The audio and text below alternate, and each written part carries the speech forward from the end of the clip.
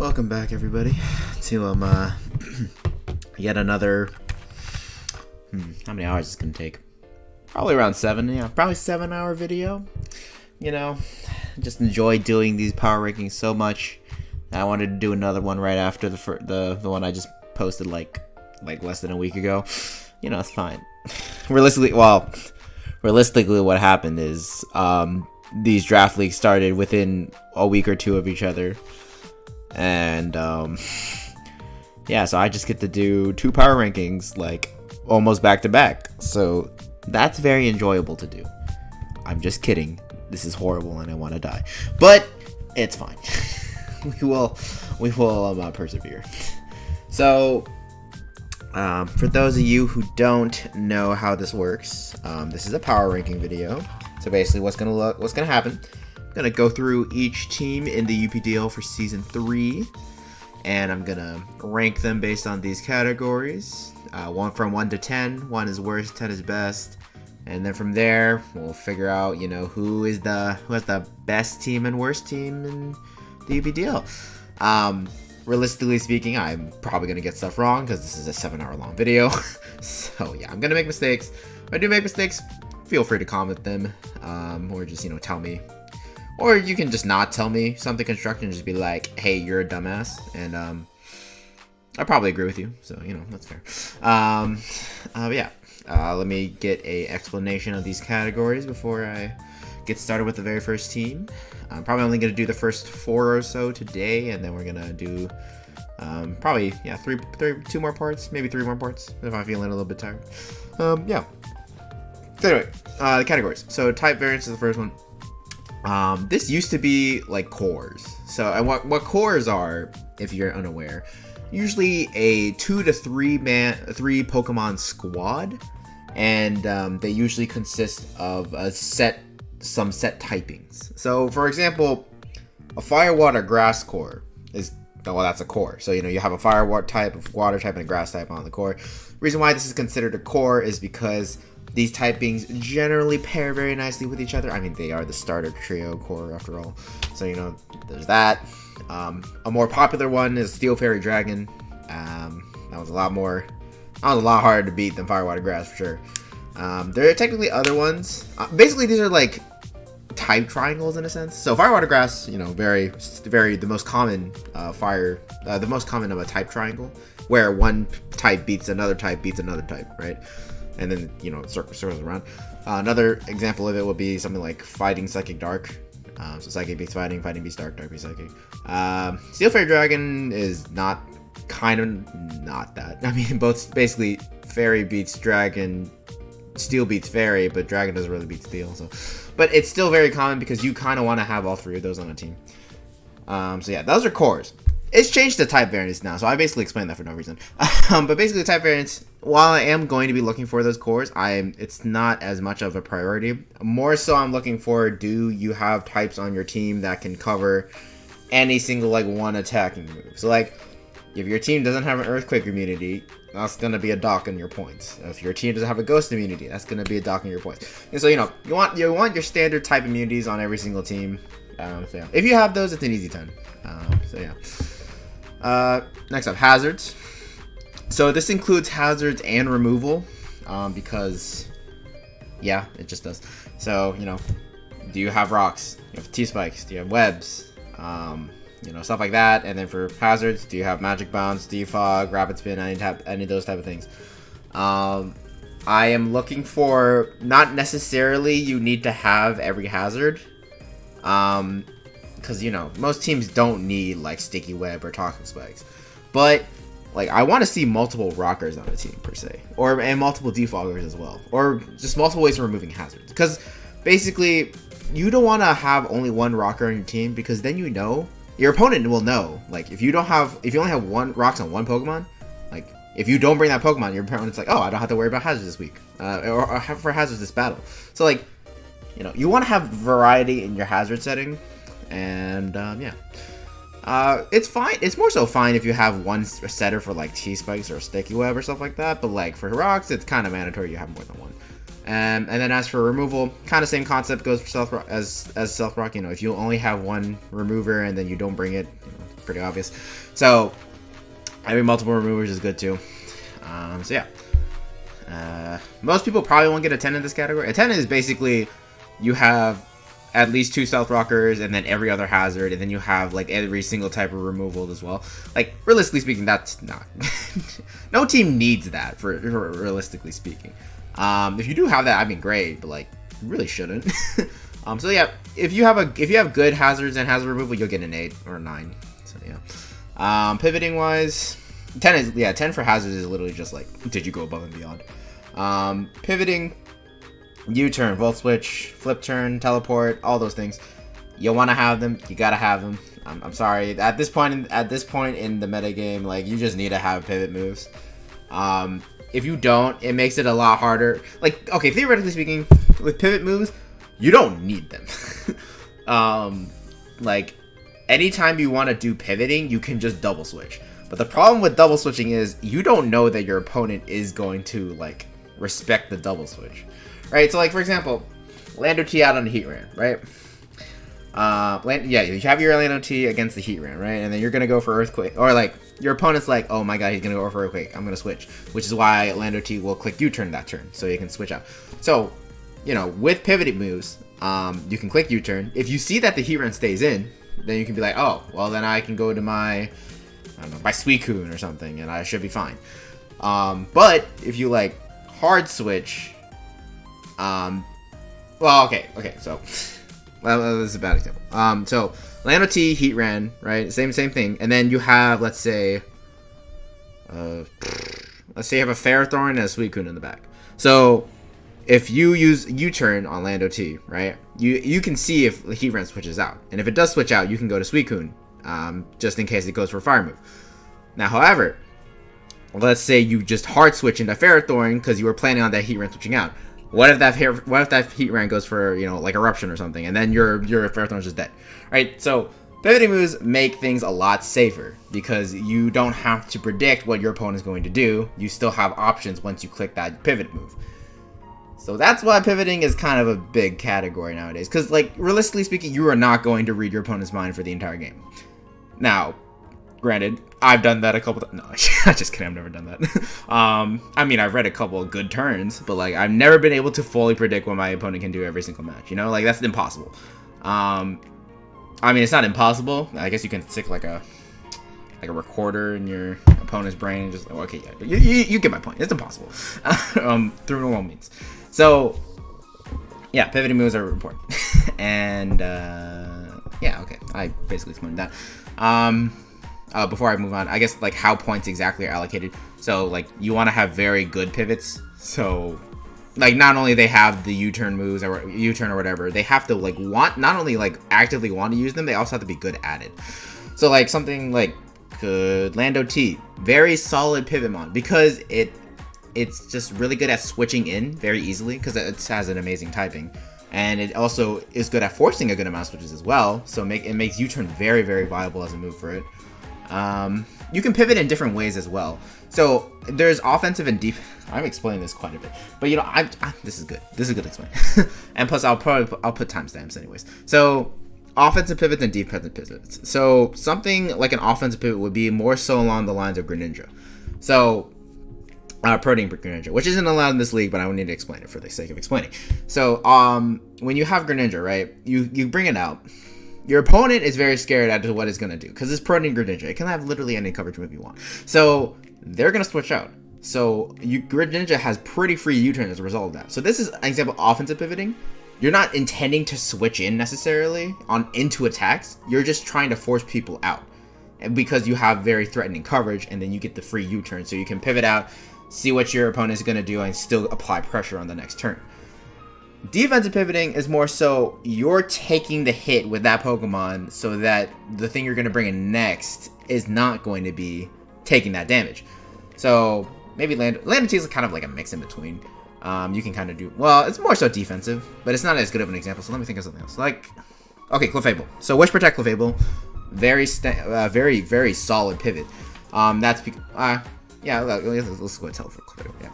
So because, you know, Clefable has pretty decent bulk, along with Magic Guard, which makes it even bulkier, because, you know, no indirect damage, and then also has leftovers and whatnot, and also has Wish.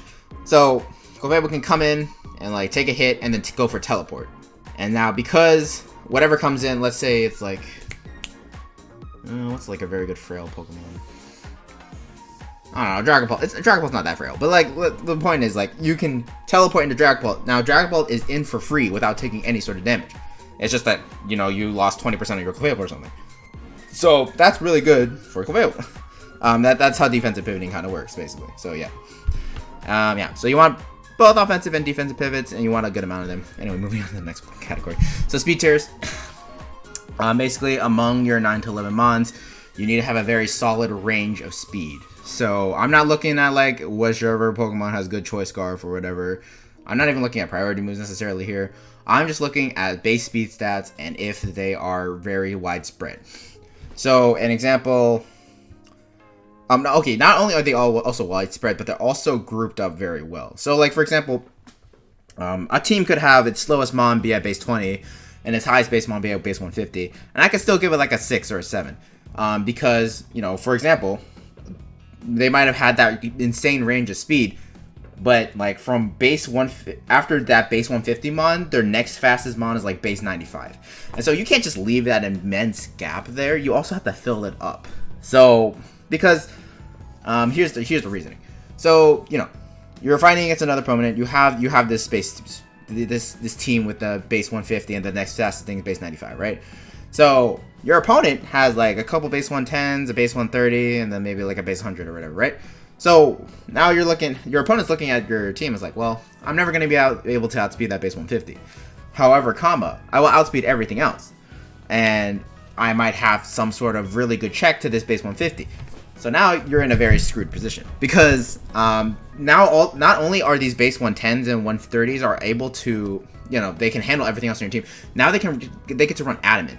They get to run plus attack, plus special attack on their natures because they don't have to worry about outspeeding that base 150 anymore. They just have to outspeed everything else. And since you have the rest of your team is very slow, like you're just gonna get free damage. So.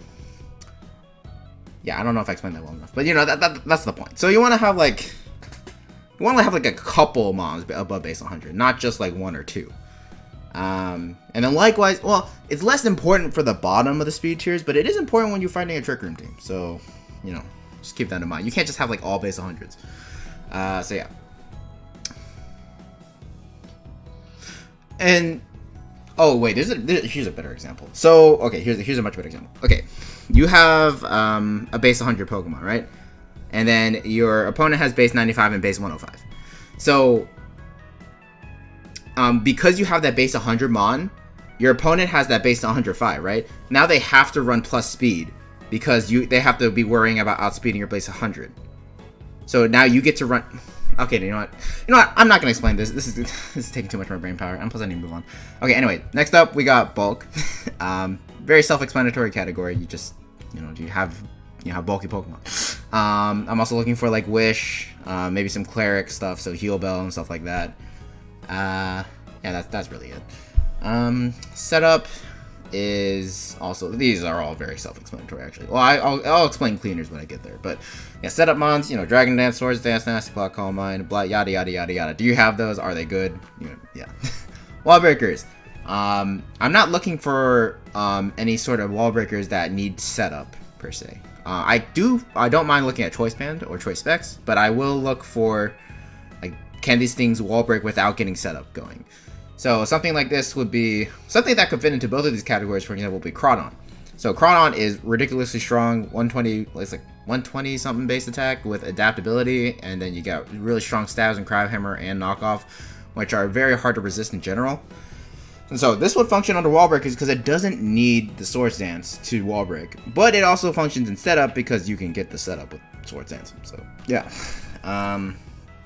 yeah. So that would definitely fall under wall breakers.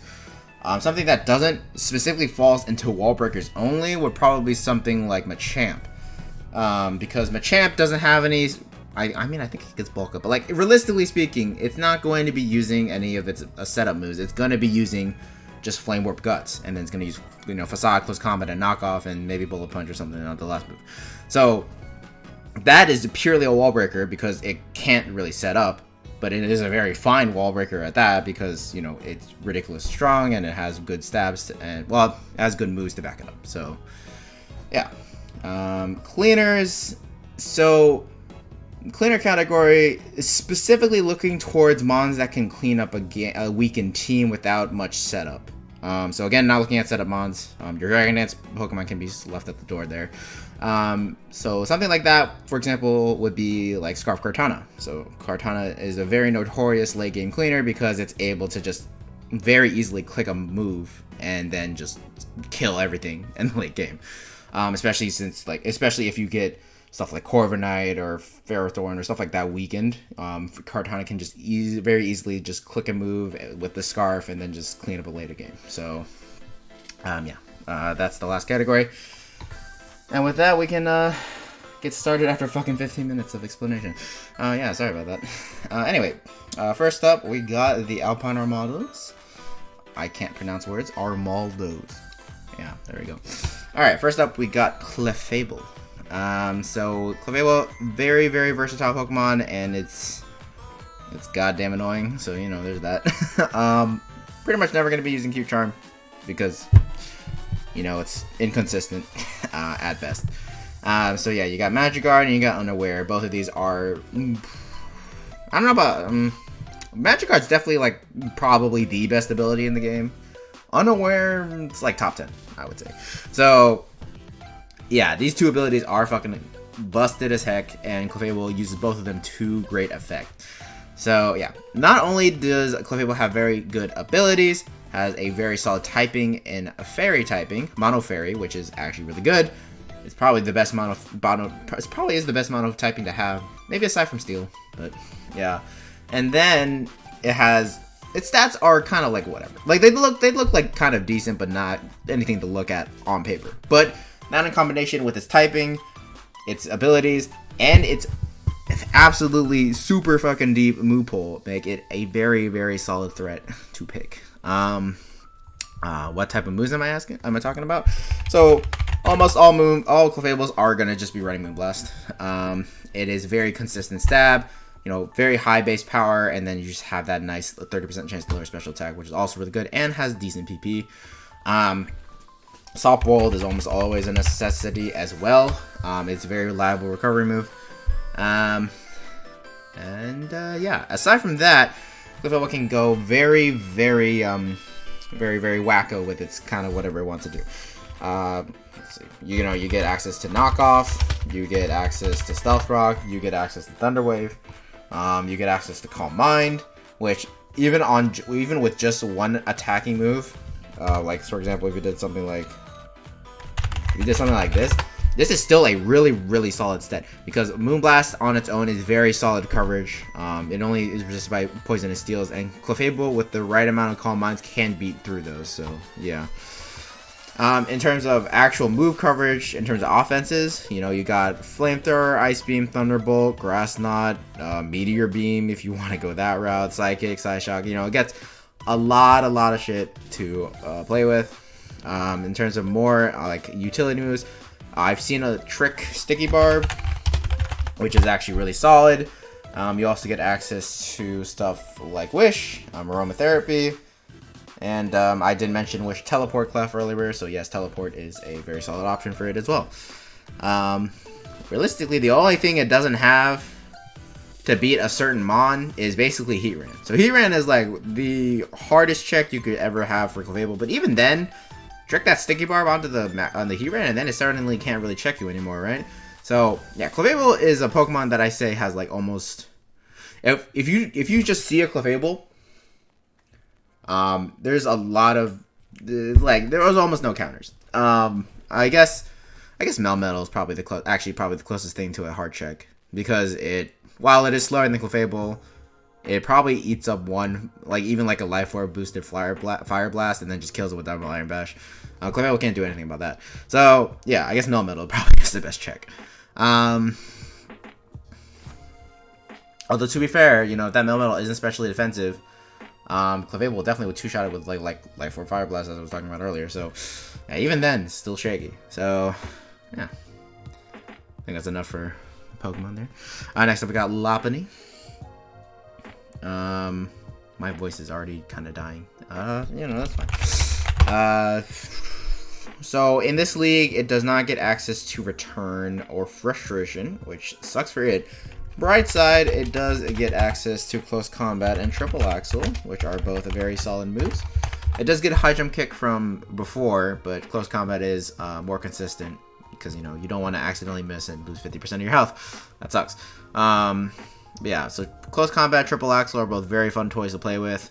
It also gets access to U-Turn as well, which is also fantastic. Yeah. This is probably a pretty standard set already. In terms of other moves, unfortunately, it really doesn't have any other better, normal stab to take advantage of. If you look through its move pool. Facade, still pretty weak. Hyper Voice is special. Yeah, see, as you can see, none of these are really...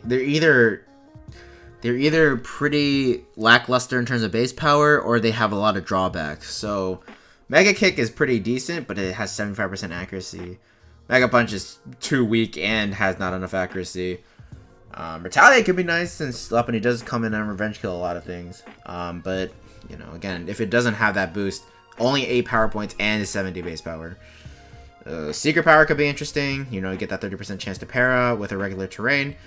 With other terrains, you can get chances to sleep and stuff like that, so that could be interesting. But, it's ridiculous that Strength is your probably, best mid-power base level power move. Like your best move that doesn't have drawback. That's crazy that it's fucking Strength. It's the base 80 power. Come on. Most other Pokemon have base 80 power moves that have secondary effects, like Scald, it has a 30% chance to burn, or Moonblast we were talking about earlier has a 30% chance to lower special attack, and it's stronger. Yeah. It really sucks that Lopunny can't really take advantage of that normal stab, especially since it has Scrappy, which means it will be able to hit ghost types with either normal or fighting moves. But yeah. One move that it technically doesn't have a lot of drawback is Last Resort. Well, it does have a lot of drawback. Because you have to only have Fake Out, basically Fake Out plus Last Resort, because frankly, you're not going to be able to get Last Resort going if you have a full set of 4 moves. But yeah, this set has been used before. Be warned though, I have literally walled this exact set with a Chansey. So, yeah, a goddamn Chansey. yeah, be careful with that one. That one's honestly, if you're at the point where Lopunny can use this set to win, you probably win with anything else. So yeah. Fake Out, Quick Attack is also pretty good on Lopunny, just because they're getting that double priority is pretty nice.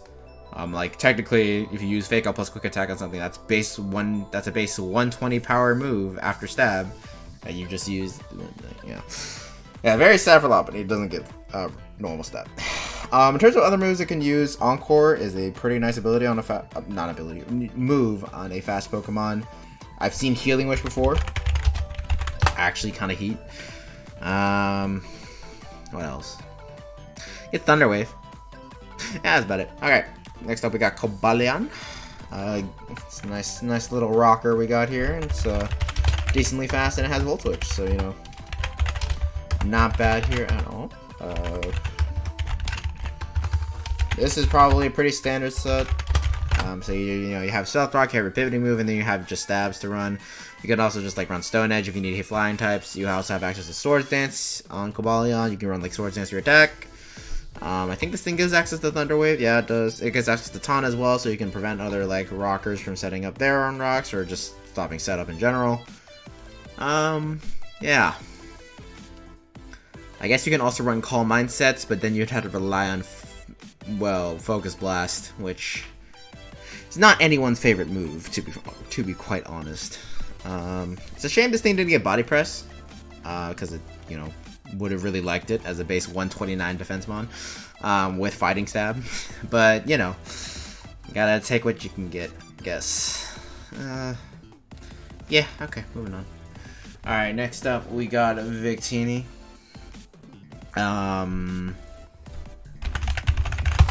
And that is it. Okay, next up we got... But yeah, V-Create is like 90% of Victini's personality because this thing is ridiculously strong. It's base a 270 after stab, which makes it stronger than even some super effective hits from Victini. Like, if you're using Glaciate on like a ×2 weakness to ice, like V-Create's still stronger. even if they resist, like for example, you know, like you're fighting a Toxapex. Wait, no, that's a really bad example. Wait. I gotta think. Okay, yeah, you're fighting a, let's see, what's a pure dragon type? Okay, let's just go with Dragonair. You're fighting Dragonair for some reason, and you go for Glaciate. Base power 65 with the super effectiveness is 130. Yeah, V-Create's still stronger. It's base 135 after resist. So, yeah, V-Create's kind of ridiculous. Yeah, of course, there's the drawback of losing your defenses and speed after one use. You lose it by one after per use. So there's that, but like, who cares? And with Victory Star, it basically doesn't miss. So, yeah. What else? Besides that, Bull Strike is often paired with it because has good coverage, hits waters that Victini doesn't want to necessarily hit with V-Create, and since it is a pretty strong move, it will actually hit harder than V-Create, surprisingly, against super effective hits. So yeah, and then U-Turn is also commonly used on this thing because pivoting is nice in general. Yeah, I guess you can run Z-Headbutt as the stab move, but it's weaker than V-Create against it's weaker than V-Create if it's just neutral. And the V-Create is just so stupid. Yeah. I guess for items, Choice Band or Choice Scarf both work very well. On Choice Scarf sets, you commonly see a lot of Final Gambit. Because, well, if you have a Scarf Final Gambit, you can easily take out a fast threat. Yeah. What else?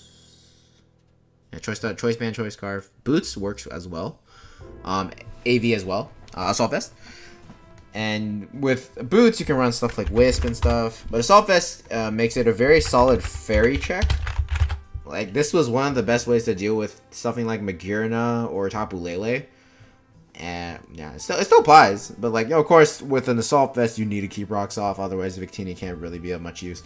But yeah, before in Gen 7, even in Gen 8, like, well, it doesn't run Assault Vest anymore in Generation 8, but like in Generation 7, I've seen a lot of Assault Vest Victinis because they do check Lele and Magirna, which were two very, very solid threats. Yeah, they really don't have a lot of coverage to hit it. Like, Tapu Lele has to run Shadow Ball, which really, Lele does not want to give up coverage to run Shadow Ball. Like, it doesn't want to give up Psy Shock, it doesn't want to give up Focus Blast, it doesn't want to give up Psychic, obviously, it doesn't want to give up Boom Blast, so, yeah. Yeah, Magirna, I don't think it has literally anything besides, like, Electrum Z Thunderbolt to hit Victini, and that's not going to kill any sort of Victini, so, yeah, Victini was pretty good. This also does really well against Volcarona. Yeah, I just remembered that. So, yeah. Oh, yeah, Special Victini, before I forget. So, you know, you're not going to be using your fun V-Create anymore, but base 130 Blue Flare is also always nice. You can also run Mixed, before I forget that. But yeah, you do get access to Scorching Sands, which hits one of Victini's only counters, or checks, in Heatran. And Glaciate is always nice against those 4x weak dragons. Yeah, so you can run specs like this, you can just run a full special moveset. It also gets access to Energy Ball, which hits water ground types, which Victini also doesn't like seeing. So, yeah. Unfortunately, this thing does not get any setup moves, so that sucks for it, but yeah. It's actually pretty good in Trick Room, as a Trick Room user, because, you know, V-Create does lower its speed. So, as you use V-Create, you'll get better and better, which is kind of funny. Yeah, okay, next up we got Gastrodon. Let's do East, because I want variety in my life. So, yeah, Sticky Hole and the Storm Dream are both pretty solid abilities, and Water Ground is a very good typing. Unfortunately, unlike Seismitoad, it does not get access to Stealth Rock or Knockoff, but Gastrodon East, it does get access to Reliable Recovery and Recover, so that's always great. Combine that with Scald, EQ/Earth Power, and Toxic, and you have a pretty solid set already. This Pokemon also gets access to Clear Smog, which is really nice at pseudo phasing or hazing. It's haze. It's haze, but it hits things. Ice Beam is also okay. Pimento, you're starting to get into weirder territory, but yeah. Yawn is also fairly solid at forcing switches, so Yawn's always good. Yeah, that's about it. You just kind of use Gastrodon as defensive mon. Often you'll carry leftovers, and you'll probably be running Storm Drain unless you have a reason not to run Storm Drain, aka opponent has no water types. So yeah, you can just run Sticky Hold in that scenario, and then you can not get knocked off, which is really nice. Yeah. Stakataka is up next. Personal favorite of mine. I do like Ultra Beast in general, though, so that's kind of take that with a grain of salt. Trick Room 3 attack is probably well, not the most common for sure, but like Trick Room, Stone Edge, Gyro Ball, and either there's a couple moves you can use in the last slot like Earthquake, Heat Crash, or Body Press, or Superpower, all of those type of things. But this is the basics. This works really, really well because, well, first off, it's so goddamn slow and really bulky on the physical side that is able to get a Trick Room a good amount of the time, and then just fucking Gyro Balls hit so hard off of this thing because it's so goddamn slow that like even against like moderately fast mons, it's still getting like base 120 or base 150 power Gyro Balls, and it is going to slam you ridiculously hard.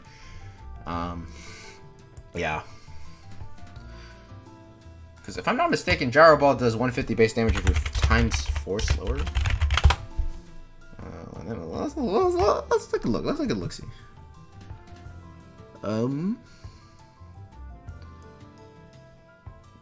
25 times things over the current users. Okay, so the maximum base power is ratio 150. The target speed is at least 5.96 times. 5.96 times the user's speed. Interesting. Interesting. Anyway, so yeah, if you're okay, I guess if you're 6 times slower than the user, then if you're 6 times slower than the Gyro Ball user, then yes, you will be taking 150 base power Gyro Balls. And if you look at Stakataka's base speed, it is 31. So you would have to be, yeah, well, about 180, 183-ish. If you're that and above, you're taking full Gyro Ball damage. And that's without a minus speed nature. To be fair, Stakataka on Trigger runs lonely, so you won't ever see minus speed. But it's ridiculous that only base 180, like a 180 actual speed stat is enough for it to get just massive Gyro Balls off. Like for context, like Clefable is base 60 and it's at 150. It sits at around 156 without any speed investment or something like that. Right? Yeah. Why do I remember that? That's a different issue for later. But yeah, it's already close to that one. It's already close to that 150 base Gyro Ball. So yeah, if you're like Mandibuzz or something, you're taking 150 base Gyro Balls. That's crazy. Anyways, oh yeah. Also, you can just ignore the Trick Room and just run Choice Band, and then also get Stealth Rock. With Stealth Rock leftovers and Body Press, it could make for a decent defensive tank as well. So, like, cause you know, Rock Steel isn't amazing. It's probably one of the worst things you can pair with Steel, other than Ice. But you know, it still has amazing fucking defense. So, and not bad Spadef. So you can still tank a couple hits here and there. Rotom-Mow. Pretty solid pivot mon. You know, you just got access to Volt Switch and Leaf Storm. So the good thing about Rotom-Mow and Heat. Well, no, not Heat. Sorry, not Heat. Mow and Wash. So the good thing about those is that they scare out ground types really easily. Because, well, first off, they have Levitate. So they can't get hit by ground stab. Also, they have a secondary stab that is very scary towards ground types. That being Leaf Storm and Hydro Pump. So Rotom-Mow and Rotom-Wash get extremely free Volt Switches. This also kind of applies to Rotom Heat, just less so. And obviously it applies to Rotom Ice, or Rotom Frost. But, you know, Rotom Frost is a lot harder to do because, you know, Blizzard is a lot less accurate than Leaf Storm and Overheat and Hydro Pump and all that stuff. But, yeah, it's still, yeah. Basically the point is, very, very easy to pivot with this mon. Yeah. So yeah, you can run Volt Switch, Leaf Storm. Those are the kind of two mandatory moves. And then the last move, Wisp / Toxic, and then Pain Split usually. If you're running like a choice item like Scarf or Specs, you would run Trick over Pain Split. Yeah, You can also run offensive sets, so Nasty Plot, and then, like, maybe Thunderbolt. Yeah, that's about it. Okay, moving on. I spent a lot of time on this already. I kind of want to... Okay, whatever. Okay, next up, we got Noivern. If you don't want to know what your opponent's item is, then you can just run Infiltrator all the time. Telepathy is obviously useless in singles. Yeah, this thing functions as a pretty fast offensive pivot. You got Draco, Hurricane, those are both very solid high power stat moves. Flamethrower complements this coverage very nicely, and then U-turn is always nice too. Well, switch out. You can also just run Roost, and yeah, you also have access to Defog, so there's also that. And then, I guess Boom Burst. I was thinking about Boom Burst Thrust Spray, which sounds not terrible on paper, but I mean, obviously with base 97 special attack, it's not. Well, it's not base 97 is pretty good, but like, you know, the problem with Noivern is that while Flamethrower does complement its coverage, this still does not hit everything it wants to. So, you know, certain steel types, aka Mr. Heat ran, wall this thing to hell and back. But that's what Super Fang is for. Super Fang plus U-turn, that's what that's for. So, yeah.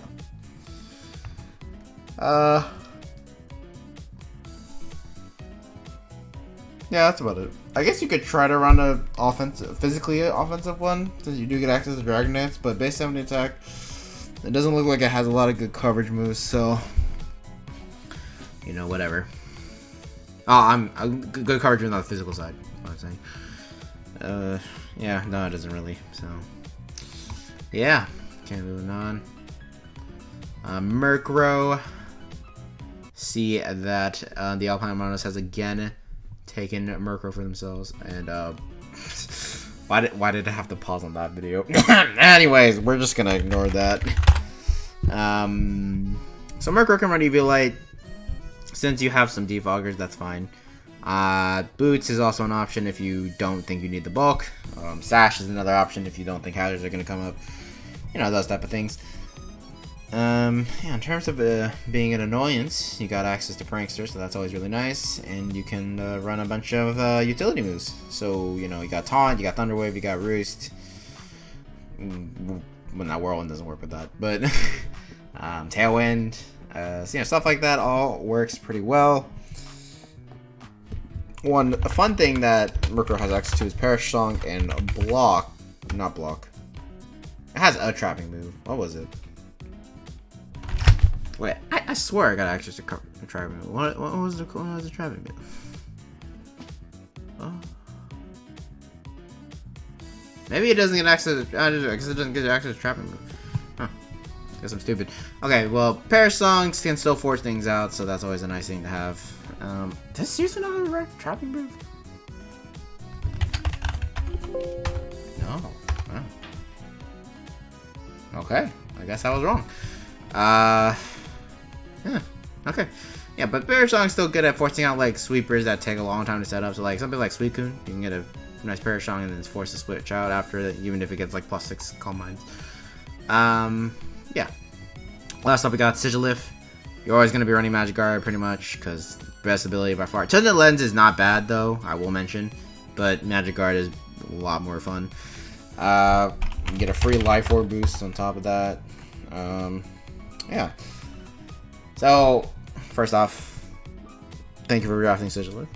Second off, as someone who knows Sigilyph, this thing can be kind of disappointing. So, you know, keep your expectations low. Yeah, that's right. I'm shit talking my favorite Pokemon. It really isn't. It really is like that. Okay, so kidding aside, obviously it was a joke. I'm not. It wasn't a joke. It wasn't a joke. But yeah, so Cosmic Power, Stored Power, pretty fun. Clefable can do the same thing, but we're not talking about that because, you know, it gets stabbed on Stored Power because that's important. It's not really that important.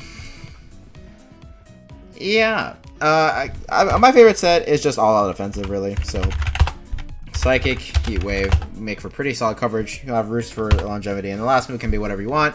Sizzlift does get a couple of different interesting coverage options. So, you know, Energy Ball, Ice Beam. Yes, it does learn Ice Beam. I don't know why. Dazzling Gleam, Shadow Ball. So, you know, it gets all those things. So you can kind of mix and match. Yeah, since it has Magic Guard, it can trick out whatever item kind of it wants. So, you know, you can trick out the Sticky Bar, trick out a Poison Orb, a Toxic Orb, Flame Orb, stuff like that. If you just want to run not the stupid Cosmic Power Short Sour Higher set, but you still want to run setup, Calm Mind is always not a bad option. This set works fine. Yeah, about it. One more set I like to mention is Scarf. I've done a lot of surprise stuff with this thing before, and it is pretty fun. So, you know, because, you know, you get Ice Beam and Energy Ball and stuff like that, as I mentioned before, which makes for a good coverage surprise options. You can snipe a couple Land OTs and Garchomps with this. So, yeah. Let's get into the ranking, because I've taken ridiculously a long amount of time doing this.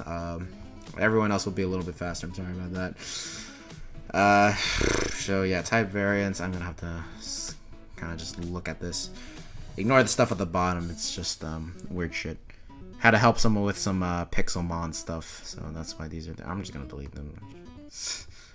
Whatever. I don't want to talk about that last team down there. That's just a disappointment and bring back bad memories. Yeah, so I guess in terms of type variants, so technically you do have a Ghost Resist. Oh no, you have a Ghost Immune too. It's not good. Okay, never mind. Got a Rock Resist. Got more than a couple Ground Immunes. You got an Electric Immune right here. You know, you got your Poison Immunes. Got your Dragon Immune, I guess. I don't know. A nice little Fairy Steel Dragon Core in this bottom, and then the nice, even I like the Firewater Grass Core a lot better. So yeah. I guess. Nope, you're not even weak to Freeze Dry. Damn it. That was my favorite thing to get people with. How about Flying? Nope. Stack attack.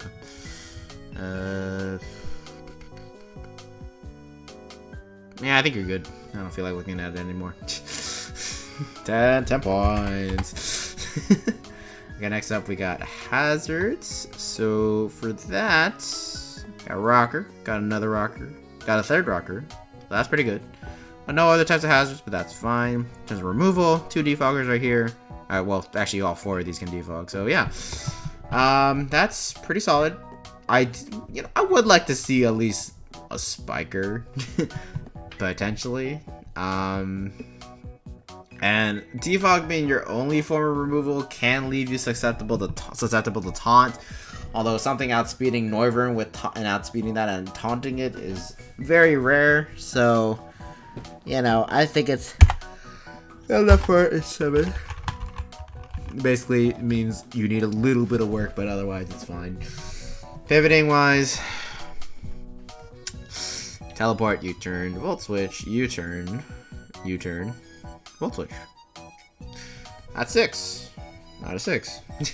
Like, most of these would want to use U-turn or use their perspective moves as well. Oh, Clefable doesn't really want to use Teleport anymore, but I mean it can. And the rest of these do kind of want to use U-turn or Volt Switch or whatever, whichever one they have. So, yeah, I'll give you like a 9. I'm probably never going to give anyone a 10 because I'm just afraid I'm going to give someone a 10 when they don't deserve it. But yeah, so 9, you know, you're good.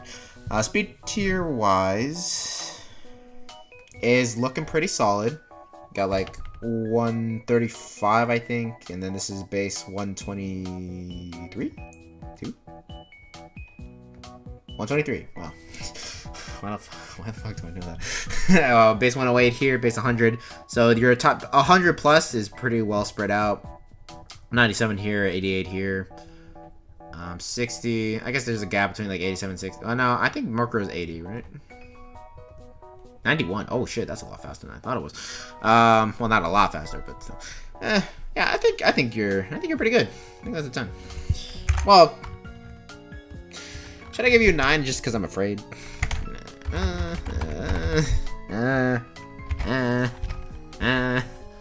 don't know. Well, you know, like if I wanted to be the biggest asshole ever and just nitpick really, really hard, I would just be like, well, actually, you're base 86, is Rotom, and then after that, your next fastest one is base 60. So there's a gap between 60 and 86 that is very relevant towards this. Yeah, okay, yeah. So I'm not gonna do that to you. I'm just gonna give you 10. Next up, we got bulk. So in terms of bulk, it's a little lacking. It's not that lacking. It's a little lacking. Well, you got Gastrodon. Gastrodon, very bulky, you know. Clefable is very bulky. Just because of Magic Guard, though. Its ability to take raw hits is a little bit lessened. But, you know, it can. Gastrodon, very solid at that. And the rest of these mons are like... So they have, like... Okay, some of these mons are just frail. So, like... Lopunny's pretty frail. Sigilif's kind of frail as well. But like Victini, Stakataka, Noivern, they can all three of them can run defensive somewhat sets, but like their main focus is attacking. Rotom is just like a bulky pivot, so yeah.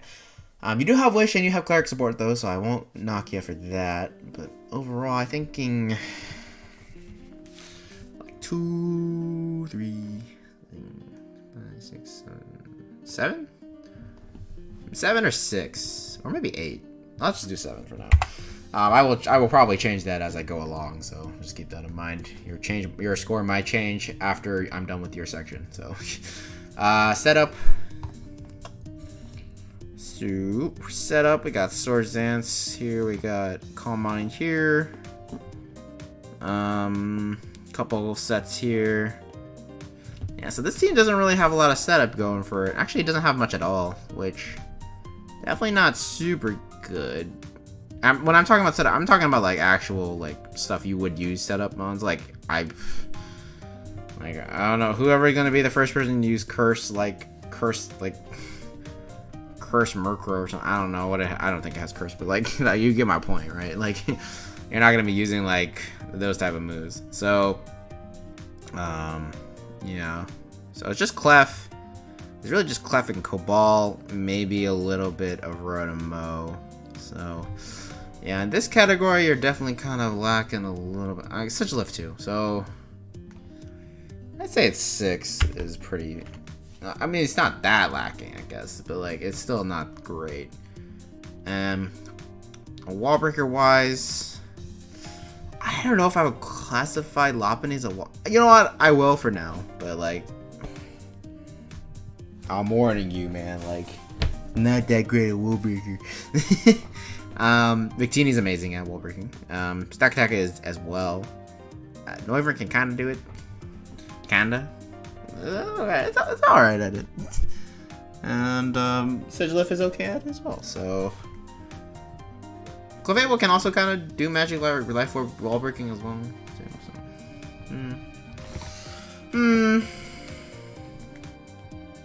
Mayhaps I give you more than a 6. Mayhaps I give you, okay, 1, 2, 3, 4, 5, 6. Like 2 actual really good ones, and then like you got like 4 like I'm gonna give you like a 7. I might give you an 8 later, but we'll see. And then the last category is cleaner. So Scarf, Victini, Trick Room. I would consider Trick Room cleaning. As it does require a little bit of setup, but like there's no other way I can really fit in Trick Room here. So I guess that counts as a wall breaking. I guess it counts as setup. Nah, I'm gonna stick Trick Room and stick Trick Room here because another thing can set up Trick Room, and then you know this thing still cleans. So yeah, Stakataka, Victini, Lopunny for sure, and Noivern as well. I did mention Scarf Sigilif. Kind of a fringe set, but it does kind of work. Scarf Rotom it's a lot harder for that thing to clean.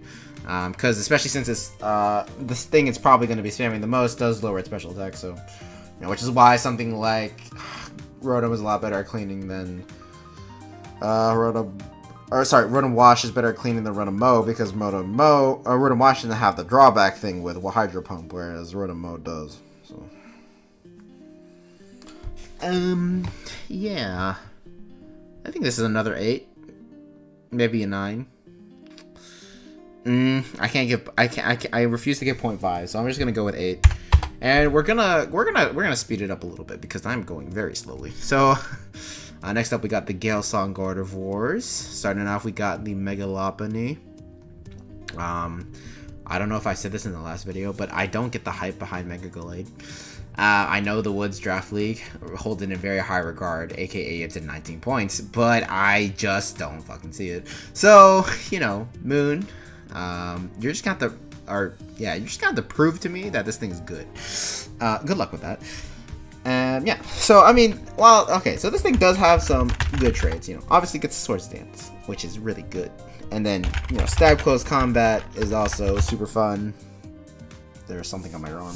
And the problem is now we're getting into, like, it doesn't really get any good secondary stab. So, you know, its most accurate move is Psycho Cut, which is base 70, which is not great.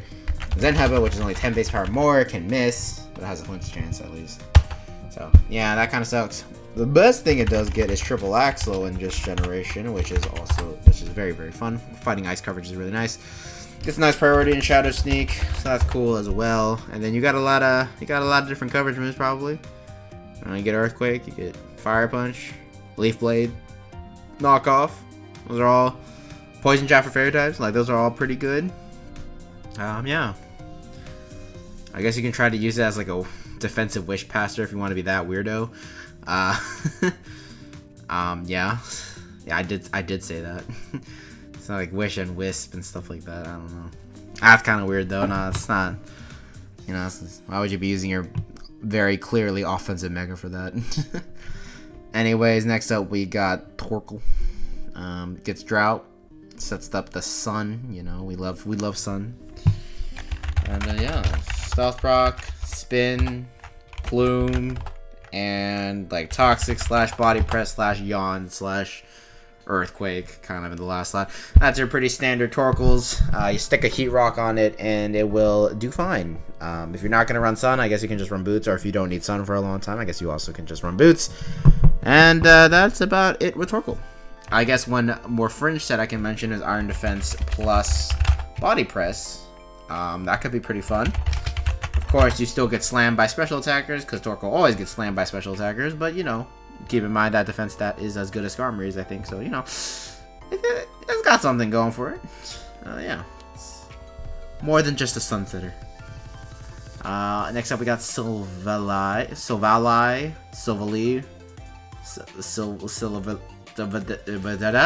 Yeah, that one. So in this league, Silvally is all 18 types are rolled into one little neat package. So, you know, have fun with that. If you're not Moon. Moon actually have fun with that. And, yeah. So, downside of Silvally, when you're using a different type, you will have to give up your item slot for it. So that is kind of sucky. And which is why we don't rank the different types separately. Because frankly, you know, like, pretty much all of these, like, if these types are ranked on their own, a good amount of them would probably be in like the 3 to 5 point category. Maybe the good typings would break like 6 and 7, but that's about it. Like, realistically speaking, like, Silvally is only good in Draft League if you put it all together and then you make it like a decent amount of points. So yeah, getting that type versatility is really, really nice because you can cover matchups that you otherwise have a bad time covering. So, for example. Never mind. Well, if I look at type versatility, then I can point it out. But yeah. So yeah, in terms of, you know, realistically speaking, I can't really cover everything for Silvally. I can cover the basic standard sets, and then from there, you know, kind of on your own. Multi-attack for everything besides regular Valley, I mean, including regular Valley, is pretty strong. 120 base power stab. Is nothing to sneeze at, and with no drawback as well. Like most 120 base power moves have drawback. Like, for example, Flare Blitz has recoil, and like something even weaker like Hydro Pump or Focus Blast has terrible accuracy. So, you know, yeah, multi-attack is really good. Silvally also likes Parting Shot a lot, and it's a very solid pivot mon, and it even runs default quite a bit. Those are the more notable moves. I guess outside of that, Swords Dance also an option. Likes to be paired with Flame Charge for that little SD Garchomp Scale Shot Studio-esque type of thing. Even though it was here first, but like, so Garchomp does it better. Yeah. What else? I mean, Savali gets a lot of good coverage. Well, not a lot of good coverage, and not even that good at that, frankly. Like, on the special side, it's fine, because it gets Flamethrower, Ice Beam, and Thunderbolt, right? But on the physical side, you really are missing stuff like Superpower, or Earthquake, or like even like... Well, you get Rock Slide at the very minimum, so at least there's that. But, like, you know, my point is, like, Savali really doesn't have a lot of good physical options to you know, play with, so... Yeah, that sucks for it. But yeah. I guess in terms of normal Vali, you get to hold an item. So you can kind of run a lot of other stuff. You can run like... I know one of my friends, Spire, runs like Heat Rock with still normal Vali with Explosion. So, you know, kind of fun with that. Yeah. Rotom Wash up next. Well, once you cover one Rotom, you kind of cover them all. It's just the only change is, you know, Blizzard or it's just, you know, whatever typing it is. That's the only change between them. But, you know, they all run the same set. So, this is your standard set. You can run Trick if you're running a Choice Scarf. You can run Nasty Plot if you want an offensive. Otherwise, you know, you just stick with this type of set and you're good. Wisp or Toxic, by the way, not just Wisp. Thunder Wave as well. Yeah, you also can run Defog or Rotom Wash, and yeah, that's really about it. There's really not much to talk about. I guess I'll just say it again. If you didn't watch the when I was talking about Eve's Rotom Mo, but you know, Rotom Wash is a very solid pivot because it gets access to a typing that fucks with ground types, which are the one immunity to Volt Switch. Therefore, you get very free Volt Switches because ground types are very to switch in on you. That's about it. Okay, moving on. Oricorio. So this thing, you get to also use all 4 different types of Oricorio all rolled into one. Yeah, that's gonna be fun. Yeah, so the only thing that changes between the Oricorio forms, like Silvally, is the signature move, which is Revelation Dance. Bonus side, though, you can use any item you want. You don't have to run a specific, like, ability and item to get whatever Revelation Dance you need. So, yeah. I guess in terms of sets, Calm Mind, Revelation Dance, Roost, and Air Slash / Hurricane, I guess, in the last slot for coverage. So, you know, Calm Mind to attack Roost. Pretty solid. Unfortunately, you do have those middling defenses, but you have decent attack and speed, so yeah. This honestly probably should be worth more than, like, the current it is. I think it's like 5-ish. Around there. Probably should be worth more, but we'll see what happens this season. Prove me, you know, just show me it's really good, I guess. Probably going to be running boots on this thing every single week, because, you know, mitigating that flying weakness to rock is always a nice thing to do. This thing also gets access to U-Turn and Defog, so it can make for a very solid pivot mon with Defog, so yeah. Fun fact, this is probably the hardest Volcarona counter you'll ever get in the game, because, specifically this Fire Flying one, because you resist its stabs, and whenever Volcarona goes for Quiver Dance, you just take it. Well, you don't take it, but you set up alongside it, so yeah, basically Volcarona can't do shit. Yeah, so, you know. Who has Volcarona this season? Wait, does no one have Volcarona?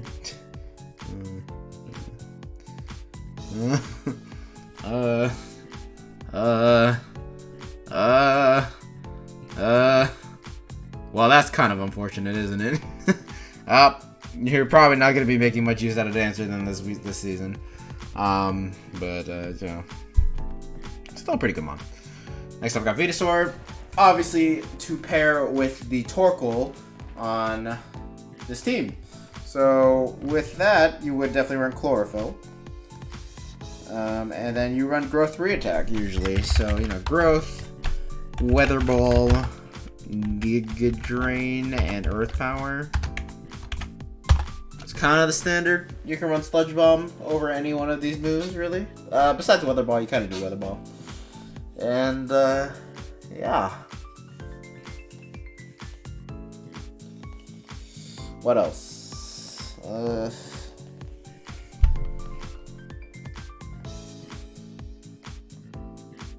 that's about it. I guess it gets knockoff. I mean, we can talk about the defensive Venusaur too, but like, it's just not Mega Venusaur, so why would we talk about it? No. So yeah, Sleep Powder. You can run Synthesis, and then like Giga Drain still, Leech Seed, Toxic, Knockoff. Any of those moves kind of work well with that, and yeah. Next up, we got Orbeetle. Frisk is your probably only ability here to use, since you're not going to be really making much use out of Storm, and Telepathy is, again, useless in singles. So, yeah, this thing functions pretty well as a sticky web setter. It has some decent bulk and okay speed, so I'm trying to make use of that. Make it a Swebber that can live throughout the entire game. Still has access to pivoting like most other Webbers actually have, so it's actually not that special. But, no. I don't know, just run like Psychic Blast, I guess. I don't know. And fun sets you can do with this is this one.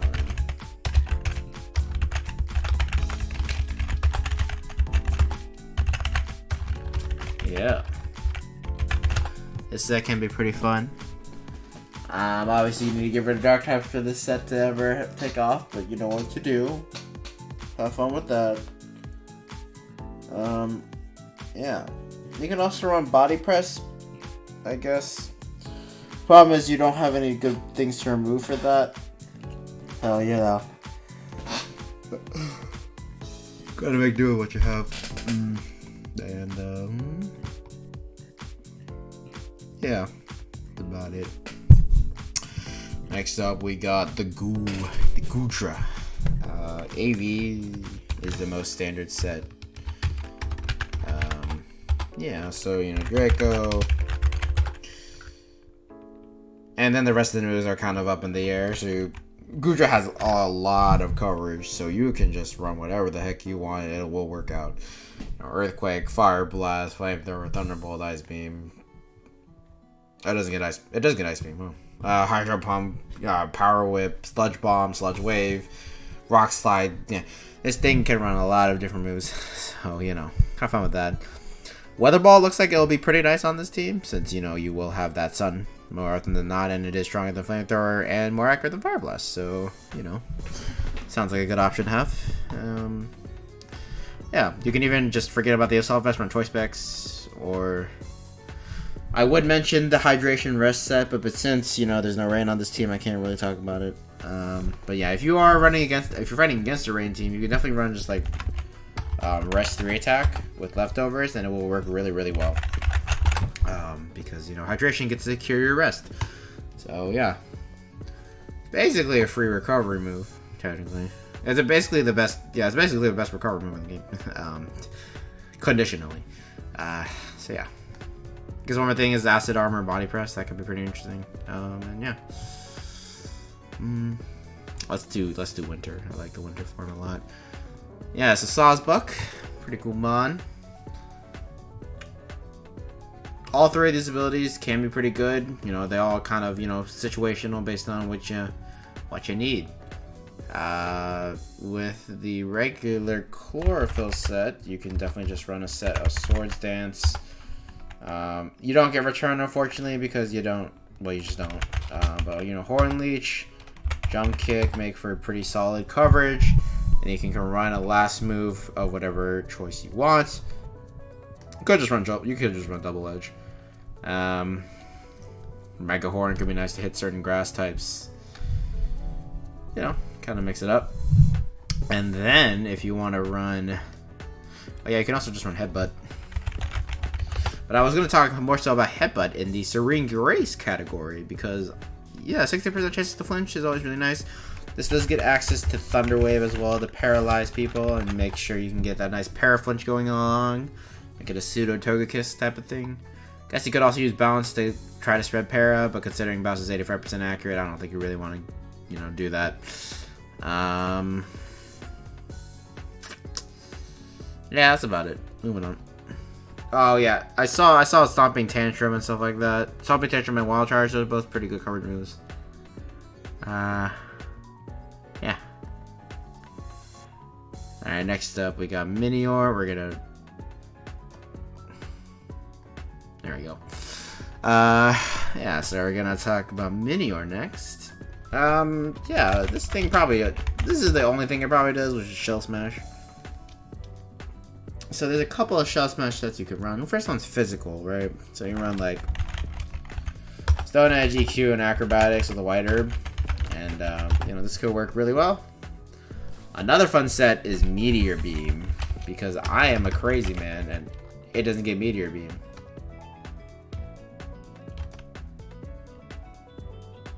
I want to end the video. Holy shit. Why does it not get a Meteor Beam? Why? Okay, well, I guess it doesn't get to run any special attacking sets. Never mind. Yeah.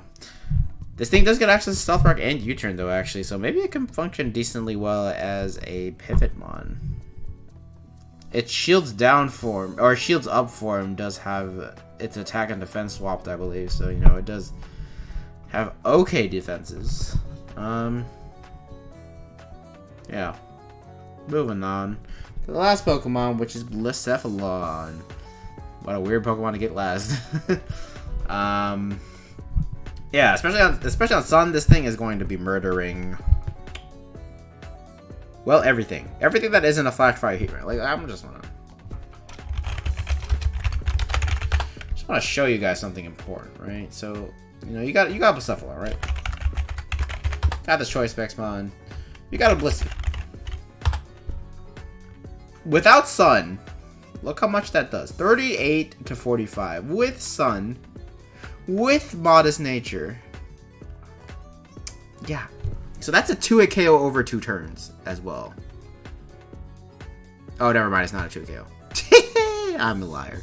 That's unfortunate. Wait, really?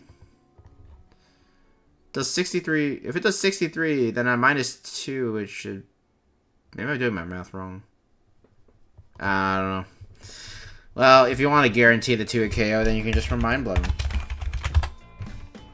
There you go. That's definitely a 2-hit KO. You're gonna die in the process, but you know, that's fine. Yeah. Yeah, so Bielefield basically killed everything that isn't named Flash Fire Heat Red. And because the other Flash Fire mons are too not bulky for it. So it will die. Those will die Spec Shadow Ball.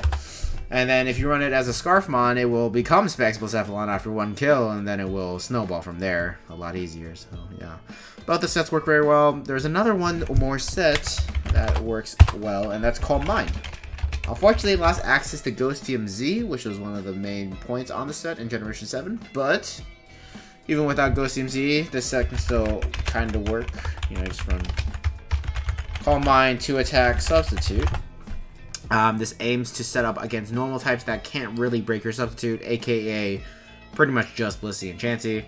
Maybe a little bit of Porygon if it's not running like Thunderbolts or anything like that. So, yeah, I mean, this does work. Yeah. If your opponent's being dumb, you can get a lot of Calm Minds up, and then you'll snowball and win. So, yeah. Alright. On to the type variants.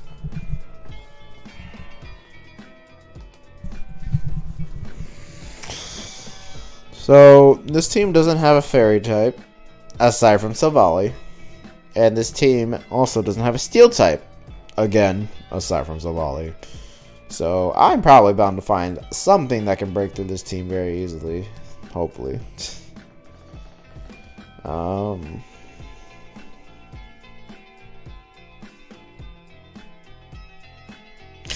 Oh yeah, right. No Dragon. No Fairy or Steel type, which means Dragon rips through it very easily. Yeah. Of course, you can just run normal Steel or Fairy Valley every single time there's Dragon type, but you know, that doesn't really count, so I'm not going to give you that. Screw you.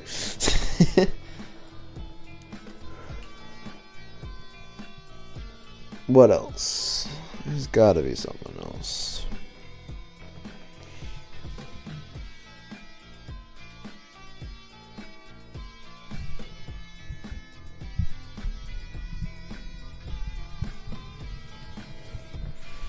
Does this team really not have a Psychic Immune? Oh, no, wait. Or Psychic Resist, which is... or Beetle. But it actually doesn't have a Psychic Immunity. Which isn't... necessarily a problem, but you know, that's something to keep in mind. So yeah, dragons are a big issue for this team, for sure. To be fair, most Sun teams have it. Most Sun teams have issues with us dragons, and I'm sorry for dropping my mic. But yeah, 9, maybe 8.5. I can't give you 8.5. I'll give you 9. Wait. There must be something else. You know what? I don't think I am. Okay. But just as I mentioned, though, your team has a lot of rock weaks, and you have one resist, which is Glade, which is not very bulky. So, you know, definitely watch out for that. Stealth Rock will be your bane this season for sure. Especially considering, since we're transitioning into the next category, you don't have very many removal options. Just basically down to Rotom Wash and Oricorio. Oricorio probably doesn't run defog all too often, and Rotom Wash, while it can run defog, is not the best defogger in the game. I can see Spin Torkoal, but Torkoal itself is weak to hazards, which is not something you really want to see. You know, in terms of what type of hazards you have, though, you do have technically 2 Stealth Rockers and a Sticky Webber. Problem with your second rocker is that it is a Shell Smasher, and it will probably only do that specifically. Well, I mean, it could run regular, like a weird defensive set, but I really doubt that's something you're going to be doing too often. So, yeah, I think I'm going to be giving this, I'm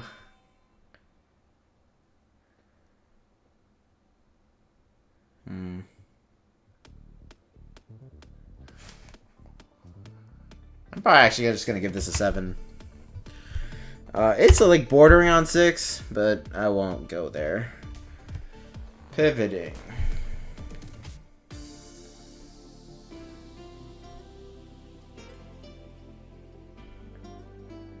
So we got Parting Shot / U-Turn on Valley, Volt Switch on Rotom, U-Turn on Oricorio, U-Turn on Orbeetle, and I think that is it. Oh wait, U-Turn on Minior. So that means 5 Pokemon with pivot moves. I would say 3 out of these 5 definitely want to use it, and the other 2 are kind of not really want to use it, but can use it category. So I'm gonna give you a 7. And speed tier wise,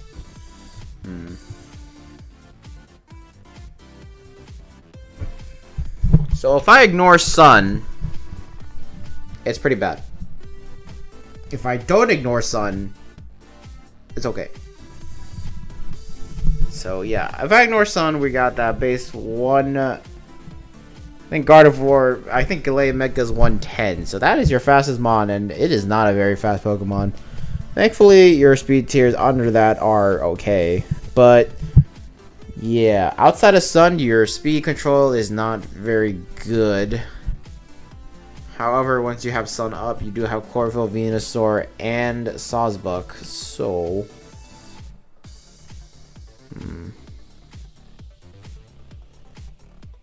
yeah.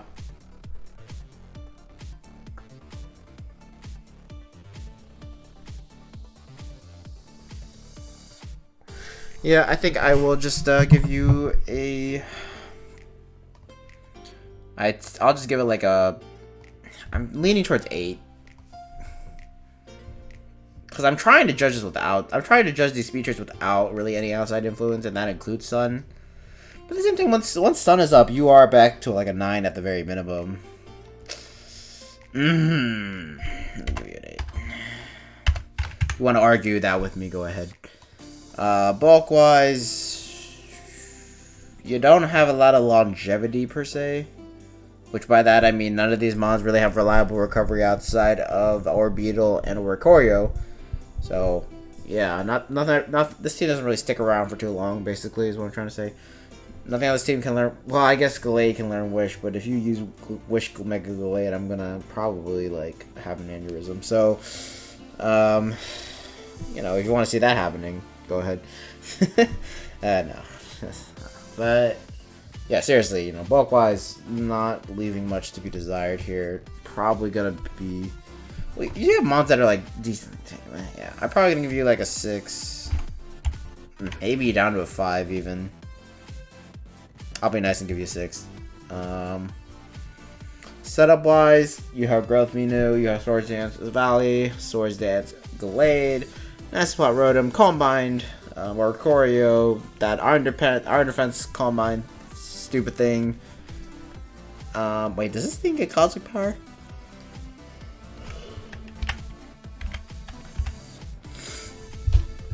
Considering it's an alien, or it's based off UFOs, this is fucking ridiculous that it doesn't have Cosmic Power. That would actually make the body press on this set a lot better too. That's so unfortunate for it. Wow. Anyway, so yeah, 1, 2, 3, 4, 5, 6, kind of 7, 8. Yeah, so that's a lot of setup mons, and a good amount of them are pretty solid. So yeah, like of the solid ones, you got 1, 2, 3. Actually, maybe not that. Well, I mean, like, it's the primary set they would run, which would lead to like 4, 5, 5.5. You know, you wouldn't really run that Iron Defense, Storm, Calm Mind, or Beetle every single week. But yeah, I think that's an easy 9. Nice. Anyway, Wall Breakers. Ooh. Yeah. Blacephalon for sure. Very solid one. My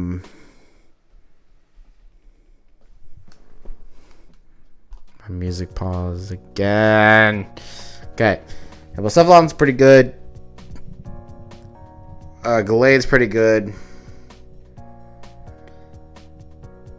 Aside from that, though, you're kind of lacking. I guess Gudra with specs kind of can do it. And yes, Sawsbook. I don't know about Sawsbook, I'll be honest. So I'll just whatever. So I think 2 very solid ones and 1 decent one. Kind of leaves you at a like 5 or 6. I'm gonna compare it to E's and see what's going on here.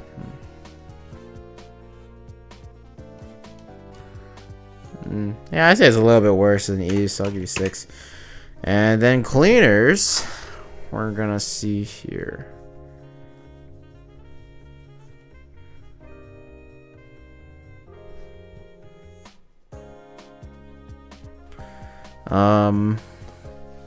Yeah, so I guess you have a couple of good Scarfers. So like Scarf Placef, for example, and I guess Scarf Sawsbuck, I guess. But Sawsbuck can also be using Chlorophyll. And Chlorophyll wise, we're talking about Venusaur and Sawsbuck, which are both very solid. Yeah, so I guess in terms, but like outside of that, you don't really have any good Scarfers or any sort of good speed control, really. So I would say that's probably worse than E's for sure. I think I'm about 5, really, is probably the most you can get here.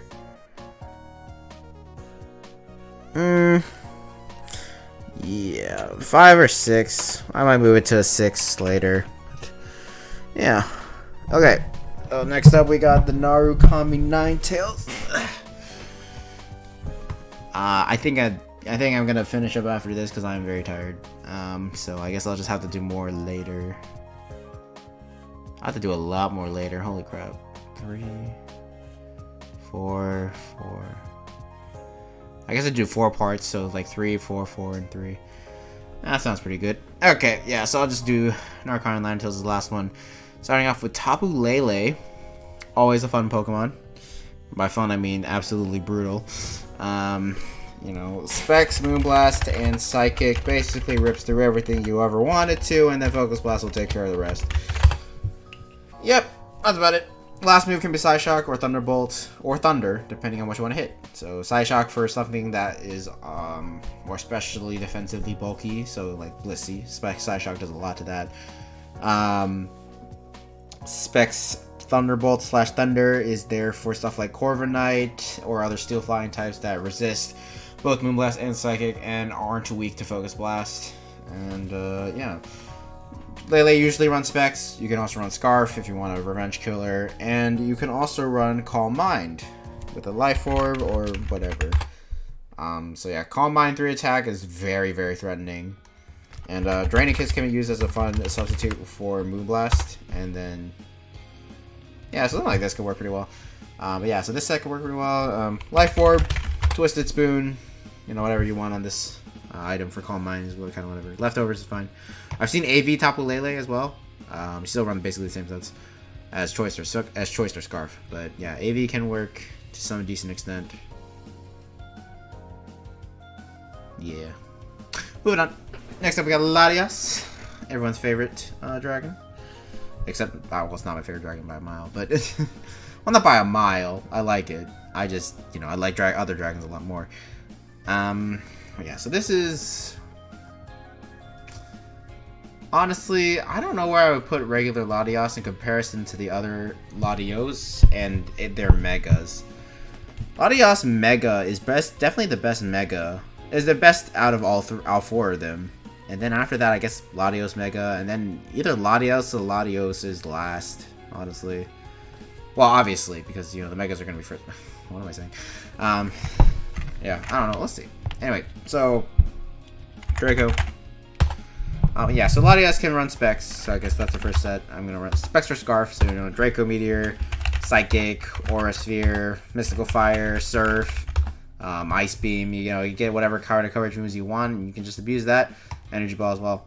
So there's all those. You can run Scarf. If you run Scarf, you know, you're more inclined to run more utility moves on this. So, you know, something like Defog or Trick. Trick can be used on Specs too. So, you know, all those can work really well. And then Latias does get Healing Wish, unlike its blue brethren. So there's that. You can also run Calm Mind as well. So it does get access to Stored Power / Psychic. And then you can run Aura Sphere to hit those dark types and then Roost on the last slot. So this set can work pretty well. Yeah. It's kind of unfortunate that Latias does not get to be able to abuse Tapu Lele's Psychic Terrain since it is off the ground. So that sucks for it. But, you know, you gotta make do with what you get.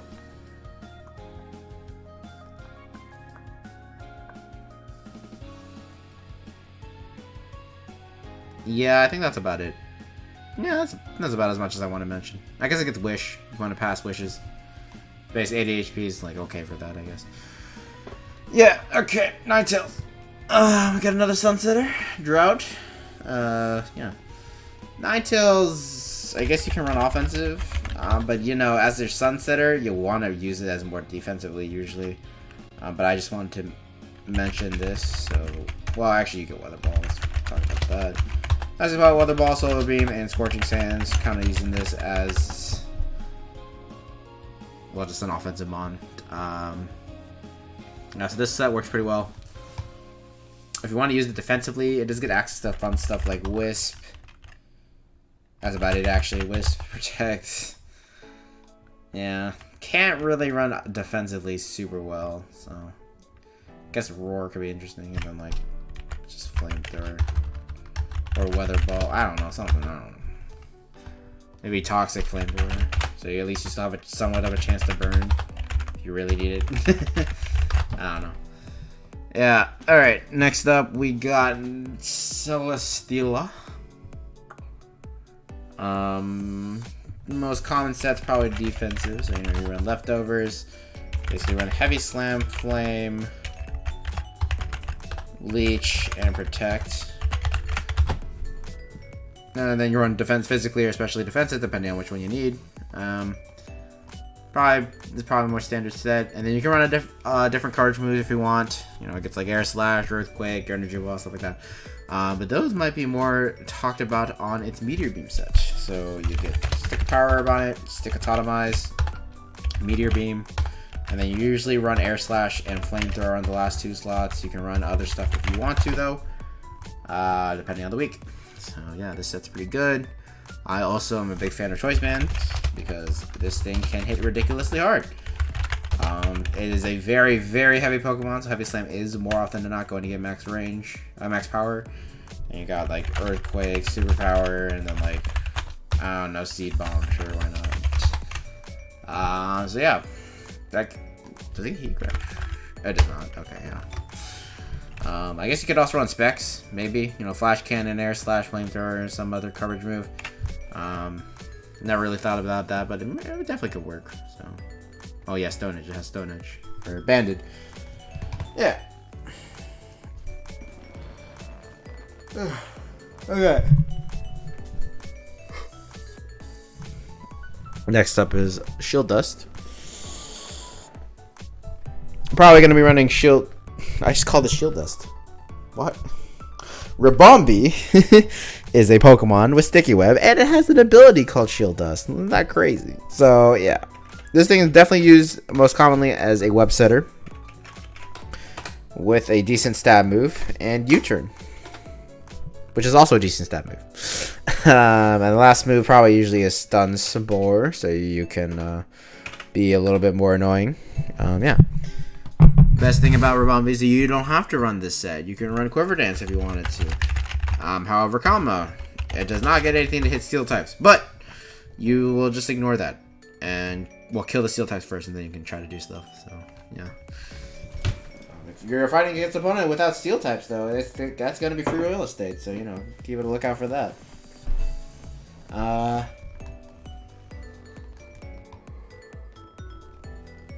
that's about it. Keldeo. So Keldeo has access to a lot of fun moves.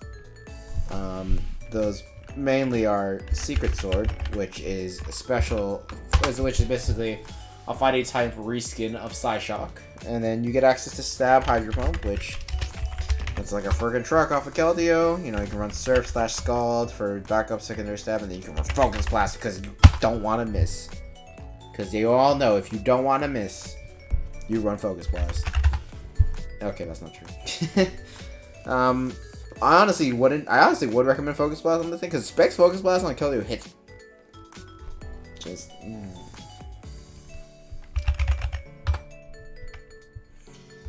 I just gotta show you. So yes, it gets Specs Secret Sword, but like, wouldn't it be cooler if you landed 2 Specs Focus Blast on a Blissey and killed it that way?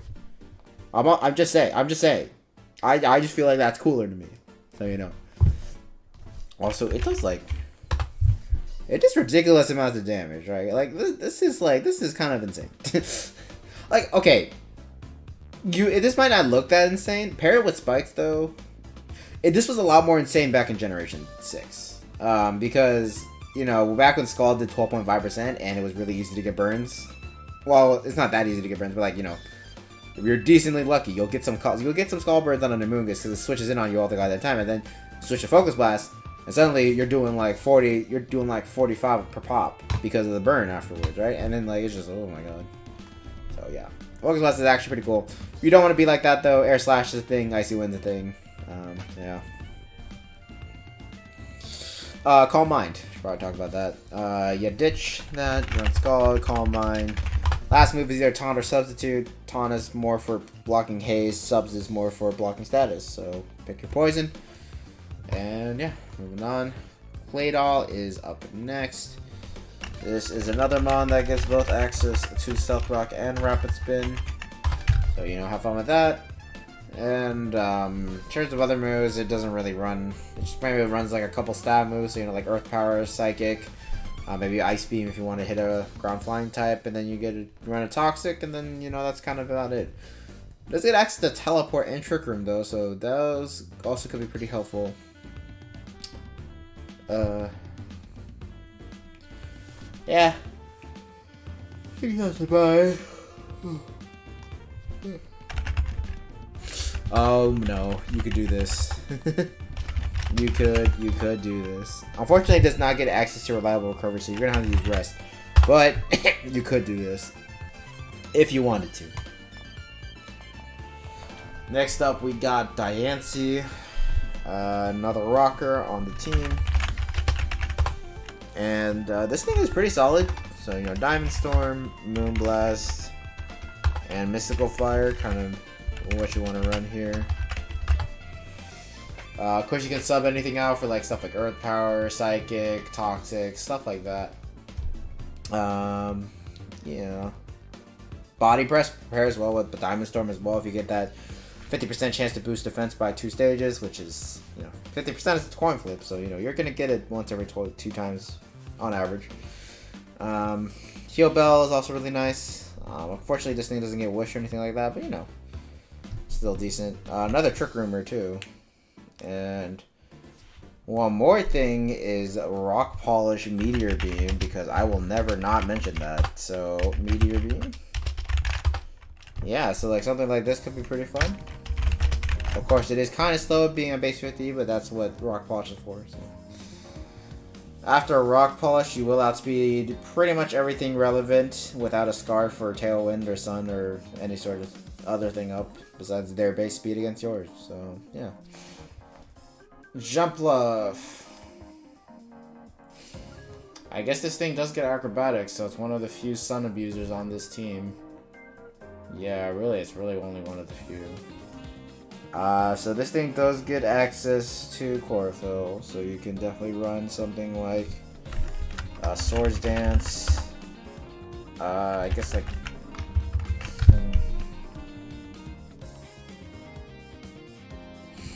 really doesn't get a lot of good moves here, right? Seed Bomb, Acrobatics, like literally U-turn's the last best move here.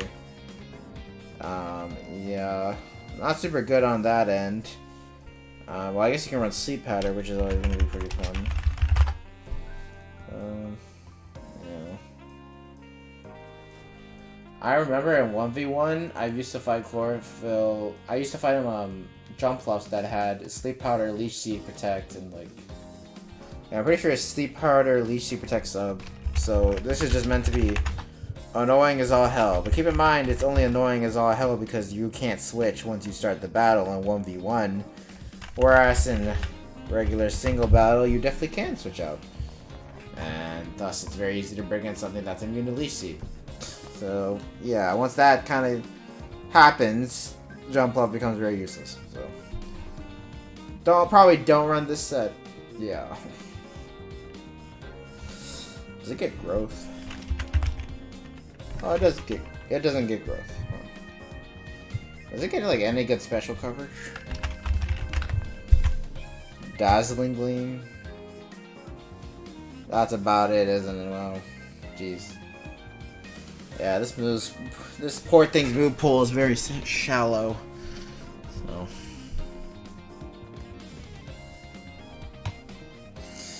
So Mareep up next. I don't know what to make of this. In fact, I'm not gonna talk. I really don't want to talk about it. I really don't know what you would do with this thing, frankly. As a pure electric type, I mean, it gets to static, so you can try to static things. But like pure electric type doesn't lend yourself to a lot of good resistances.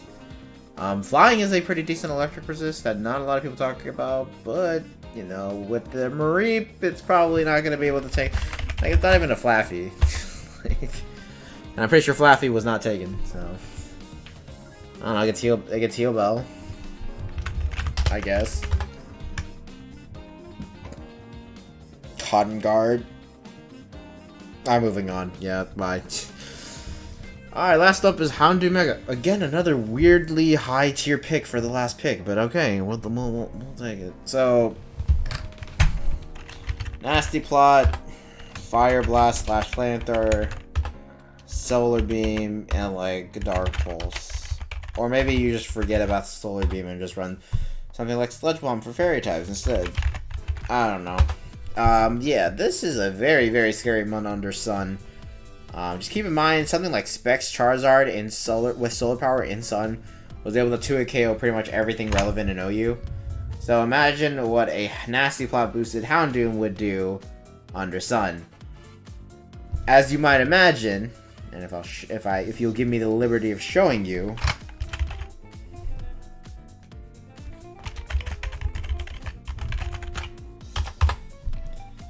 this thing is kind of fucking scary. Yeah, that's without a boost. With a boost, in Nasty Plot, you have a 50% chance to Oko a Chansey. And then if you make it modest, the chance becomes guaranteed. You heard me right. You can guaranteed one-shot a Blissey with one Nasty Plot boost. That's right. And it isn't fucking Sacred Sword that you're using to kill it. So, yeah, this thing is kind of disgusting. And it's decently fast to boot. So, that's also really nice. With this speed 2, you outspeed base 100s by 1 point. How perfect. Oh, yeah, kind of ridiculous. Now, of course, it's not very bulky. And it's Fire Dark, which means it's weak to rocks and still takes damage from spikes and T-spikes and webs. But, you know, every Mega has to have its downsides. That's Houndoom's. So, yeah. Let's get moving on into the rankings here. So, in terms of team/type variants, gotta look through that a little bit, see what is up. If you will give me a second in looking.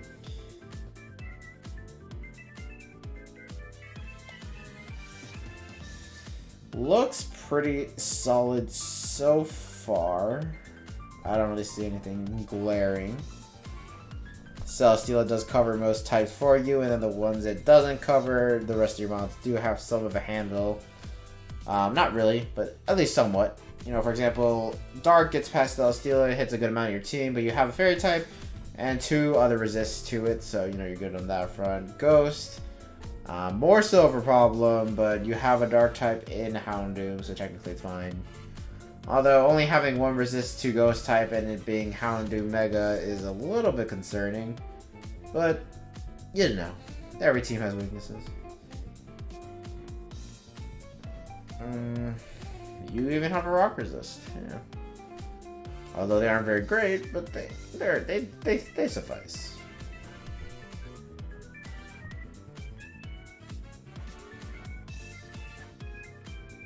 Okay. I'll just give you a 10 and move on.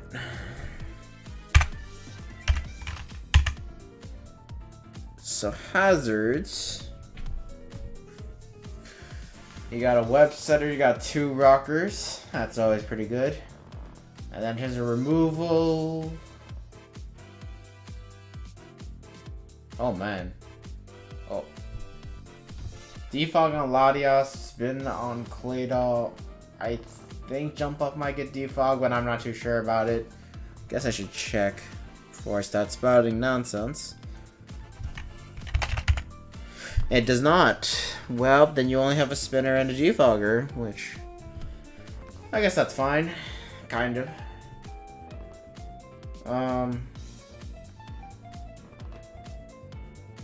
Yeah, so I think it's probably similar. It's probably similar to Moon, honestly, in terms of your hazards. And actually, I think it's the exact same. I guess that means it's a 7. I might want to bump both of you 2 data points. But we'll see. Pivoting wise. Oh, I forgot to mention Keldeo does get flip turn. So there's that. You can also use that on spec sets. Or Scarf, right? So yeah, Rabombi, Keldeo, Claydol gets teleport. Jungle gets U-turn, and that's about it. I guess Marie probably gets full switch too. So that is Wanmon Rabombi's definitely gonna use U-turn. Teleport on Claydol is a little bit iffy. Flip turn on Keldeo has the same logic behind that. Jump Up probably is gonna be running U-turn more often than not, but it might not. I don't know, it depends on sets, right? Marie, I guess if it is broad, it will be running Will Switch, but like, it's a Marie. yeah, overall pretty weaker, pretty much a lot weaker in terms of pivoting for this team. So 6 or 5. I'm gonna go with the 5. So speed tiers. It's also not great. Fastest mod here is 115, which is Houndoom / Jumpluff. Oh wait, Jumpluff's 110. I thought it was 115. Huh. Okay, well yeah, your fastest mod's only 115, which is not very great. Oh wait, Virbank, I almost forgot. 124. Okay, so that's less bad. I prefer usually for teams to have like a 130 base mod, but that's just me kind of being nitpicky a little bit in general. So yeah, your team is it's hard for it to cover the slow end though. You actually are leaving pretty big gaps in the bottom. Cause you have like 95 here, right? But then after that, your next thing is like 60 or 50. It's actually 50, yeah. Oh no, wait, Claydol 75. I guess that's not as bad as I thought then. I thought Claydol was like base 50, frankly.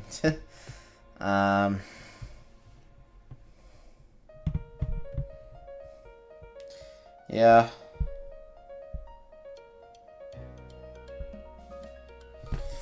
Okay, yeah, I think I am gonna just say it's an 8 or a 9.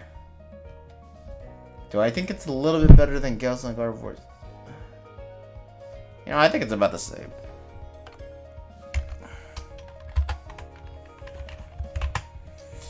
So bulk.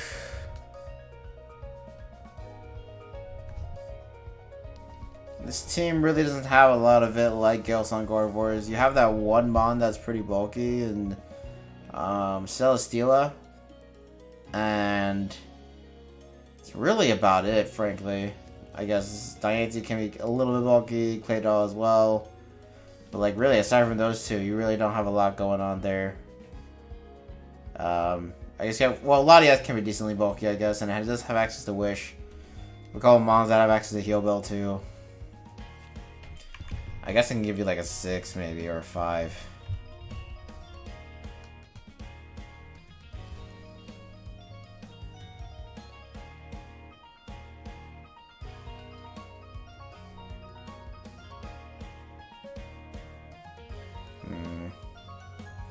I'm actually gonna give Moon 1 less point and then give you a 6.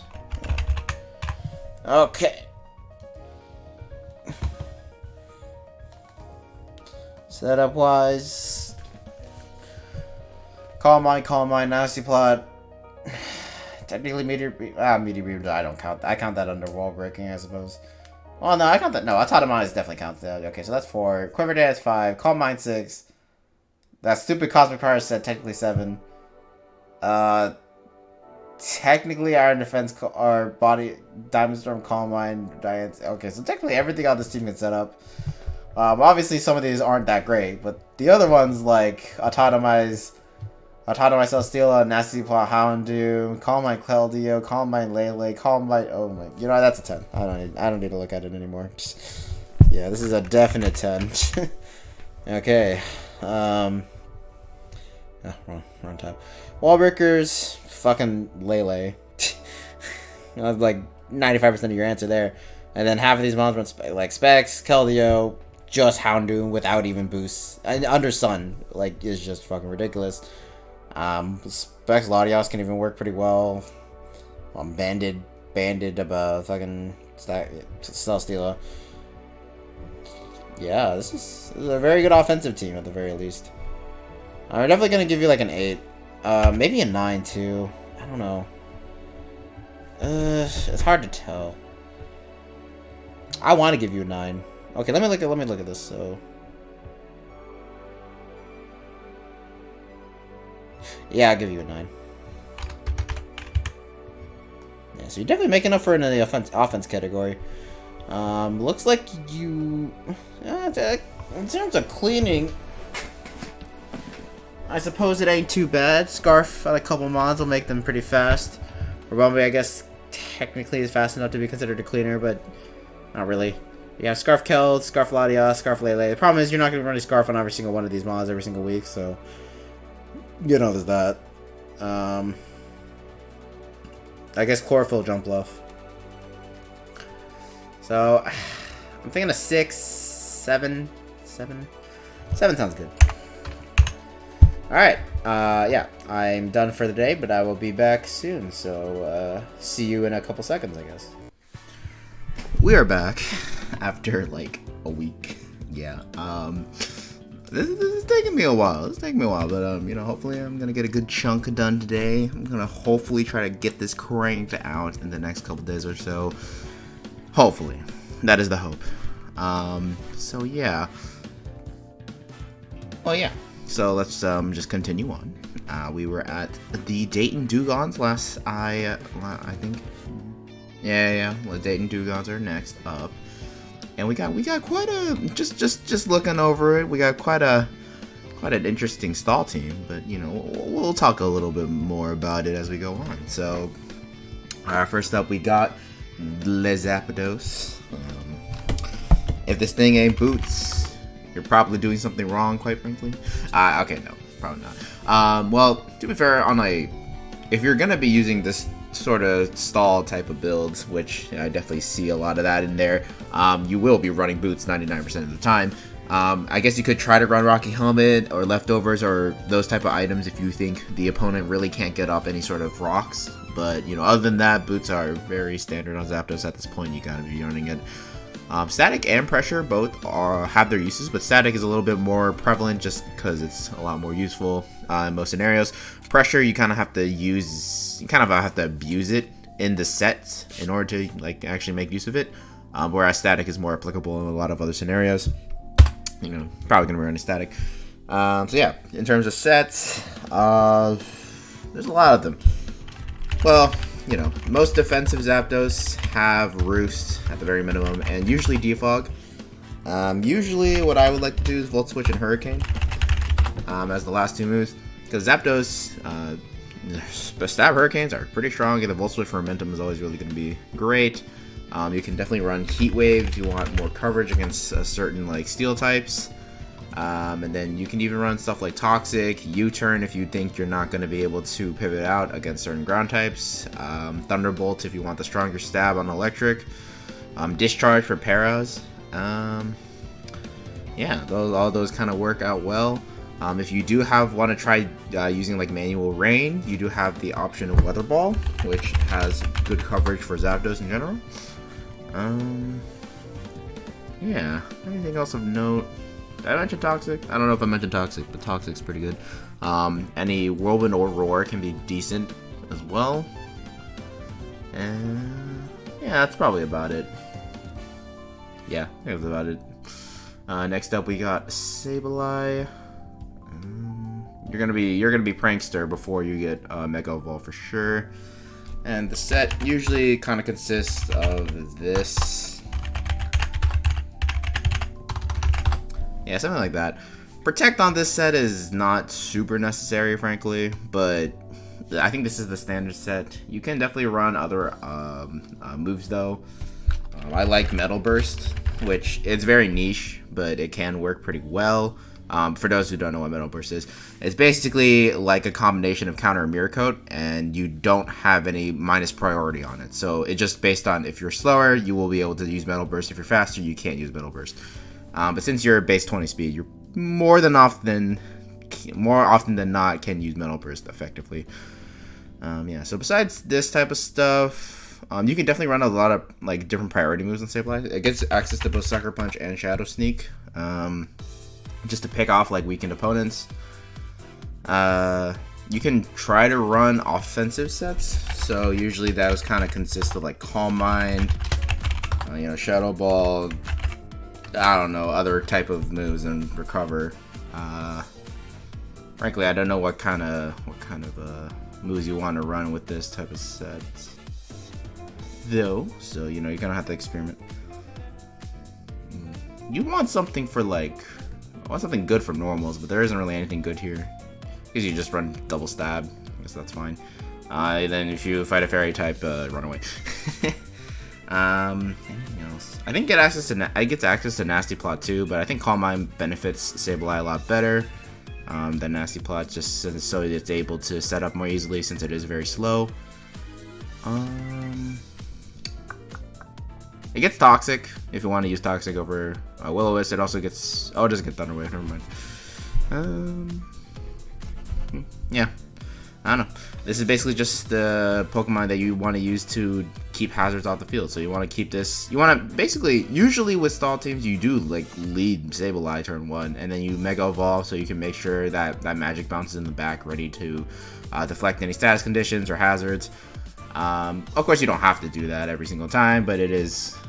If there is a standard play to it, usually... Like, if there's nothing threatening, you usually do just lead Sableye and then just get the Mega Evolution off. Yeah.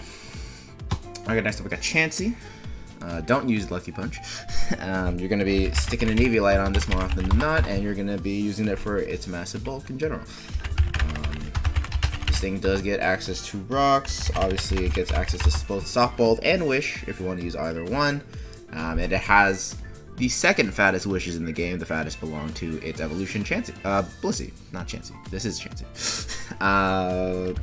Chansey and Blissey both got access to Teleport this generation. Well, they had access to Teleport before, but Teleport now switches out the user during a battle with -6 priority, which is really, really nice. So, yeah. And usually kind of runs Seismic Toss here, just so that your Chansey isn't complete taunt bait. Yeah. Teleport's really nice for Chansey Blissey. I would recommend it. It's a little bit better on Blissey thanks to the fact that boots exist, so that Blissey's able to pivot out without taking hazard damage. But, you know, you can still use it on Chansey. In terms of other moves, obviously Toxic and Thunder Wave are both options. Heal Bell is also an option if you need a Cleric. If you're gonna run Wish, you're probably gonna run Protect alongside it. Unless you want to run double like this, the Wish and Soft Boiled, which I really like, honestly. So yeah, Counter is a nice surprise option if you want to catch a physical attacker. And yeah, that's about it. Chansey has very little special attack, unfortunately, so you really will have... If you fight any sort of ghost types that have Substitute or have Magic Bounce or anything like that, your Chansey's even more setup bait than Blissey. Because Blissey at least has 75 base special, so special attack, so at least can try to hit them a little bit. But Chansey can't do anything like that. So if you're fighting Spectrier, for example, Chansey... don't keep it in. You're gonna let Spectrier accumulate a lot of boost, and it's gonna eventually bowl over you in the end. So yeah, there's really nothing Chansey can do against ghost types that can stop status from affecting them. Yeah. Okay. Moving on. Wait, does Chansey have heal bell? Emojis. Wouldn't I have emojis on my phone?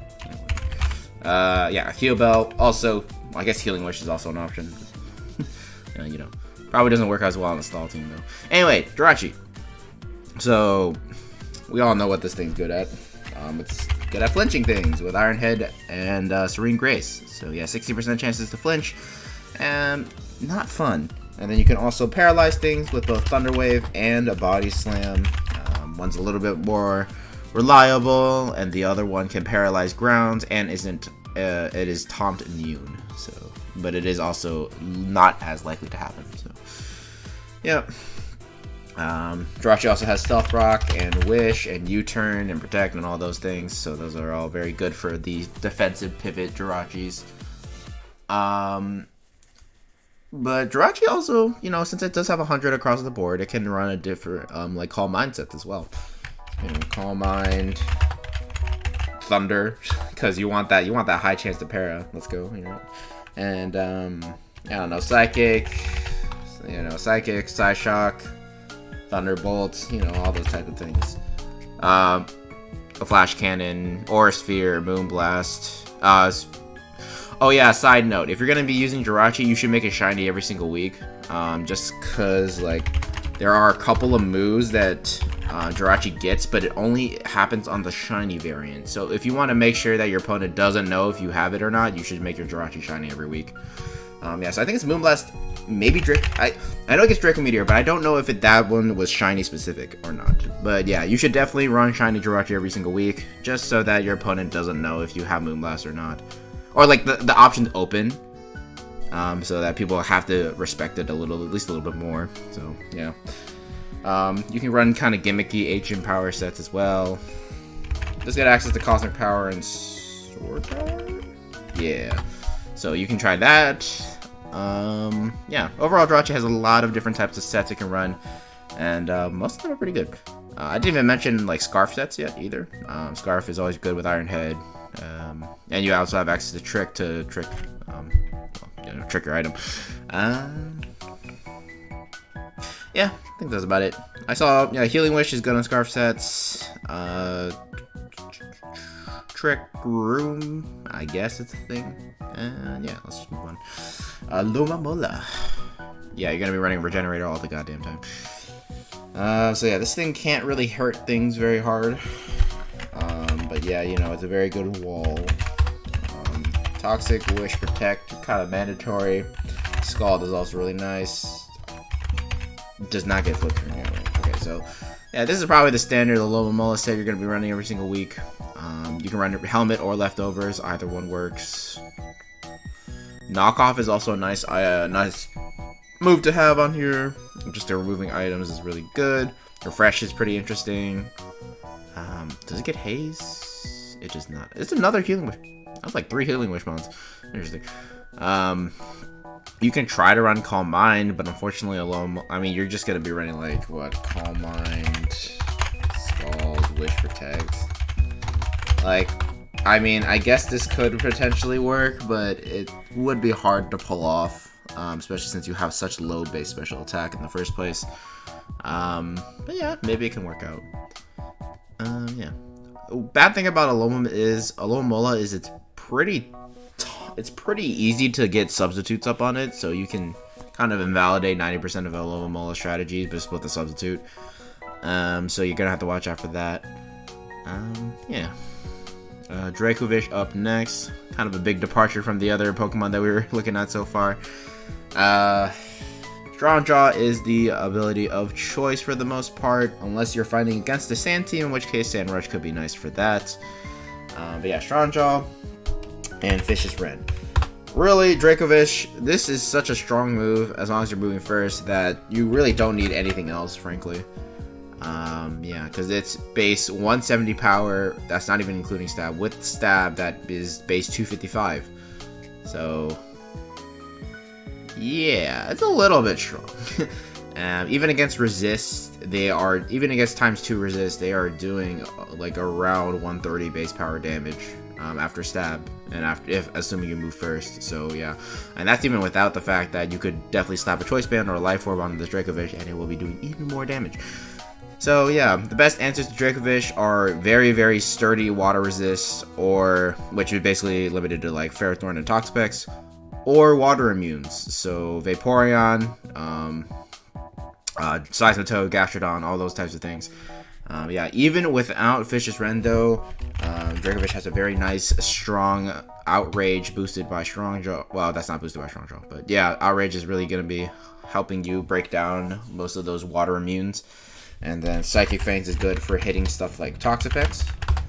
Ferrothorn is a little bit of a bit of an issue. Frankly, you can just break it down with Vicious Rend if you're good enough. But you also do have access to Low Kick, which can do some decent damage, especially if you're banded. Yeah. There's also other coverage moves as well, but I won't get into it too far. Yeah. Dracovish, yeah, very, very strong. It is kind of out of place on a stall team. Because even though stall teams do need win conditions to win, Dracovish is not a win condition, it's a wall breaker. So, a better choice than Dracovish would probably be something like, even like Kyurem. Kyurem can pressure stall as well, which so it helps with the stalling department as well, but it also has access to Dragon Dance, which helps it. Dragon Dance plus Icicle Spear, which can help it win games late game as long as your stall Pokemon have sufficiently worn down the rest of the team. So yeah, something like that. Even Volcarona can work pretty well on a stall team. But yeah, Dracovish I wouldn't have chosen. But yeah, next up we got Vaporeon. So we got the triple waters right here. With another Wishmon. In fact, there's another water type that's going to come up right after this. So yeah, Wish, Protect, Toxic. That's not Toxic. and like flip turn, I guess. So that's kind of the main split points. That you could always obviously run Scald over flip turn, or run Scald over toxic. You also have access to heal bell. Yeah. Hydration is interesting, but it's too hard to get working, really. You would have to run hydration, like rest plus hydration is pretty nice in rain, but you have to run rain dance on your Vaporeon, and that's really not super consistent. Wish Protect is just more consistent overall in general than just trying to use rest and hydration, so, you know. Unless you're fighting a rain team, in which case, yeah, go ahead and use hydration and rest, but, you know. I don't think anyone has a rain team this week, this season, so, yeah. What else? Haze is nice to get rid of status. Get rid of setup. Roar also accomplishes the same thing. Yeah, Yawn can be interesting. And in conjunction with Flip Turn, Yawn can be really, really good actually. So yeah, can get you a lot of momentum. Yeah. Next up we got Dewgong. Frankly, with all the waters you have on this team, Dewgong kind of is out of place here. And by out of place, I mean completely outclassed. But, you know what? We will see what we can do here. Thick Fat is nice. You probably... I think that is the most you can resist an ice move, because ice resists ice, water resists ice, and Thick Fat also resists ice. So yeah, that's a ×8 ice resist. If you are fighting against a freeze dry mon, then it's just a ×2 ice resist. But yeah, so yeah, probably the best ice resist in the game, I guess. Not that your team really needed that, but you know, who cares? I really don't know what to do with Dewgong, though. Like, I'm not sure. I mean, this is the mascot pick, so I understand that. But at the same time, you know, like, what is this supposed to do? With these stats, it looks like it's trying to be defensive, but unfortunately, the ice typing hurts it a lot. And in terms of defensive ice types, there are better ones. And in terms of defensive moves on the Dewgong, you don't really have access to a lot. You see Toxic, and that's really about it.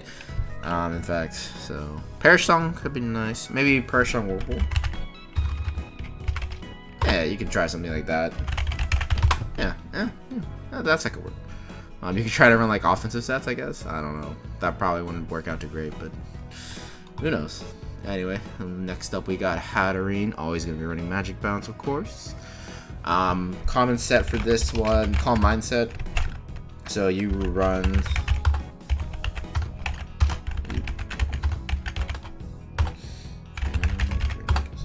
Yeah, so you run this type of set.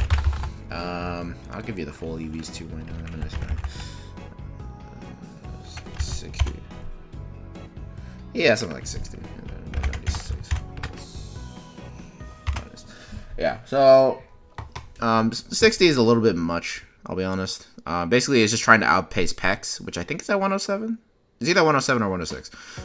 So yeah, but basically you're just 109 is here to just outpace stuff that tries to outpace Pex. But yeah, so in draft leagues you're probably not going to be running into that type of stuff, but you know, whatever.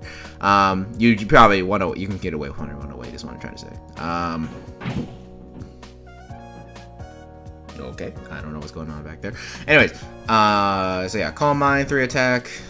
With Magic Bounce, you're able to not get status for unless you get status through like attacking moves, and then you set up a bunch of Calm Minds, you attack stuff with Side Shock, Mystical Fire, Draining Kiss is there to recover your HP, and yeah.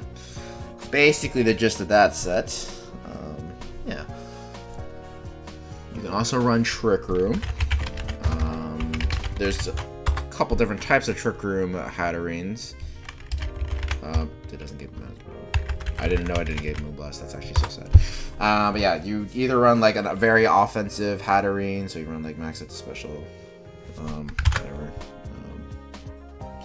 I don't know. You run max special attack with like a Life Orb, or you can run a more utility set, I guess. You do have access to Nuzzle, which is a very good paralyzing ability, paralyzing move. You have aromatherapy and stuff like that, so Healing Wish as well. Mist Explosion is nice on Trick Room teams if you're really trying to get your setters out of the way. So yeah, Healing Wish and Mist Explosion both work. So yeah, this thing does get access to Swords Dance and actually base 90 attack, which is kind of crazy. Huh. I really doubt it gets any good physical moves, though. We can check.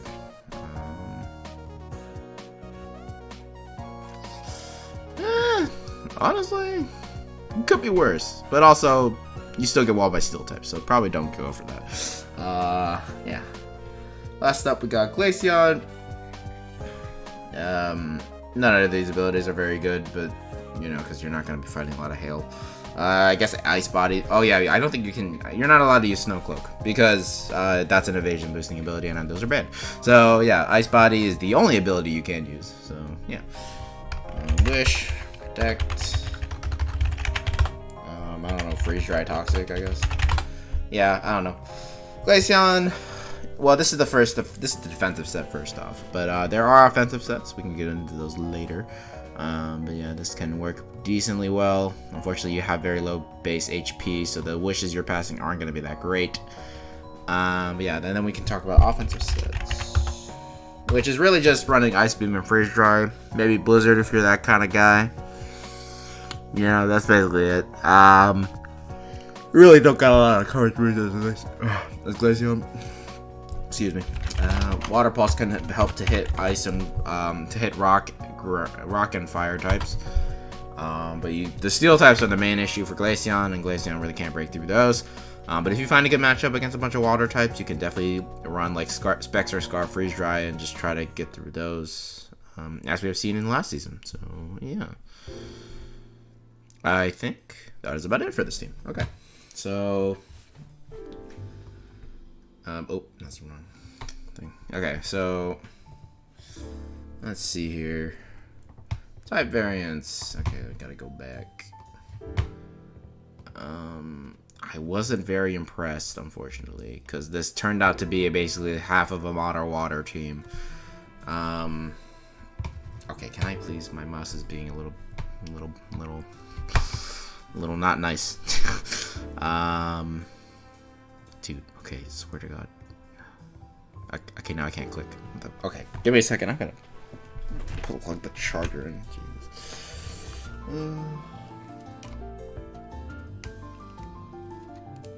Okay.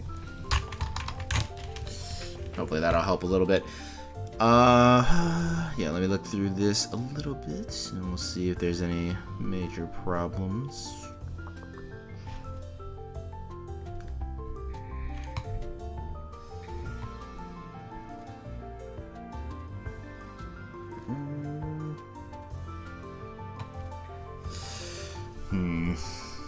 I don't see anything major, actually, so that's good.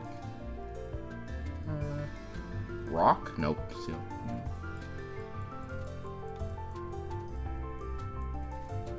I guess oh wait, electric is a massive problem. Yeah.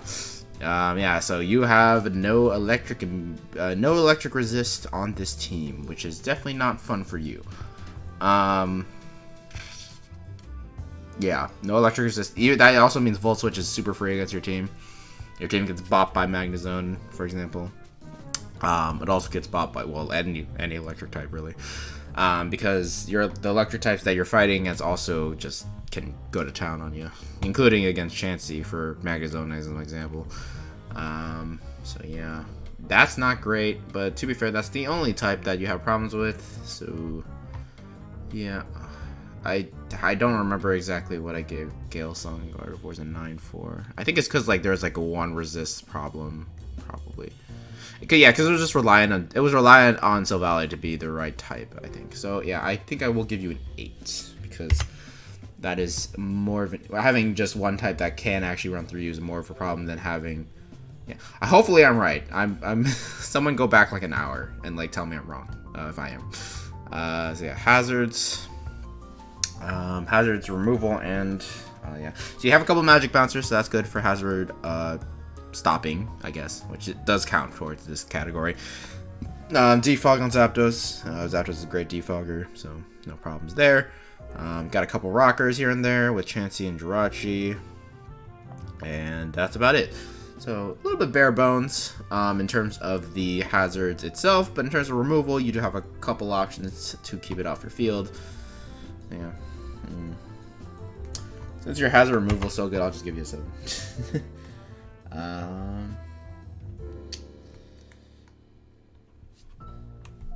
Wait, hold up. Sorry. Ooh.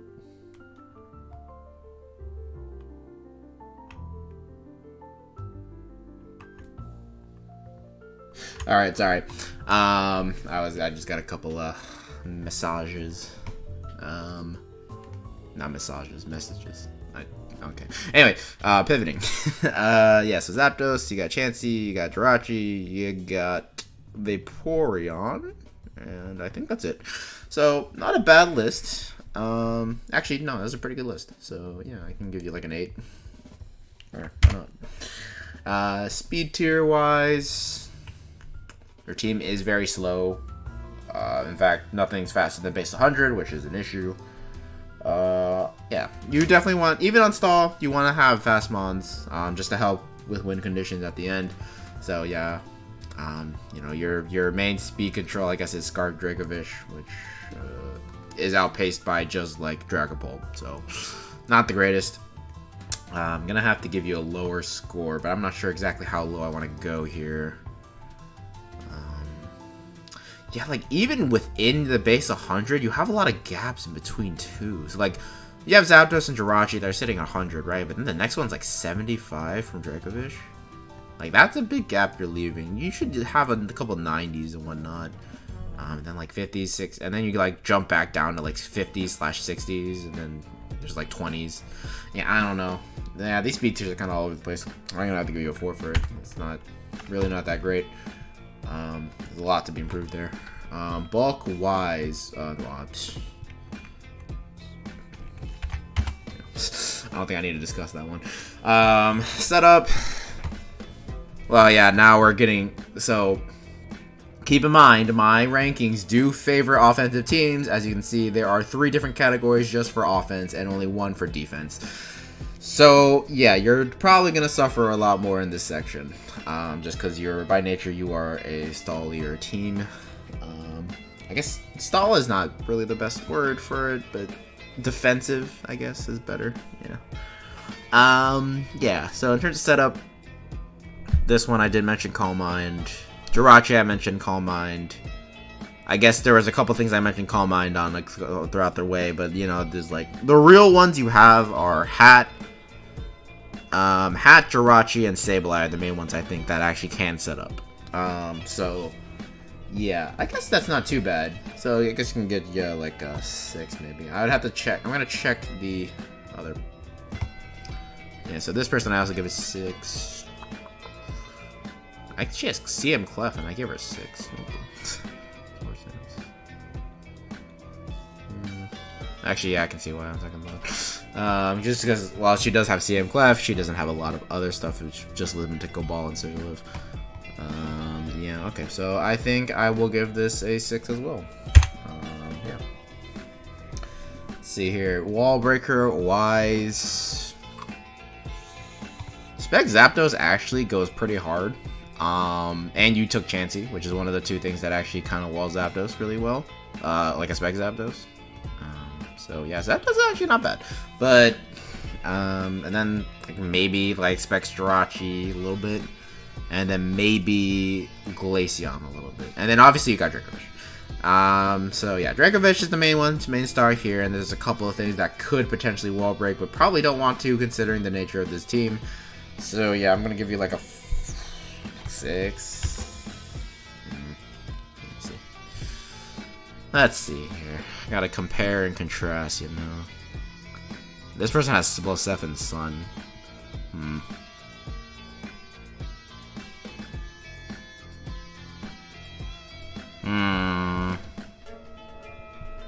Why did I give him a 6?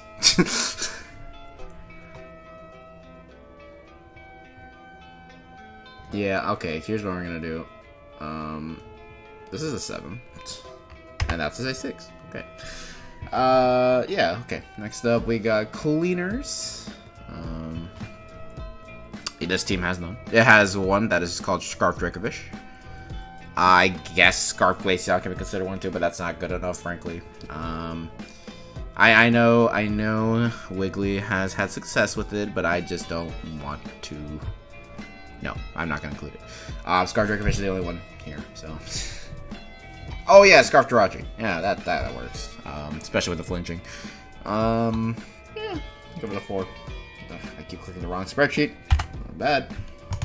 Yeah, okay, let's move on to the next one. So next up we got the Driftveil Delibirds, and I remember this one because it's a fucking offensive. So yeah, I'm gonna unravel this a little bit. Like, sorry, just give me a sec.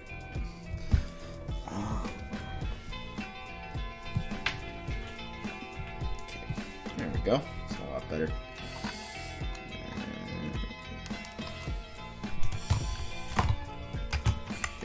Did I just screw with my dimensions a little bit? Oh, okay, we're good to go. Keep going on. So yeah, first up, we got the Cart of Annas. The Cartana, as some people like to say. Cart of Annas is actually the official description now. Yeah. Choice Band and Choice Scarf both work very well. You're going to be running these moves on the Scarf/Band set, guaranteed. Defog is nice. Defog can be okay, but more often than not, yes, you will be running Smart Strike as a secondary stat. Yeah, so that's Scarf/Band, and then there's also Life Orb. So you get rid of Smart Strike, you put Swords Dance on, and then you stick a Life Orb on it, and that's Life Orb Katana. And there is, there's 2 variations to this Life Orb variant. One is just running max attack, max speed. The second variant is running very stupid amounts of attack reduction. Quite frankly. I'll just show you. So yeah, so if you run 19 EVs and 19 IVs and a minus attack nature, and you make sure to, well, you run timid nature and then 19 attack IVs, you'll have 348 speed and 347 attack. So that means whenever you beast boost, aka kill something, you'll be boosting your speed instead of your attack. So this can be pretty nice. Obvious downsides, you have like way less attack than a regular Kartana would normally have. For context, if you just ran a Jolly Kartana, you would have a goddamn 461 versus 347, which is actually a lot of attack that you're missing out on. However, you do get to boost your speed. You still have Swords Dance, so you can boost your attack that way. So yeah, this set is a little bit more niche, but it can work out very well in the right circumstances. Yeah. Normally, though, you probably just stick with max attack, max speed, and run Swords Dance for Swords Dance. Yeah, most Kartanas should just be max attack, max speed. Unless you don't need the speed for a certain matchup, in which case, yeah, you can run less speed and run some HP or something, but, like, yeah. I know Kartanas do run AV in, like, doubles. Don't know the validity of that in singles. Frankly, I doubt it would help too much. You still get completely demolished by a flamethrower for sure. Even from, like, a non-stat flamethrower, so, yeah. Yeah, next up we got Urshifu Rapid Strike. Another mon that runs both Band and Scarf, and yeah. Basically, you run this Band or Scarf. You run this stuff. If you want to run something for water types, you do have access to Thunder Punch. Otherwise, you would just be spamming Surging Strikes in close combat. Yeah, about it. There's another set, which is the bulk up variant. Yeah, so something like this. You run bulk up, Searching Strikes, close combat, and then maybe Thunder Punch last to help deal with stuff like Tapu Fini. Yeah, this set can work pretty well. Yeah, that's about it. Yeah, that's really about it. I guess you have access to Taunt too. Oh yeah, one more thing. On this set, you probably run Protect. You can run Life Orb, but you can also run Protective Pads. Since this is a multi-hit contact move, you don't want to be spamming this against something like a Ferrothorn. So having Protective Pads can be really nice, and just being able to just click Surging Strikes whenever the heck you want. And also being able to ignore something like Static Zapdos, or Flame Body Moltres, or Flame Body Volcarona is always going to be really, really nice. So yeah, just think about that. Yeah. Let's see here. Latios. Yeah, it's a fun Pokemon. Probably gonna run another. Yeah, all these Pokemon really like their choice items. Spectre Scarf works really well on Latios. Probably gonna be running something like Draco Meteor. You definitely want Aura Sphere to hit Steel types. You also have Mystical Fire to hit other Steels. either one of these two, or both, you have access to Side Shock / Psychic, Thunderbolt, Psychic, Ice Beam, you know, that has a lot of coverage, so just kind of work with Energy Ball as well, so yeah, work with that. You can also run Calm Mind. It's a little bit worse at it than its twin, Latias, but, you know, we can make do with what we got, right? Well, I mean, Roost and Recover are the same thing here, so it doesn't really matter. Yeah, so either of these can work pretty well. You can also stick a weakness policy on this if you want to try something like that, especially if you're going to be running Ninetales Alula screens, and then you can like run Store Power. That could be pretty fun. Yeah, and then maybe you want to just run Double Dance. Yeah, so yeah, Latios can be kind of fun to play around with, especially on an HO team. So yeah, kind of experiment with that. Yeah. Oh yeah, you also have Trick for Scarf or Spec Sets. And yeah, next up we got Lycanroc. My boy is a strong man.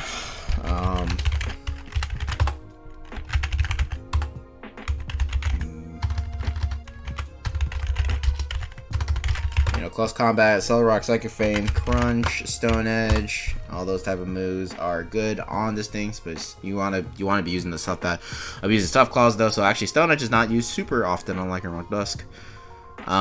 Swords Dance is always going to be nice to boost your attack, obviously. You do have access to Stealth Rock, which leads me into the Stealth Rock lead variant, which is just this. Yeah. And yeah, so you either run Swords Dance 3 attack, you run like Banded with 4 attacks, and then you can run this Focus Sash lead variant. Yeah, that's basically it. Next up we got Ninetales Alola. You're gonna always be running Star Warning, you're always gonna be running Light Clay, and you are always going to be running, that's not Light Clay, Aurora Veil. So yeah, this is Ninetales' entire niche, and you're just gonna have to accept that. Yeah, it is the fastest Veil setter that has access to Veil and Hail, so yeah. Well, ability activated Hail. There is stuff like Abomasnow and Aurora, but they're very slow. So, yeah. Vanillux also can work, but, you know, we're not talking about Vanillux. Yeah, outside of these moves, it does get a couple of good utility moves like Encore. It gets Hypnosis to be very annoying. Freeze Dry is always good to just hit things. You know. You get Safeguard as well if you want to prevent Has Status for a couple turns, which is nice. And yeah, that's about it. You can run offensive Ninetales too, last off. It does get access to Nasty Plot, and you really only need your stabs to do some decent work. So Freeze Dry / Blizzard and Moonblast. Or if you want to ignore Veil entirely, you can just run Freeze Dry, Moonblast, and Blizzard. And Nasty Plot. So yeah. Of course you are walled by steals, but you know, you'll find a matchup where there's not a lot of steel types to fight. So, you know, have fun with that. Yeah. Okay, next up we got Garchomp of the Mega variety. Unfortunately, this Garchomp is a little bit worse than the regular form.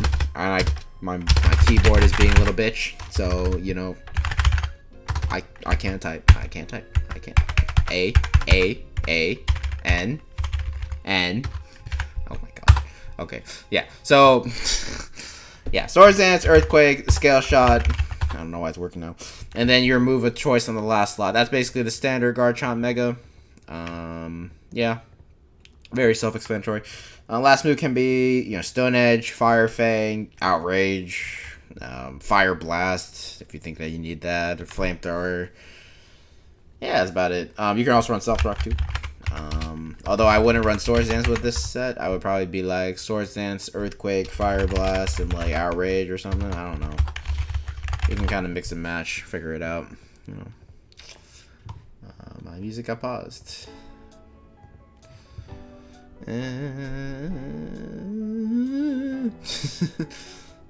Yeah, that's about it, really. Yeah, moving on. Galvantula. How much time have I been doing this for? 39 minutes. Yeah, that's about right. Okay, so Galvantula, got Compound Eyes, and we got Sticky Web, and we got Thunder. So yeah, just I hate this. I hate this so much. Okay, so yeah, this is probably the standard conventional set on sash or boots, depending on which of you want your conventional to stay all around for longer or not. Yes, you set up webs, you volt switch out, you have Compound 9's Thunder if you really need to smack something. Bug Buzz is there for backup stab, or if you want to run Energy Ball to hit ground types harder, you can do that. And there is not much else to mention. I guess you get access to Thunder Wave, so if you want to paralyze something, it's always nice. Yeah, that's about it though. Moving on to good Bisharp. Yeah, Swords Dance, Iron Head, Knockoff, and Sucker Punch is the very standard and basically mandatory Bisharp set. And you're always going to be running Defiant, obviously, so yeah. Black Glasses or Life Orb is the item of choice here, depending on if you want recoil or not. Yeah. This thing is ridiculously strong, and it can abuse a lot of things like opponent's sticky webs or defog to get that high boost. Sorry, I'm really tired today. Yeah, also can abuse Intimidate to get +1 attack instead of +2 because, you know, you're intimidated, and then you get the +2. Yeah, I mean, you get it. And then obviously you still just have Swords Dance to boost your stuff. So yeah, Defiant Bisharp is really, really good on HO team just because it makes your opponent very scared about defogging, and well, that's the point. So you can get up your hazards, you can get up your rocks, your webs, and your veil, and then your opponent's like, oh well, I want to defog this shit away, but I can't because if I defog on the wrong turn, Bisharp's gonna come in and just kill me. So yeah, that's something to watch out for. Yeah, that's about it. Bisharp does have a couple of cool utility moves, but I just really wouldn't recommend it. So I mean, like, it gets rocks, it gets Thunder Wave, it gets taunt, all that stuff, but like really, this set is just what you want to do. If you really need it, you can run Brick Break though, for certain steel type matchups, but that's about it. I guess Stone Edge if you really want to hit Mandibuzz as well. Yeah. And last up we got Shedinja. Yeah, I wouldn't have necessarily gotten Shedinja on this team considering you have Hail Setter, which is how to put this in the correct term. Not fun for Shedinja to deal with because it always runs heavy duty boots because, you know, you want to not take hazards damage. I guess you can run safety goggles, but again, then hazards are a problem. And this team has barely any removal to begin with, so, you know, yeah, you don't want to run that. But yeah, Swords Dance, Poltergeist, Shadow Sneak, and like X-Scissor, I guess. You know, that's kind of standard. But my favorite Shedinja set has been Baton Pass, which is incompatible with Swords Dance, and that's a good thing, frankly, because you're not allowed to pass stats anyways. So yeah, I really enjoy, yeah, this type of Shedinja. So Baton Pass is really, really good for generating a momentum. So like, for example, you're fighting against Galvantula, right? Shedinja gets a free Baton Pass there because Galvantula can't do shit to it, right? Let's assume it was already right. So yeah, so Shedinja gets a free Baton Pass. Galvantula can't do shit, so it has to switch out, right? Because it can't even volt switch out. It has to switch out. So you get a free Baton Pass, and then you get like, oh, I see that this person has brought out Bisharp, so I'm gonna go to my Cobalion and kill it, right? So Baton Pass Shedinja is really, really fun. I used it in Natex AG. It's actually worked a lot better than I imagined. I'd had to do a lot of scouting beforehand just to make sure Zacians didn't have crunch, but you know, it worked out tremendous. It worked out very well. So yeah, that's the team. Let's move on to the ranking part.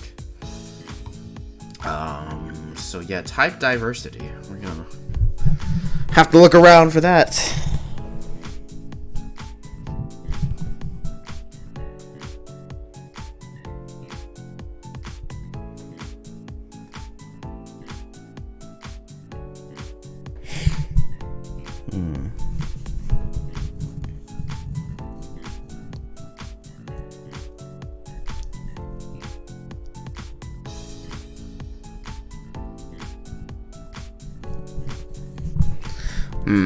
Well, there is like a resist for like every single type in the game, but to be fair, well, this is an HO team, so these resists are not the bulkiest resists out there, you know, like, for example, Fairy is a problem for this entire team except for Shedinja and Kartana, and Fairy types often carry fire moves, so that is actually a problem, because, you know, Kartana can't switch into Fairy types very easily.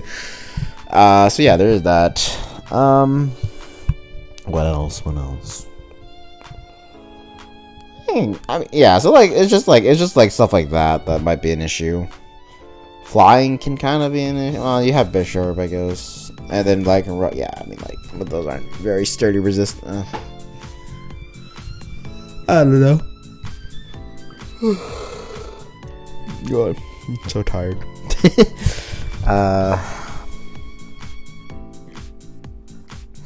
Yeah.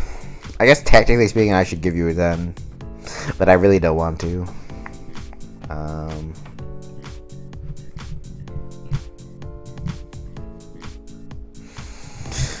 You got lucky this time, Driftveil Delibirds. You got lucky this time only. Yeah. So for removal, Stealth Rock, Sticky Web.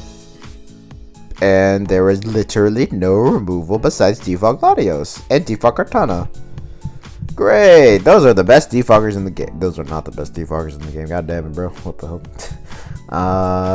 Yeah, you have webs, you have 2 rockers. That's pretty decent. But, you know, your removal is kind of ass. I would have to say. So, I'm giving you a 5 here. You know. Pivoting. Actually, I'll give you a 6. That'll be nice. But yeah, you know, you're on thin ice there, brother.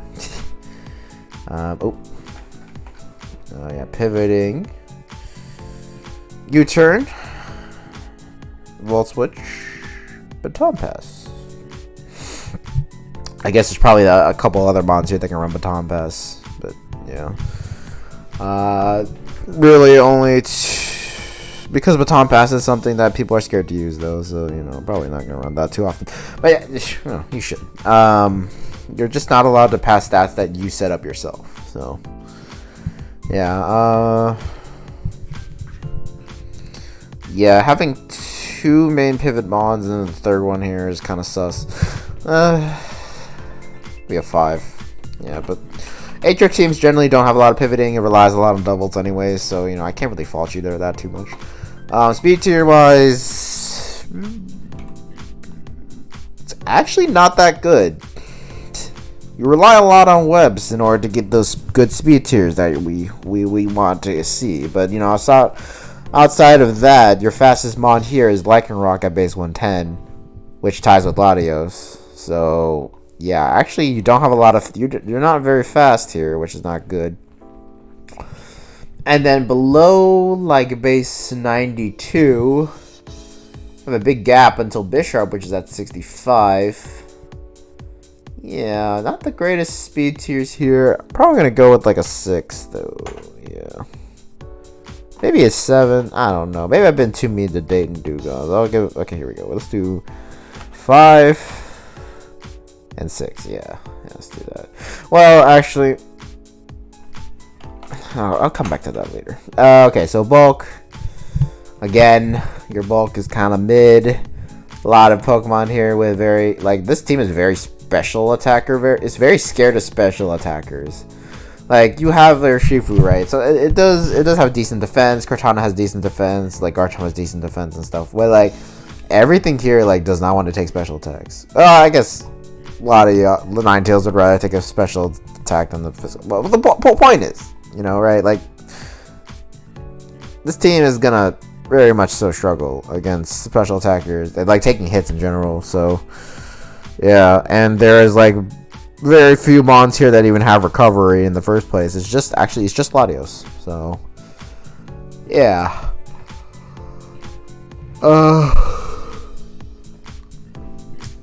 Can't give you a lot of points here. I'm probably gonna give you like a 4. Maybe even a 3. But hopefully this part should be very good for you. So setup. Swords Dance, Bulk Up, Calm Mind, Swords Dance, Nasty Plot, Swords Dance. Yeah, let's just give you a 10 for that one.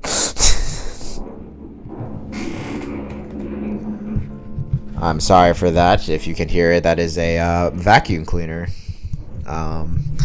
Yeah, but anyways... I think my mic's too close to my face. Alright. Let's see if that's a little bit better. Why is... Okay, it is playing. I just couldn't hear anything. Okay, anyway. What else? Wall Breakers, Banded Cortana, Banded Urshifu, Specs Latios, Banded like. Okay, yeah, that's also a 10. And cleaner wise, it's probably not gonna be a 10 this time. But you do have a couple Scarf Mons that are good Scarfers, like these three right here. Like Ron does have access to Celerock, Sucker Punch, Bit Sharp, Shadow Sting, so yeah, it's pretty decent. I give you like an 8 or 9. Just for your sake, I'll give you an 8 or 9. Should I give you 60 points or should I give you 59 points? Let me look at Alpine Armaldos cleaners and then we can talk. She got Megalop, she got Scarf Vic, she's got Noivern, Scarf Rotom, Trick Room, Stack Attack. Not a bad list. Somewhat comparable. I do think yours is a little bit better though, so I will give you the 9. Yeah, so nice. Okay. Bar Wailords is up next. Let's see here. Ooh. I see the first 3 and I'm like, ooh. Yeah, so okay, first up we got Spectrier. Or actually no, I'm not gonna say it. But yeah, so this is the Mon. That's very cool. Got base 145 special attack, got base 130 speed. Decent enough bulk for an offensive Pokemon. What is wrong with this thing? And oh yeah, wait, the ability is a basically special Moxie. So what's the problem here? Well, I'll show you what the problem is here. Let's look at all the special moves. Dark, Ghost, Normal, Ground. That's it. That's all you fucking get. So yeah, Spectre has a little bit of coverage issues. However, this thing is so fucking strong. It has a lot of ways to muscle pass it. So first off, Spec Shadow Ball is doing a lot of damage regardless of if your opponent has a Dark Resist or not. This is still going to be doing a lot of damage. Of course, you're going to be thudding a lot against normal types. Who gives a shit about that? Yeah, so there's that. But Specs is cool. Scarf is cool. And you know, you're probably gonna run like Dark Paws and like Hex, maybe if you have a T-Spikes user or whatever. But like, that's not the special part of Spectre. The special part of Spectre is the setup sets. So Nasty Plot, and more specifically, Calm Mind. So Calm Mind Substitute, Wisp Hex. This set is fucking cool. So this set allows you to muscle pass pretty much every single normal type in the game. That's like a defensive normal type. So Chansey, you beat that shit 1v1 because you have Substitute. Blissey, same thing. And you can set up enough Calm Mind so that if it runs Shadow Ball, it's not going to be able to get through you. To be fair, you can't touch it, right? So you can run Dark Pulse over. You can run Dark Pulse, so at least you can actually hit Blissey and force it to recover. So yeah. Yeah. And then Porygon 2, you can Calm Mind and Wisp on that thing. You can do this same set. Like, yeah, I'm saying like Spectre are pretty good. The main thing is the Dark types initially are a problem. If you can wear them down though, you can really get Spectre to win in the late game. So yeah, when you're using Spectre, it's all about forcing your opponent to get rid of their Dark types. How you're gonna accomplish that? Usually you just kind of do a combined Ghost Assault against them, and if they're forced to bring them out, they're forced to beat them down. Most normal types aren't a problem for Spectre though, because it can just do this type of set, and most normal types can't really do much about it. The offensive, the defensive ones, yeah. The offensive ones are usually physical, and then that's when you Wisp them. So, yeah. Wisp Hex is really the Calm Mind Wisp Hex set is a lot better for Dark types though. So. Yeah, just want to mention that. Anyway, next up we got Kyurem. Specs. Yes, that's my name. Don't worry about it. Okay, no. Eruption. Ooh, that would be really nice on a here. That would be really nice on a Kyurem. You get banned even faster. Okay, so yeah, so Kyurem, Specs. This is one of the best sets. Scarf is also great. You can also obviously not run Focus Blast or Drago Meteor instead, but yeah, I think most of these moves are pretty. The Freeze Dry Ice Beam Earth Power is pretty mandatory. Last move you can switch out whatever. So yeah, this set's pretty fun. You can also run boots and sub. So this is the most standard freeze sub roost Curum. You just run a freeze shot earth power. It has a lot of coverage. It hits a lot of things. As long as you're not fighting a chance to your Blissey, basically you should be good to go with this type of set. Yeah. And it's really hard to switch into because Kyurem has good speed tier, and most ice resist are not faster than it because most of them are steel types. So yeah, most of the steel types are faster. So then you can just smack them with an earth power for the most part, unless they're like Corviknight, in which case, yeah, Corviknight kind of beats this, but we don't talk about that. You can just try to get a freeze. It's actually not that bad of a strategy considering freeze has 32 PP. You have a pretty decent chance to burn freeze that Corviknight. So yeah. Another set is some people just forego Earth Power and run Icicle Spear. This is just to help try to beat down Blissey, which is always a bigger problem. Just forcing it to heal as much as you can will help you eventually wear it down, because with pressure and subs, and you have 101 HP subs. So Blissey can't break your sub in one Seismic, right? So you can set up a sub, goes for Seismic Toss. You're gonna go for Icicle Spear, do a decent amount of damage, and then he's gonna break your sub. You sub again, roost, and Icicle Spear. But yeah, point is you keep doing that. Eventually, Blissey is gonna run out of soft boil PP before you run out of your roost or substitute PP. So yeah, that's basically my thing. Especially since you have pressure, right? So yeah. Oh yeah, one more thing. Dragon Dance. I didn't mention that before. So yeah, Dragon Dance, Icicle Spear, Substitute Roost. So yeah, this is even better at beating down Blissey, and it is a good, decent, cleaner late game. Of course, it's a really fucking weird set, and it's not something you would normally run, but it is a thing. So, next up we got Melmetal. Main fun set is Banded Double Iron Bashers, and then you have a lot of good coverage moves to go along with it, so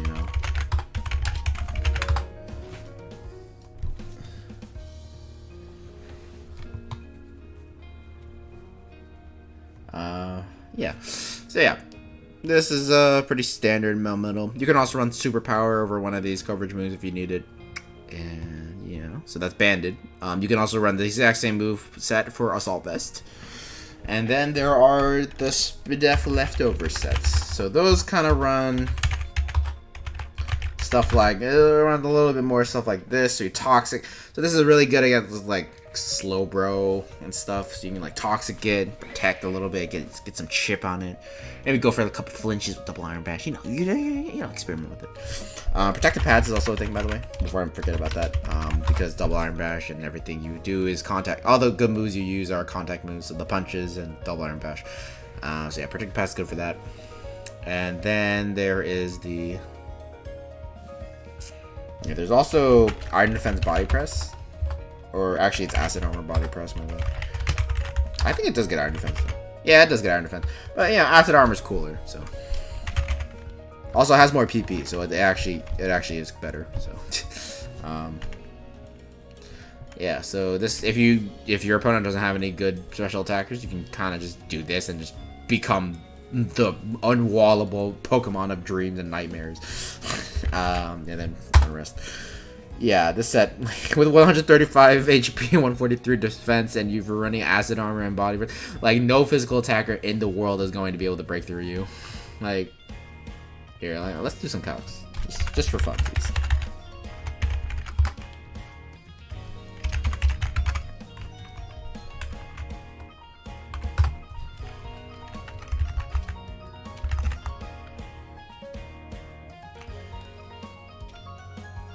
Where is it? Impish.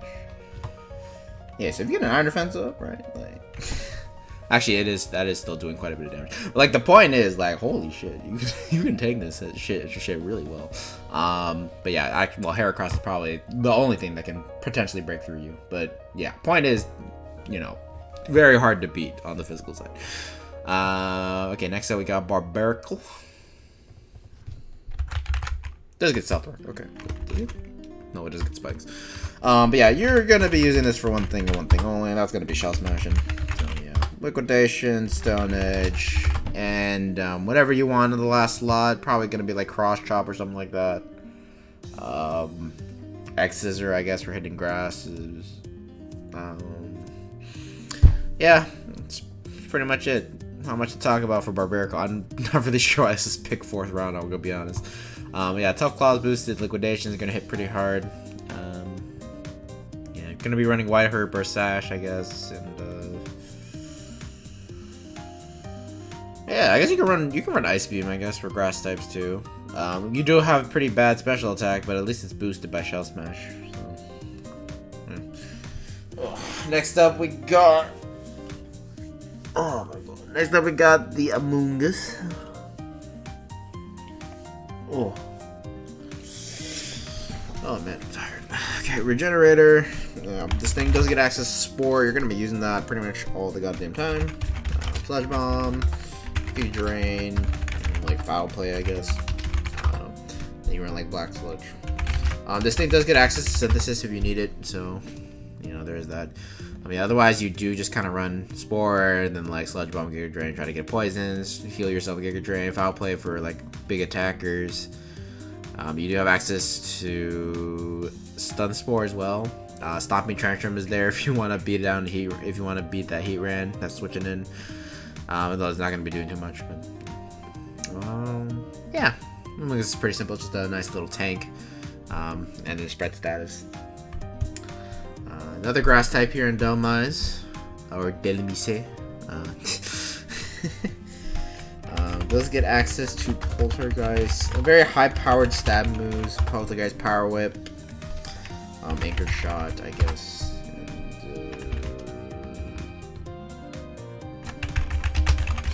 Yeah, so you can run kind of AV, I guess, or you can run Choice Band. Choice Band would probably be my favorite, because 134 base attack with stab Poltergeist is gonna hurt like so bad. So yeah, that's what I would do. But to each their own. This thing also gets access to Swords Dance as well, for that overkill type of shit. Unfortunately, it's just too slow to really abuse Swords Dance, so it often doesn't run Swords Dance. Yeah, it doesn't have enough bulk really to sustain itself throughout the game. But it'll definitely take 1 or 2 decent hits, so you know, keep that in mind. Yeah, but you do have a spinner here, so there's that. Next up, we got the Mega Scizor. So, what the hell is that?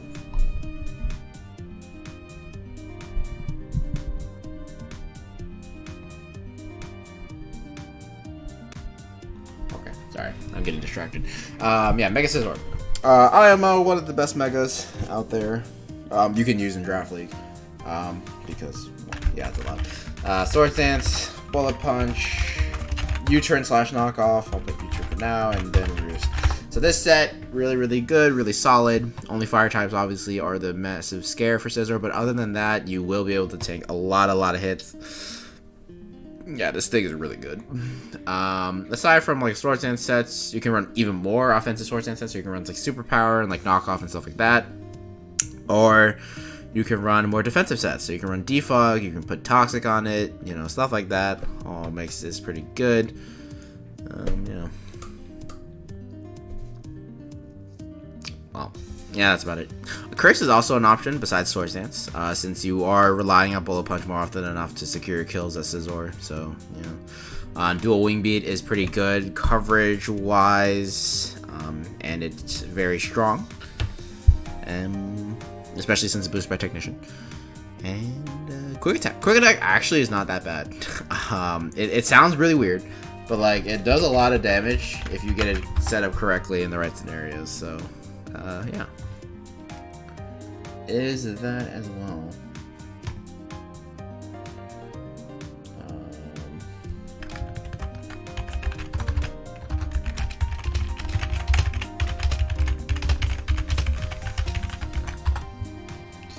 Yeah. Okay, next up we got Regigigas. What else is there? Oh, there's a lot left. Okay, so Regigigas. I'm getting kind of tired of this. So yeah, slow start.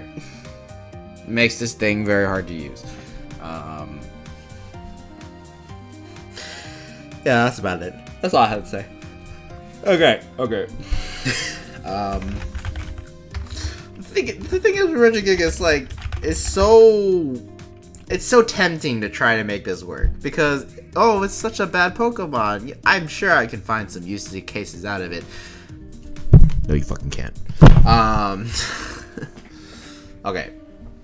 Realistically speaking, you're gonna, because the problem with Regigigas, even if you try to stall out those slow start turns, like, half your moveset more often than not is dedicated to trying to stall out slow start. So you're not gonna have much of a moveset after slow start actually wears off, if you even get it off in the first place before you die. So yeah, so Substitute, Thunder Wave, like, you run Substitute for sure on Regigigas just to stall out slow start turns or protect, one of the two. Thunder Wave, you probably want it to at least paralyze things so that you can hack through them.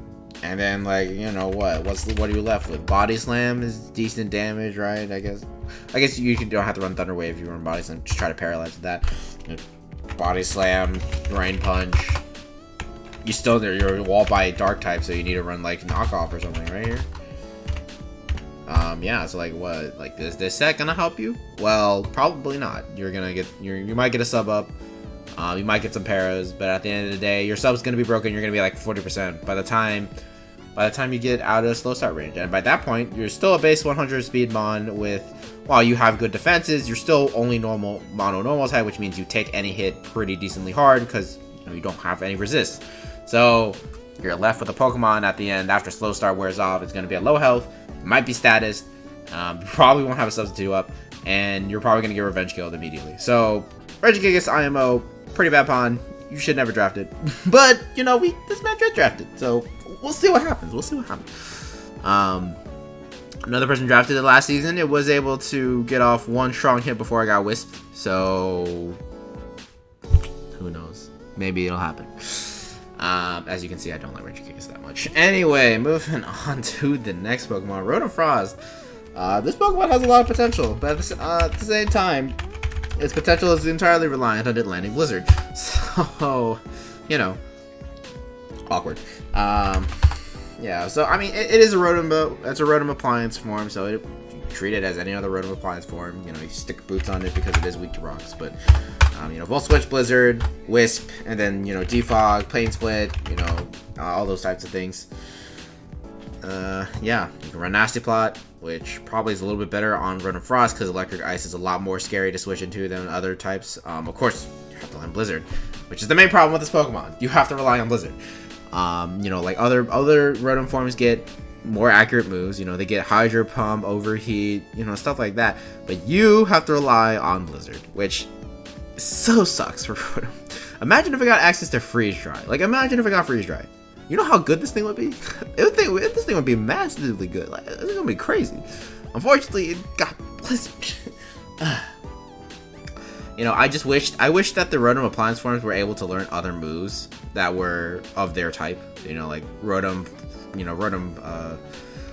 Wash getting Scald is the stuff of nightmares. But, like, at the same time, you know, I would love, like, Rotom Heat to get Flamethrower or Fire Blast. I would love, you know, for it to get more accurate stab, which is the thing. Like, Rotom Frost would be a lot better if it had Freeze Dry or just Ice Beam.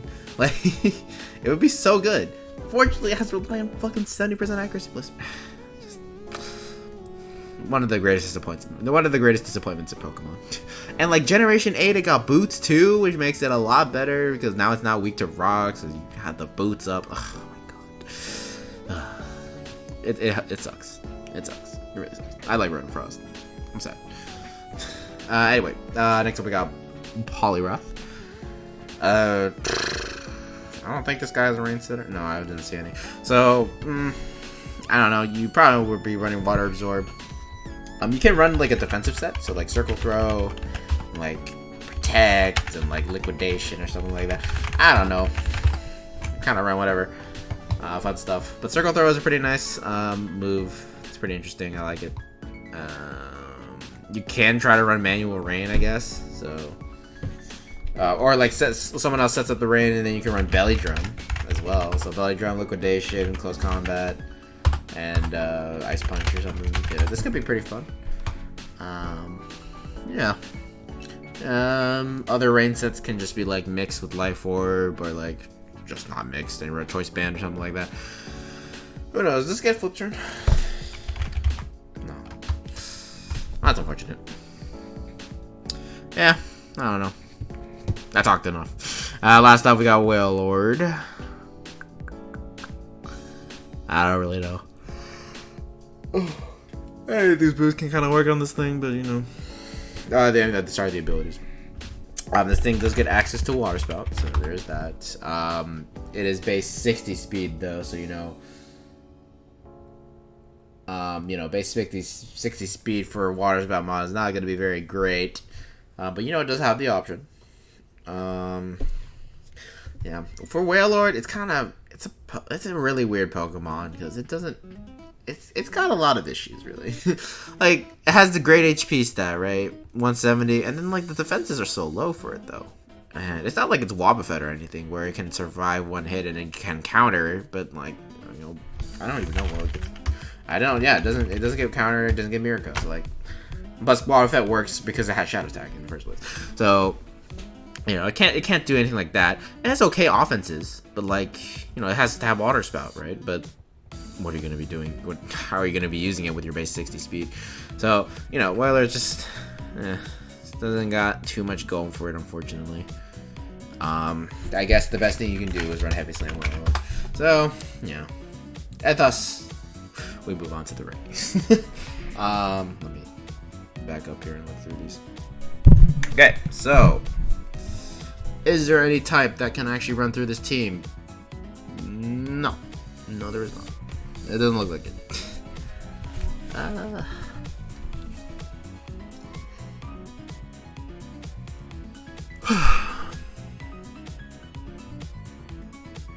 Ground? No. Flying? Nope. Fighting? Nope. Fire? Nope. Water? Nope. I don't know. It looks fine. One thing to note though, no electric immune. You do have a resist, but no electric immune. So I am docking you points on that because it's important to have electric immune on your team because you get our Volt Switch bait otherwise, even if you do have resist. So I'm gonna give you 9. Yeah, but other than that, you're good. Hazard wise. Hazard-wise, you're actually very weak on that department. Extremely weak. Holy crap! You got one rocker. Am I getting that right? You have one rocker, and it is Barbarical, and that thing is not going to be running rocks more often than not. So yeah, that is definitely a big knock on you. Only having one hazard setter, like nah. You can't do that. You can't do that. I expect to get away with it in my league. Nah. I guess you do have a couple good defoggers and a spinner, but literally one hazard means you get 1 point out of that 5, and then the other 5 is like you have some hazard removal. So like I'm giving you a 4. Like come on, you can't have 0. You can't have one hazard setter that doesn't even want to run rocks 90% of the time. Like, oh my god, no, that's not okay. Pivot wise, you are. No, okay, at the bottom is a little bit better, but wait, no, it's just Rotom and Scizor. What the heck? You can't trick me. I wonder if this thing gets flip turned. That'd be hilarious.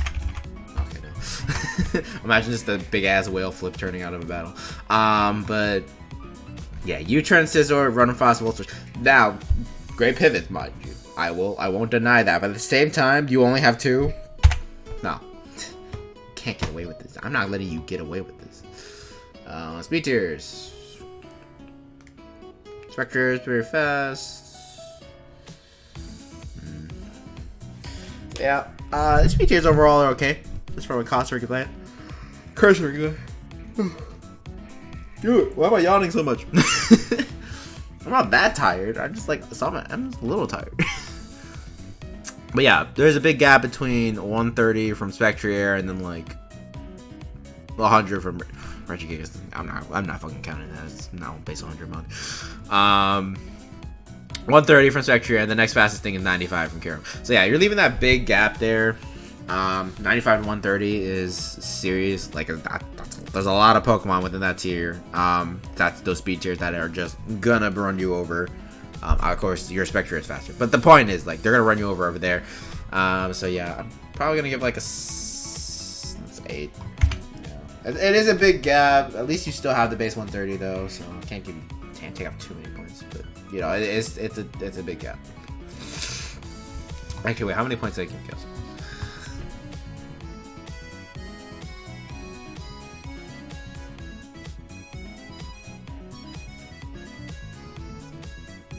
Yeah, whatever. Yeah, good enough. Okay, so bulk, not bad. Kyurem is decently bulky. Melmetal is decently bulky. You got Mungus, you got Dama, you got Scizor. Running fast a little bit. Regigigas. Yeah, it's not bad. You don't have any like Wish mons, but I believe. Oh no, I think a couple of these grass types might have aromatherapy in there somewhere. But yeah, not a lot. No wishing, but. You know, that's not entirely necessary. I can give you like a 7, I think. Or maybe 8. It's decent bulk. Like these mons are decently bulky. I'll give you 7. Just because you're missing out on Wish and Heal Bell and stuff like that. Well, no, like, just Wish, basically. Maybe I should give you an 8. I'll give you an 8. Why not? Okay, setup-wise. Spectrier, Kyurem. Technically Melmetal a little bit. The Acid Armor set is not super common. Shell Smash Berserker definitely counts though. Swords Dance, Scizor. I don't really want to count Swords Dance Dummies though. I guess Nasty Pop Rotom, Belly Drum Polygraph like a little bit. Okay, the main consistent setup mons here: Spectre for sure, Kyurem a little bit, Shell Smash, Berserker for sure, and Scizor for sure. So. I'm thinking like a 8. 8's a pretty solid number for that. Wall breaker wise, we are looking at Kyurem, Spectre, Abandoned Moment. These 3 right here, massively good wall breakers. You know, can't doubt those ones. Scizor is not the best at wall breaking per se. It's more of a setup mon. I guess Spectrotum can count. Nah, not really. Yeah, so these 3 definitely would count them as really good wall breakers, and kind of a little bit of mix of the back. So I'll give you a 7. Cleaning wise, Spectre, amazing at that. Scarf Kyurem also works very well towards that as well. Ball Punch and Scissor can work fine, and maybe Scarf Rotom as well. So yeah, it's 7 or 8. I'll give you a 7. Okay, I think I will do. Let's see how many I have 8 left. Okay, so I will finish off this section with the Melting Mudkips, and then I will come back for the next half. So yeah, so let's look here. Ooh. Interesting. Ooh. Okay. Yeah, okay, let's talk about this. Okay, so Urshifu, Single Strike. Very similar to its brother. You have Choice Band and Scarf. Unlike its brother, though, it has a lot better of a stat combination because there is just not a lot of things that resist both Wicked Blow and Close Combat, whereas opposed to Surging Strikes in Close Combat. You might be thinking like, but Specs, there's a whole type that resists. There's a whole one type that resists both Fighting and Dark, and that is the Fairy type. And to that I say, have you seen how strong this fucking thing is? let me just punch you in the right direction here. So, okay, let's look at this. So, yeah, oh, this is Urshifu, right? Okay, you have a choice, man. And then, gonna make this close comment. It's low kick in Ubers because everything Ubers is fat, so you can get away with running. Not that. Let's take a look at Clefable. Okay, Choice Band, Urshifu, Wicked Blow, doing just a 3-hit KO after leftovers recovery. It's just not. It's 41 to 49. Come on, that's the good resist, right? You know, Tapu Fini as well. Let's see. Let's look at that. Oh, it's also basically a 3-hit KO. Oh no. And this thing doesn't have reliable recovery as well. Oh, well, that's crazy. Let's see. Oh, Tapu Koko. Let's look at that. Oh, 2-hit KO. Like, point is, this thing is so goddamn strong, and these stabs are so good that like fucking nothing resists it. And then like if you really like, just run Poison Jab. You want to make these 2-hit KOs and 1-hit KOs? The Poison Jab is right there for the taking. Like, Oh, look, poison jab, one shot. Available. Easy 2-shot. Abufidi. Easy 2-shot. Like, just, it's a lot easier. So, Urshifu has, like, with these 3 moves, you're able to beat anything. Like, seriously. You are able to kill anything. And then you can still run your turn back. So, yeah. This thing's a lot stronger. Well, it's stronger just because its type combination is better. Because, like, even though, yes, Urshifu Rapid Strike can beat down fairies, but now it has to worry about Slowbro. Because Slowbro is even way worse for the thing than, like, Urshifu against Clefable. Like, even though it resists the stabs, right? Like, yes, Urshifu Rapid Strike can run U-turn and Thunder Punch, right? Well, okay. I think I'm going about this the wrong way. What's a better way to explain this?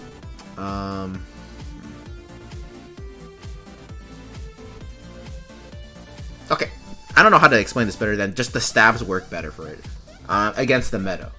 Like, okay, here's a better way of explaining. So, the term bulky water, right? That is that's a staple in metagame. Throughout every single metagame, there's always going to be one of those bulky waters that are mentioned. So, in OU, it's going to be a Toxapex, right? Or even in, like, UU, you still have... Actually, I don't know the UU metagame, so I wouldn't know. But, like, I'm just saying, like, bulky waters exist throughout... Like, it has existed throughout the generations. So, Urshifu Rapid Strike being a water type really hurts it because it has to work. It has its secondary stab is fucking water, right? So it has to work a lot harder to break through bulky water types. Now, Urshifu Single Strike is running Dark Stab, so it doesn't have to worry as much about bulky waters. Because Banded Wicked Blow is going to be doing a lot to those. And yes, there are fairy types, but keep in mind, fairy types don't have as much of a history as water types. Those have been introduced in Generation 6. And so, there's actually not that many bulky fairy types that it has to worry about. So, Wicked Blow against... Like, Clefable is not a bulky Pokemon. Like, by virtue of its having Magic Guard, it is a lot bulkier than it looks. But, in terms of raw tanking ability, it's not that great. And thus... And keep in mind, Clefable is one of the best bulky fairy types in OU.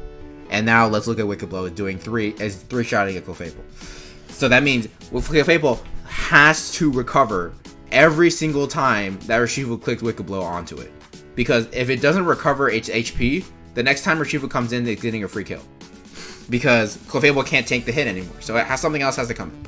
So, yeah. So basically, point is, yeah, Fighting plus Dark Stab is a lot more threatening than Fighting plus Water Stab because Fighting plus Water Stab has a lot more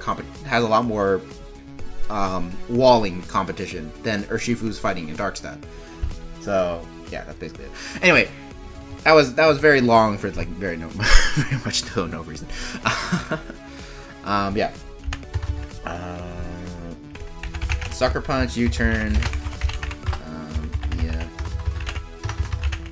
Also, I just realized this is not the music I'm supposed to be. Okay.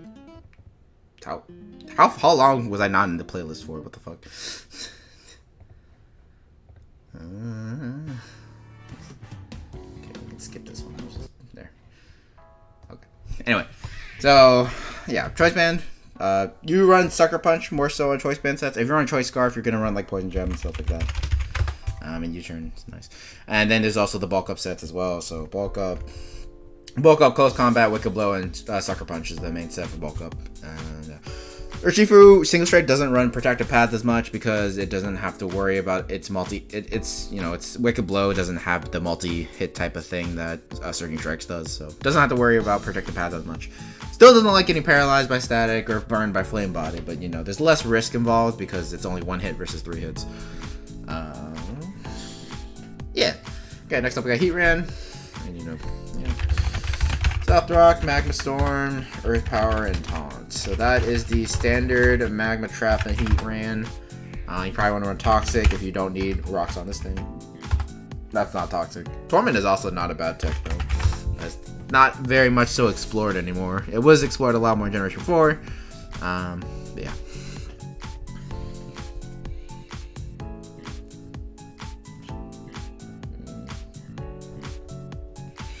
Let's see here.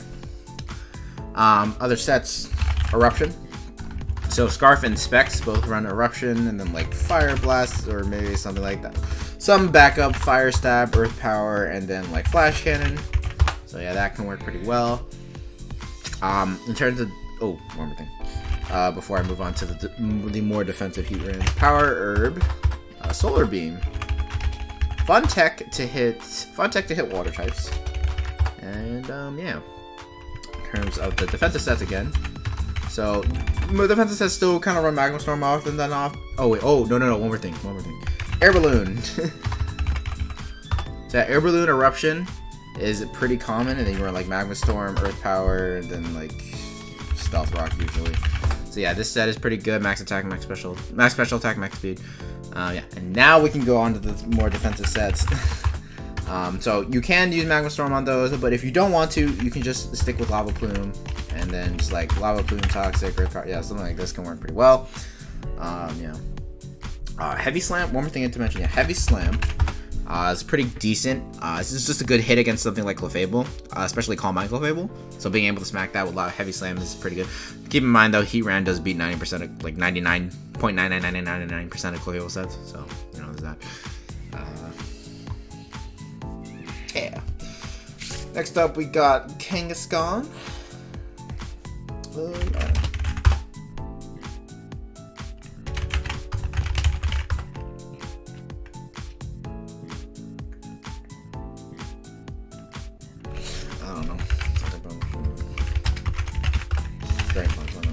Okay, so yeah, I don't know. I was trying to think of like a basic Kangaskhan set. I couldn't really think of anything. But yeah, so you do run Fake Out more often than not because it's good damage. Body Slam is really nice and it has a 50% chance to para. And then you just kind of run other coverage moves. Kangaskhan gets a lot of coverage moves, so you can just kind of cycle through those. How does Circle Thrower work on Kangaskhan? Like, do you force switch twice, or do you just force switches once? I don't know. It'd be cool if you could do it twice. Also kind of broken. So yeah, Seismic Toss is banned in this league for Kangaskhan Mega because that means you get 200 damage per pop. Because Parental Bond does not affect Seismic Toss damage. So yeah, Seismic Toss is banned, and yeah. But yeah, so this thing has a lot of coverage moves, so you can definitely run just a lot of different types of offensive sets. Power Punch is a notable move that I didn't talk about yet. It's basically attacking Swords Dance. Yeah. One thing to note that's pretty fun. You can also, this thing does get access to Wish and Protect, so you can try to run a more defensive Kangaskhan. Yeah, I use this a lot in like Ubers, which granted it worked a lot better because I had Seismic Toss instead of Body Slam, but you know, this also doesn't really work that well, frankly. But you know, it's a pretty fun type of thing. Yeah, I don't know. There's a lot of coverage moves. You kind of just go through them. Look for which one you want for a specific battle. Okay, Corviknight. What? It's a very good Pokemon. Who I guess? Oh my god, I hate yawning. Hey, bro, you turn Roosty. Yeah. So that or that. That's the basic Corviknight set. Run Helmet or Leftovers on it. And yeah, you get some consistent results. If you really don't want U-Turn, you can run Brave Bird and Body Press on the same set, but I would recommend U-Turn on and basically all defensive Corviknight sets. Yeah. What are the non-defensive Corviknight sets, you may ask, is good question. So, Iron Defense and Body Press is a pretty decent, is a staple on stall teams for Corviknight because this acts as a pretty decent win condition near the end when you get rid of your opponent's special attackers. Also, this doesn't have to be on stall either. Yeah, Bulk Up is also a nice option as well. You can definitely try to do like this type of stuff. It's pretty fun. Yeah, and then there's also like Bulk Up Agility with Power Trip. This is more commonly used on screen teams, just because you can get the bulk up, and then you can obviously run weakness policy too. Since Corviknight is so bulky behind the screen, definitely going to be able to tank that hit, and then get the +2 in attack, special attack. You get the bulk ups, you get agilities, and then you start sweeping with Power Trip. Yeah, It's a lot harder to pull that stuff off when you don't have a screen up, though. So keep that in mind. Yeah, Mimikyu. Yeah, so you just kind of run Swords Dance and 3 attack for this one usually. Fortunately, this thing did not get access to the fabled Poltergeist, so it has to work on less of that energy. Life Orb. So yeah, this is the standard Mimikyu set. You can run Drain Punch over something like Shadow Claw if you need it. You can run Wood Hammer, stuff like that.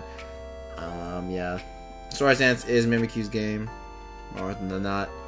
Another set you could run is like Trick Room. It's a not bad Trick Room setter because you get access to Trick Room with Disguise. It's basically a guaranteed Trick Room up, and then you can run Curse to kill yourself fast or something like that. Yeah, Sub Curse on Mimikyu is actually pretty common in 1v1 before it got banned. Yeah, fun times. Yeah, I think that's about it. Okay, next up we got Lapras. Pretty mon. I don't know. Oh, there's a game that was going on. I didn't notice. Oh, I'll review that later. Yeah. So for this thing, I don't know. You can do Whirlpool Perish Song for sure. But besides that, you can I guess run Specs or Assault Vests or anything like those to be an attacking threat. So like Skull. It doesn't get access to Scald. Holy shit. Well, I guess it's a nice type, so maybe that makes sense. Surf, then Ice Beam, Freeze Dry, Thunderbolt, maybe.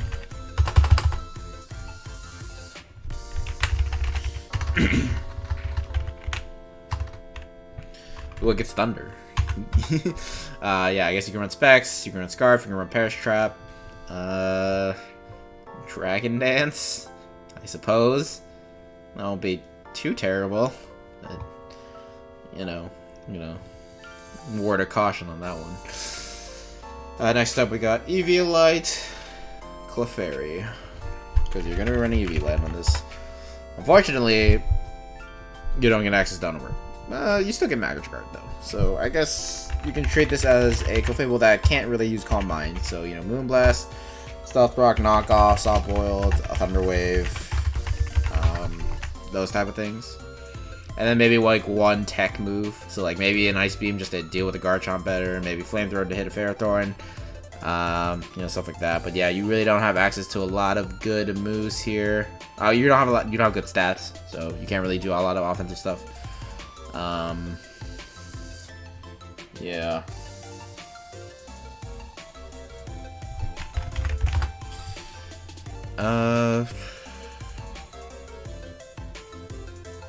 Oh yeah, you do get access to Wish, so that's the thing. Thunder Wave.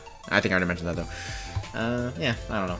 Clefairy, not a really good Pokemon to draft more often than not, frankly. But just because it's a lot better in doubles, right? Because it has Frightened Guard, so it actually has a niche over Clefable. But in singles, it's really a lot worse than regular Clefable, especially since it's a lot more susceptible to knockoff than Clefable is. So yeah. Okay, Tangrowth is up next.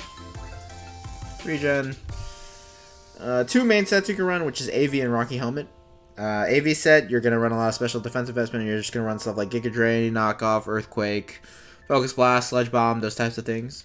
And then with the Rocky Helmet set, you have access to stuff like Sleep Powder, Stun Spore, Toxic, Leech Seed. So you should abuse those more often. There is a block set as well, which is absolutely hilarious. You just you block something and then you just fucking stall the crap out of them. Like Rest and Leech Seed and stuff like that, and just be really fucking annoying. And then you just this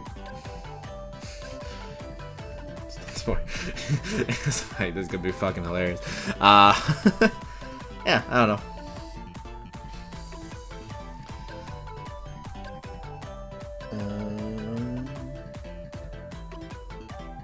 Yeah, I don't know. That's about it for Tangrowth. Indeedee F. So not the regular form, Indeedee male. It is Indeedee female. Yeah, so you can treat it. It has a little bit more. It has a different. A difference between a DDF and a DD male is basically just the DD male is more offensive and DDF is less offensive. And DDF does get access to a couple of different interesting moves that in DD male doesn't get access to as well. So there's that. But you can treat it as in DD male for the most part in some aspects here. Expanding force in psychic terrain is always going to be hurting really hard, and you have access to mystical fire as well. So you can definitely run specs. You can run Calm Mind, that type of stuff. And then since it's a DD female, you do get access to stuff like Healing Wish and Encore. Oh, actually, never mind. You don't get Encore. Oops.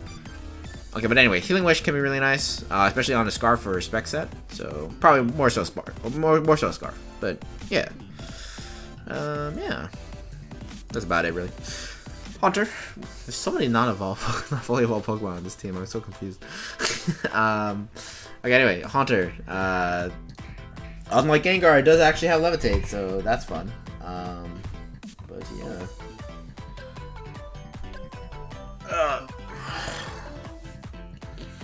So for Haunter, since you do have decent offenses still, you're still going to be relying on that. You're not going to be running EV Lane on this thing.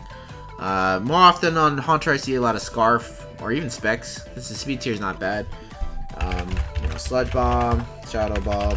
Unfortunately, it does not get access to Focus Blast though, so you're gonna have to obviously not rely on it. Yeah, so you're gonna be relying on a little bit more trickery here. Like Trick, like that. Maybe Wisp, stuff like that.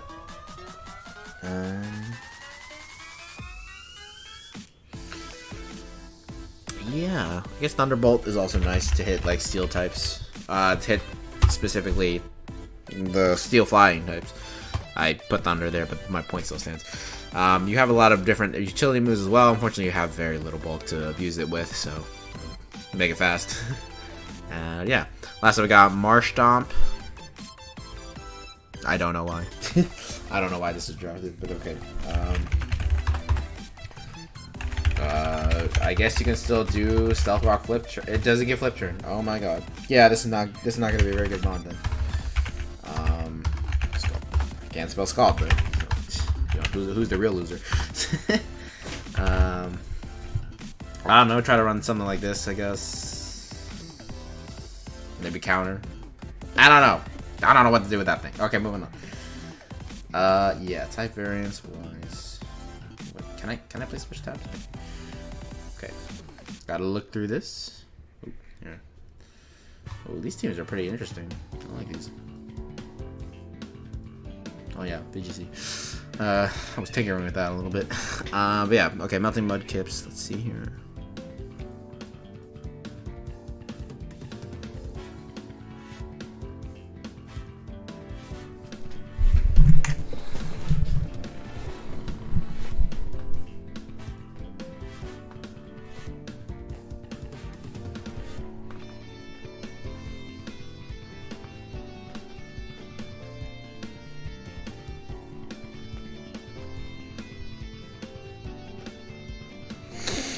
Don't see anything off the bat for sure.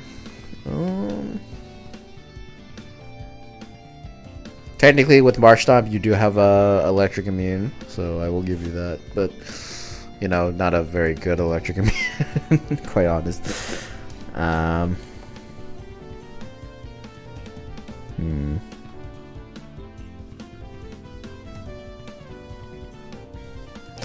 gotta think about this one. Yeah, I don't see anything. You know what? I think you're good. Moving on.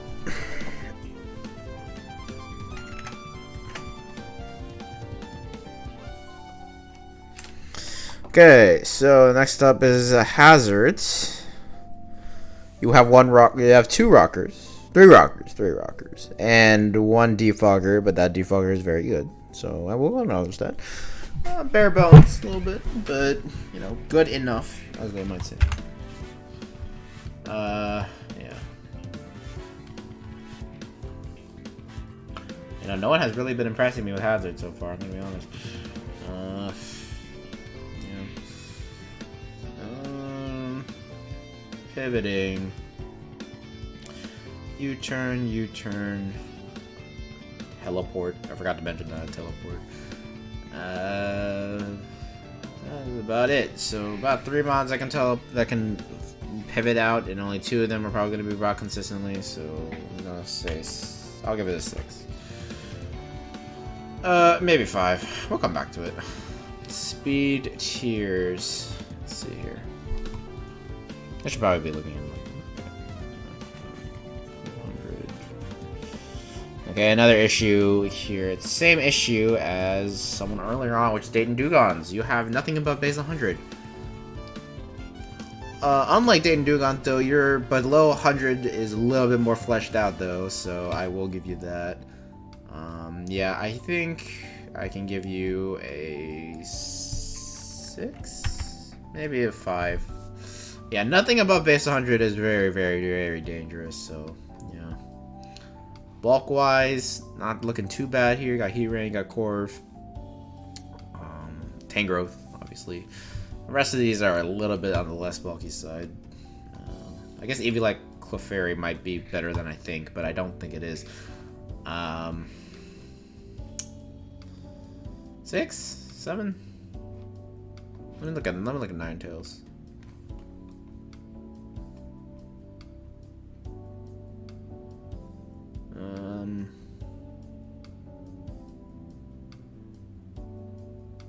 I'll give you a 7.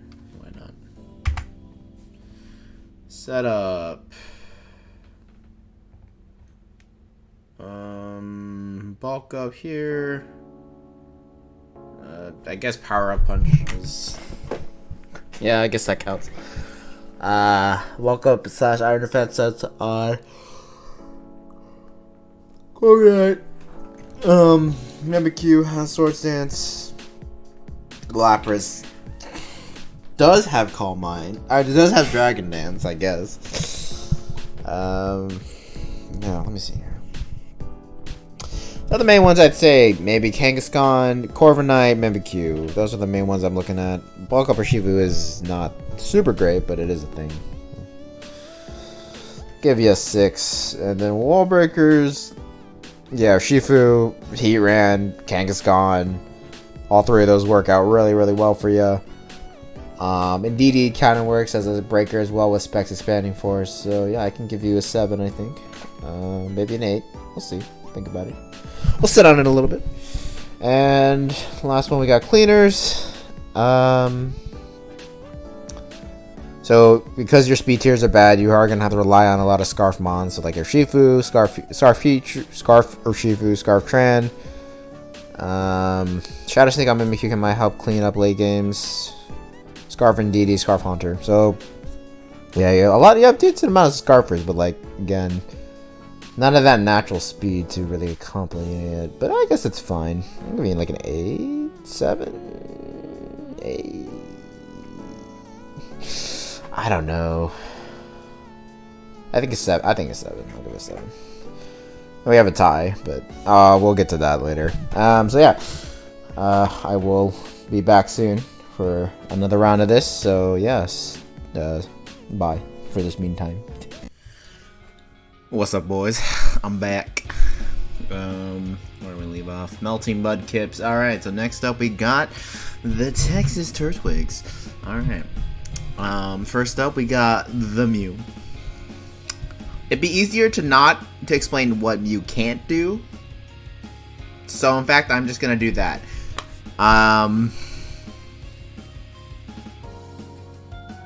Yeah, that's the explanation. Yeah, okay, moving on. So next up we got Pinsir, Mega. So, okay. Well, yes, obviously Mew can do a whole lot of shit because it learns so many goddamn moves, and it has its, its very decent stat distribution, decent ability, decent typing, and all that type of stuff. But yeah, so I can't go over what Mew exactly can do. Otherwise, I'd be here for another like half an hour at the minimum. But I guess I can give a bare the most common sets you see on Mew. So, first one I can go over is Lead Mew. And now this is something that probably isn't as prevalent in draft leagues because, so basically, reason why lead Mew is a thing in OU and maybe not as much in draft leagues is because in overuse, right? Mew needs to look for a niche in order to occupy it, in order to be considered an overused Pokemon, right? Or like have a role in the overused metagame, not necessarily overused Pokemon. So Mew, unfortunately, while it does do a lot of things, it doesn't do everything better than other specific Pokemon. So, you know, for example, if you wanted like a Choice Band Mew, you know, something like Urshifu Rapid Strike does that role a lot better. You wanted a Choice Specs Mew, something like Blacephalon does that a lot better. You know, basically that's the whole point, right? So like Mew can do a lot of things, but most Pokemon have a niche over Mew in the category that Mew's trying to compete with them for. So lead hazards Mew is something that most Pokemon can't do. So that's why Mew occupies that niche in overuse. So anyway, let me finish the yeah, last move here, Flare Blitz or Explosion. But yeah, so basically this is the lead hazard Mew set. You can either run Red Card or Focus Sash, depending on if you're fearing death or not, really. And yeah, so this set is something that Mew is pretty unique in doing. So it's like one of the few mons that can get up Stealth Rock and Spikes and can taunt and can kill itself. Which is the point of Flare Blitz, actually. It's not really to hit Corviknight or whatever, it's just to kill yourself. So that's why Explosion is often used on Mew as well. But Flare Blitz does have good coverage, so, you know. Yeah. So that's one of the things Mew can do. The other thing Mew can do that has been more prevalent since Generation 8 has started is Cosmic Power, Stored Power. So, yeah, usually, that's supposed to be Roost. So yeah, this has risen up in the OU metagame as a part on HO teams. Or even not on HO teams in general, just like, you know, it's just a really threatening setup sweeper. Just basically, Mew's high, decent speed along with taunt can block most Pokemon's attempts to status it. And then Cosmic Power obviously is going to boost your defenses, and that means Store Power is going to get boosted in power as well, and then you have Restore Longevity. You're probably going to run either Colbur Berry or Leftovers on this one. And yeah. So this set, you know, very common. You can forego Taunt for Body Press. I've seen that before. Or you can even try to forego something like Roost for Body Press if you're going to be that bold. But, you know, that's probably not going to work out as well for you. So yeah, this set works pretty well. Yeah. And then, as for other sets, you know, Mew has Dragon Dance, Mew has Swords Dance, Nasty Plot, Calm Mind, Bulk Up, Agility. Really, there's no way I can summarize all of that succinctly. Yeah, in terms of offensive sets, you know, I just encourage you, Tara, to just go through everything and just look through it yourself. At the end of the day, that's what you're gonna have to do, right? Like, cause, you know, for all these sets that I'm listing out in this video, maybe not most, but some of this stuff I'm saying won't apply to any of your draft league games. So, you know, at the end of the day, you still have to experiment with your own team. But this is just like a starter guide to get you accustomed to how these Pokemon function. So, you know, I don't know. You can get really creative here too, especially with something like Mew. There are definitely other sets that I haven't even thought of, or like other people even may have not even thought of, and that you can try to abuse. So, you know, think about it, work with it. But yeah, I did mention all the setup moves. It has almost every single coverage move, like just a bunch of different coverage moves. So, you know, think about, you know, just get those. And then, yeah, there's also defensive sets. You know, Will-O-Wisp, Thunder Wave, Toxic, Roost, Taunt. You know, Defog. It has a lot of pivot moves. You know, U-turn, Volt Switch. So yeah, you can definitely do whatever the heck you want with that. And yeah, okay, move on. Next up, we got Mega Pinsir. You know, very solid attack stat boosted by Aerialate, as well as a solid base 105 speed tier, letting it outspeed the base 100s. The main problem with this Pokemon is twofold. One, 4 times weakness to rocks. Never gonna be anyone's favorite thing, you know, Bug Flying. Second off, well, this might not be as much. Well, it lost return in Generation 8 because return doesn't exist anymore. So not having that sucks. You still have Body Slam, which is, you know, it's fine, and you can paralyze things. You can paralyze ground types with Body Slam because it's aerially boosted. Well, Body Slam paralyzes ground types from the get-go anyways, but you get my point. But yeah, so those are the main two problems with Pinsir. I mean, if you can get past those, though, it's still ridiculously strong, and it's still very, very threatening. But it's just losing those. Well, it was always 4 times Brock's weak to begin with, but losing return definitely sucked. So yeah, this is probably the most common Pinsir set. You just run Sword Dance, Body Slam / Double Edge if you need the extra power, Close Combat / Earthquake, and Quick Attack. Most Pinsirs don't leave home without Quick Attack because it's really good at picking off Pokemon, so you don't wanna not run it. Yeah, and really fighting coverage is good enough in most games such that you don't really need anything else. But yeah, it does get other moves, you know, Stone Edge, Knock Off, those type of things. So, you know, if you need that specific move, you can definitely go for that. Yeah. Pinsir is a pretty simple Pokemon to explain, so I don't really need to go on too much about it. I guess you can try to run Bulk Up. This thing doesn't get any reliable recovery outside Rest, though, so I really wouldn't recommend that. It doesn't get Roost, so, because it was a bug type before, so it wouldn't make sense to get Roost. Yeah, okay.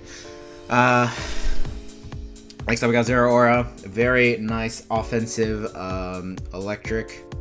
And I just realized I need to check something. Hold up. I need to check the dog. I think Terra made if I'm not mistaken, Terra did make a trade. Aha, they did. Okay, yeah, so good thing I caught it now. Yeah, so they do not have Corsola, Galar anymore, and so that is a one to cut. So, okay, good thing I caught that. Okay, anyway, back to where we were. Zeraora.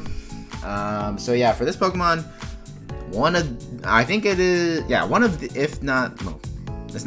it is one of the fastest Pokemon in the league.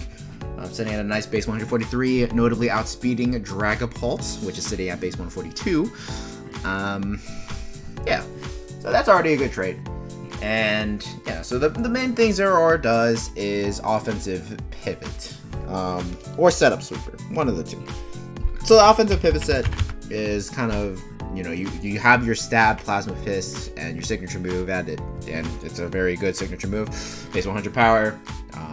The normal moves become electric type that turn. Actually can come into handy at certain times, but yeah. So yeah, Plasma Fist, Close Combat, Knock Off, and Volt Switch. So that is your standard Zeraora set. This doesn't hit grass. This doesn't hit ground types. Well, it doesn't really hit grass types too, if they're bulky, you know, for that matter. But you do have coverage moves for that in form of like Grass Knot or Blaze Kick, things like those. So, yeah, you can switch things out as you so choose. Plasma Fist is near mandatory on all Zeraora sets, and Volt Switch is not far behind though, especially if you're going for offensive pivot sets. Yeah. Oh, yeah. On offensive pivot sets, I would say that Close Combat is the one that actually should be swapped out. Because Knock Off is very good in terms of utility. Volt Switch is good in terms of utility. Plasma Fist is just good stab. But, you know, if you do need to switch out Knock Off or Volt Switch and you need to keep Close Combat out, obviously you can do that. I'm not telling you not to.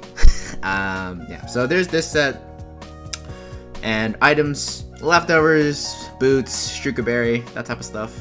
You can also run Bulk Up. Probably would switch out Volt Switch for that. And then you can use whatever coverage moves you need. You can also run Calm Mind. This thing does get a decent special move pool. I'd like to look at it. Well, actually, not that great. But, you know, Aura Sphere Focus, Aura Sphere Grass Knot Discharge is pretty decent coverage all around. Not having Hidden Power Ice, though, does suck. But, yeah. That's really about it for Zeraora. So, yeah, moving on. Oh yeah, one more thing. Toxic is good on Zeraora because it baits in a lot of ground types, and a lot of ground types aren't immune to Toxic, and to being able to Toxic those are really good. It's good for like the Hippo matchup, for the Lando matchup, for the Garchomp matchup, all of those. Yeah. Since Zeraora can't really hit those type of ground types. Yeah, okay, so next up we got Registeel. Very decent Mon. Probably the epitome of bulky steel type, you know? Maybe it's not what people would most go to first for bulky steel, but, you know. if I have reliable recovery, I think that would probably be my first choice. Unfortunately, it's limited to just rest. But yeah, Registeel is a decent rocker, and this is the old set here. So since this thing is ridiculously bulky, and Mono Steel is really good in terms of us mono typing, and in terms of just typings in general. So with leftovers and good EV investment, you can take super effective hits pretty easily. Toxic something, protect a little bit, maybe some Psychic Toss, get up rocks, stuff like that. But the set is a little bit passive. So in recent years, especially since Generation came out and gave it body press, we do see a lot of like Iron Defense stuff now. We even see Double Dance, and we actually even see no attack move on Registeel at all, and we just see fucking Iron Defense, Amnesia, Rest. And this is literally purely just to stall out Pokemon. Basically, since Registeel is like, I mean, obviously this is not very good, but and you can still run Body Press just to have like, but this is just meant to be the ultimate wall Pokemon. And as long as your team or your opponent doesn't have any sort of fighting immunes, like this will work pretty well. Yeah. Especially since the critical hit ratio has been down since Generation 7. It's now 1 in 24 instead of 1 in 16 in 1 in 16 and higher in earlier generations. So, yeah, this set works a lot better than, you think. Well, I mean, I think most people would think this is very scary. And it is. It is still, prone to phasing and haze and stuff like that, but at least you're immune to Clear Smog, so there's that. In terms of other moves, you really don't got much. With base 75 attacking stats, you can't really use those attacking stats for too much, other than maybe like a Stab Iron Head. It doesn't even get Gyro Ball, unfortunately, so yeah. That's about it. Let's move on. Gets Thunderwave, I guess is the last thing. Yeah. Okay, next up we got Togekiss, a nice little flinching boy. I don't see you ever using Super Luck, but you could use it theoretically. But yeah, Serene Grace is just a lot more consistent. Yes, I did just say Serene Grace is more consistent. But yeah, so Serene Grace Air Slashes are the bane of a lot of competitive players, for good reason. With the Scarf, you're able to potentially just win games due to good luck. So yeah, that's always fun. Even without a Scarf, Togekiss has a lot of ways of making faster Pokemon slower with, Thunder Wave, and if you really want to, it does get access to Body Slam, although that is not going to be doing a lot of damage off your base 50 attack. But it is an option to try to paralyze ground types. Yeah. Not only does Togekiss have Serene Grace Air Slash, you also have access to Roost to make yourself last longer throughout the game, and you also have Nasty Plot to boost your special attack. And Togekiss also has decent coverage moves as well, such as Flamethrower and Aura Sphere. Obviously, you also have Dazzle Gleam too for other stuff. Yeah, that's the main set. Those are the main sets. So there's two types of Scarf sets before I continue. One is going to be something like this.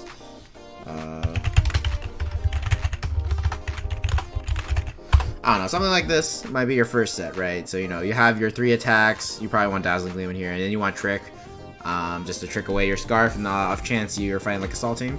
But here's the second set. So here's the second set, and now you might be thinking, Specs, what the hell are you thinking? What the hell are you doing? There's only... You know that, like, Choice Scarf locks people into one move, right? You can't just click Nasty Plot with the Scarf on, and you are right. The whole point of this Togekiss set is bait in a defensive Pokemon, trick the Scarf onto them, and then take their whatever item. Hopefully it's going to be leftovers or boots or something like that. And then you set up Nasty Plot, you get up your Air Slashes, you get your Air Slashes going, and then you have Roost for longevity. So it's literally just throw away your item as soon as possible and set up and win. But, on the off chance you still want your Scarf, realistically speaking, Togekiss only really needs Air Slash throughout most games. Because while it would like to have Aura Sphere for like rock types, for example, just flinch through them. So, yeah, this is a pretty fun set. There's another couple mons that can do this type of thing. A notable example is Gengar.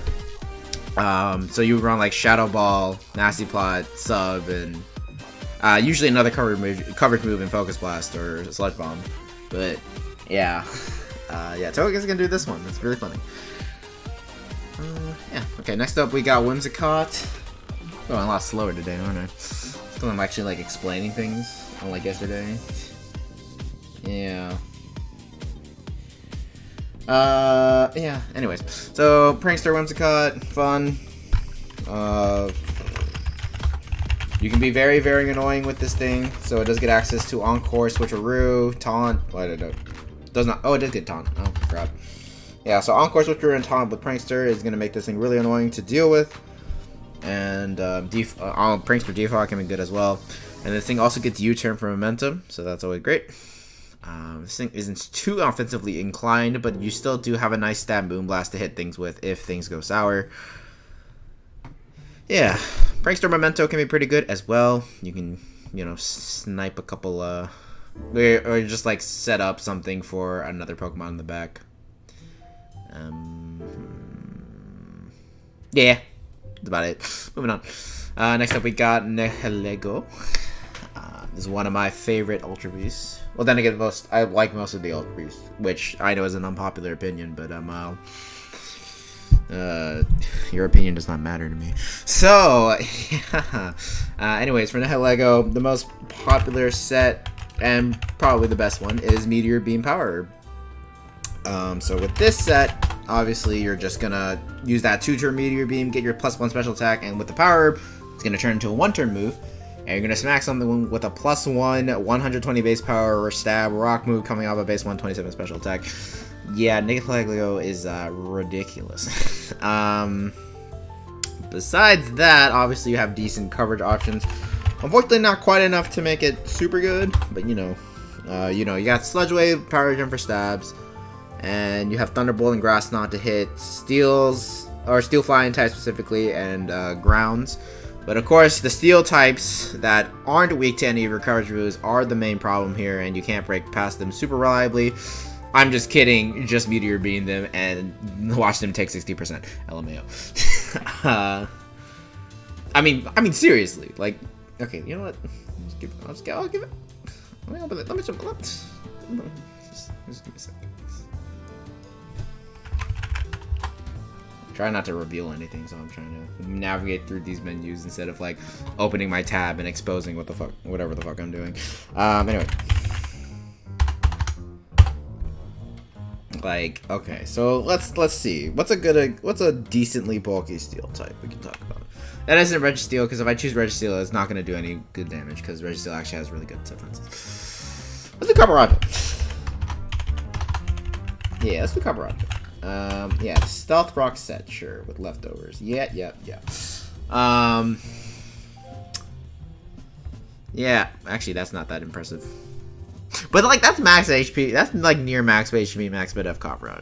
You know? Actually, you know, never mind. I take it back. It's not that impressive. Forget about it.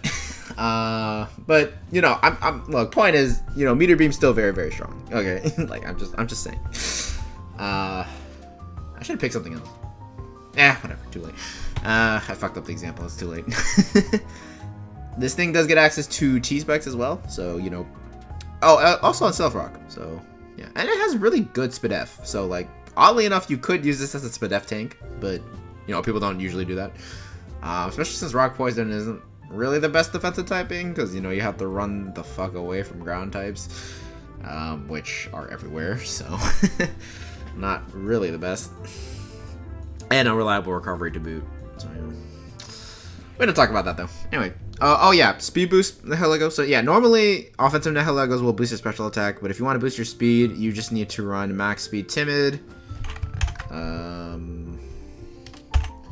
And run 176, I believe, in a special.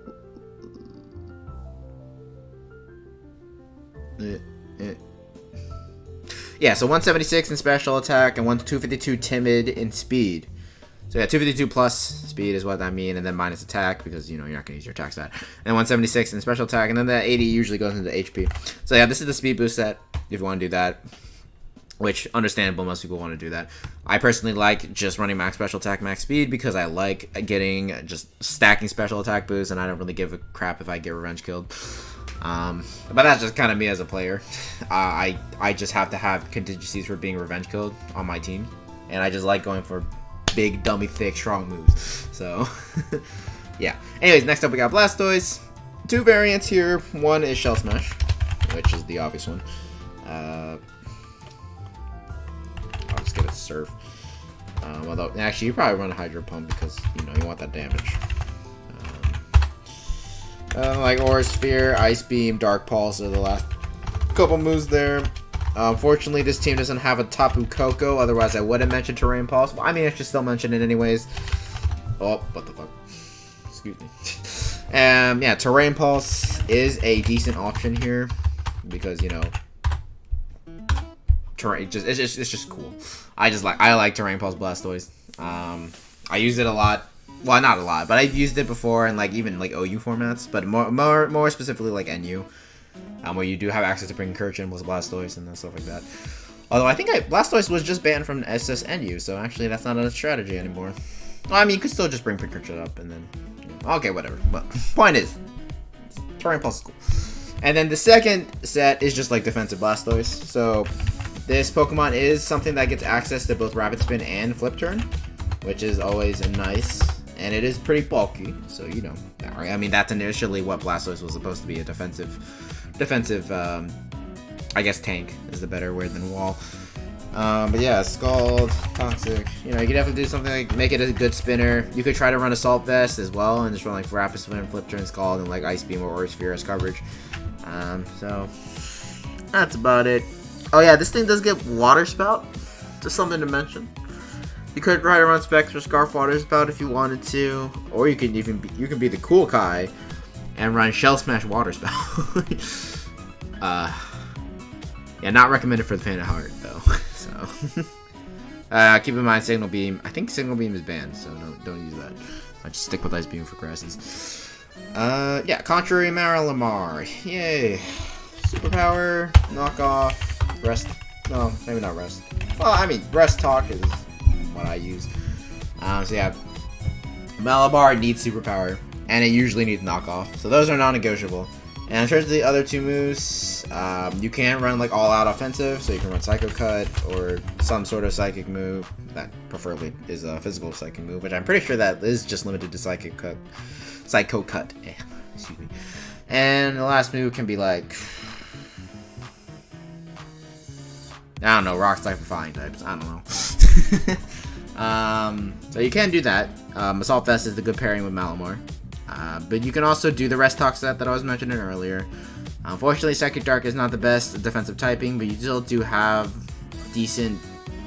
You still have immunity to Psychic and stuff like that, so you can try to abuse it.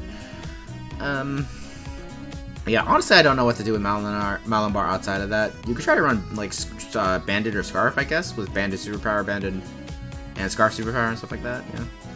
I don't know if that would be too great. It would really have to be your opponent has, like, no fighting resist for that type of stuff to work out, so... I mean, you still have Switcheroo, so you can definitely, like, run Scarf and then just trick the Scarf. Or Switcheroo the Scarf, and then do Superpower knockoff it like normal. Yeah. Okay, moving on. Next up we got Maractus. Frankly, there's not a lot this thing does. It does get spikes. That is something to be mentioned. And, you know, you can try to make it like a defensive mon with Leech Seed. Basically make it a Ferrothorn Light, except it's extremely light Ferrothorn because it doesn't have, you know, the amazing typing. It doesn't have the good ability. Well, not to say Water Absorb isn't a good ability, or Chlorophyll, or Storm Drain. Like, none of these are bad abilities. But I'm just saying, like, in terms, like, Iron Barbs is, like, a very, very good ability just because you're able to chunk physical attackers with just them touching you, which is something very invaluable. And Maractus already has a water resist to begin with, and having Water Absorb / Storm Drain isn't going to help it too much, but yes, it does help it a lot, and it's still not a bad ability. Yeah. But I'm just saying, you can argue that Iron Barbs is better than those abilities for Maractus. You know, like, Maractus should get Iron Barbs, or like why not? It literally has barbs on its. I guess they're not iron, so like, you know, whatever, Game Freak and your stupid logic. Think this get access to knockoff. yeah, frankly, there's not a lot you can do here. If you want to run Chlorophyll, you can try to do that. It does get Growth and Weather Ball and Giga Drain, which is basically the bare minimum you kind of need for a Chlorophyll Sweeper. But outside of that, there isn't a lot of coverage left for you there. So, you know, maybe you can try to run Mixed with like Knockoff and Drain Punch. But, you know, who knows. And the last thing, we got Wobbuffet. Unfortunately, Shadow Tech is banned from my league, so this thing's basically useless. It's not useless, necessarily. You do force out a lot of setup sweepers at the very minimum, which is definitely good, because you can encore them, and then, you know, if they want to actually keep sweeping you, then they're gonna either keep setting up, which means you can abuse that and, you know, switch to something else, or you can counter them if they try to attack you. So, or counter slash mirror coat them if they try to attack you. Side note, I don't know why counter and mirror coat are in two different categories when they essentially function the same, especially for Wobbuffet. But yeah, without Shadow Attack, Wobbuffet is very, very bad. So, you know, that's unfortunate. Yeah, okay, so let's get to the rankings here. Actually, I might need a damage calc for later, but we'll see. Okay, let's look through. So we're looking at type variants right now, trying to see if there's anything that should be concerned, that should raise concerns, I guess.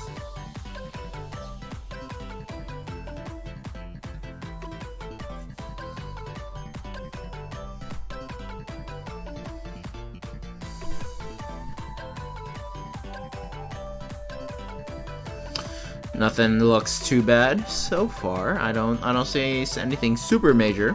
I guess like fire types might be a bit of a struggle considering you only have Blastoise and Nihilego to resist that. If it's a physical fire type, Nihilego probably doesn't even want to switch in the first place.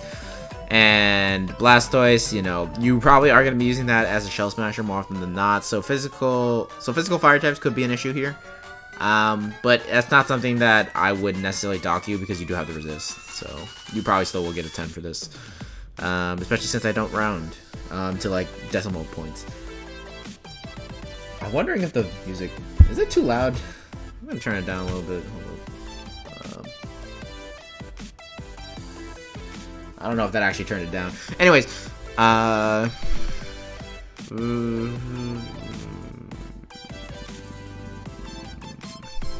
I don't think I see anything. So I will let it go and give you a 10. But, you know, that physical fire type thing is a thing you should probably get that checked out. It will force you to run more defensive variants of Blastoise, which you might not want to do. Maybe you should have, instead of switching out Corsola Galar for Whimsicott, maybe you should have swapped it out for Toxapex. Except that doesn't work out points-wise, but, you know, you get my point. Anyways, hazards. Mew does get Stealth Rock Spikes and T-Spikes, but do you really want Mew to be your Spiker and T-Spiker in the game? Sometimes yes, but most of the time no. Which still gets rocks. It's a very good rock hitter. So, yeah. Nihilego gets rocks and T-Spikes. Miraculous gets spikes. So yeah, we actually got quite a bit of hazards here. I appreciate that. Like a 4. And then in terms of removal, you know, Defog, Togekiss, Rapid Spin, Blastoise. Yeah. A defog in my Whimsicott 2 and defog me. Yeah. I'm comfortable with a 9. Congratulations, you have surpassed the 7 barrier. Basically, the only reason I'm not giving you a 10 is because you don't have Sticky Webs, which I think I've explained this before at the beginning of the video, but like, you know, if you have more than like a 7. If you have a 7 or more, like, basically you're fine on hazards, but if you have, like, a 9, you're like, yeah, you're doing really well, and then if you have a 10, you're basically like, why the fuck do you have all this shit, really? But I still have to give you the 10 because you have everything. Yeah, pivoting. We got Mew can use a bunch of pivot moves. Zero has Volt Switch. We got U-Turn on Whimsicott. We got Flip Turn on Blastoise. That is it. That's about 4, and of those 4, like 2.5 actually use them. So I'm thinking a 6 or a 7. I'll get a 7. Speed tier wise, let's see here.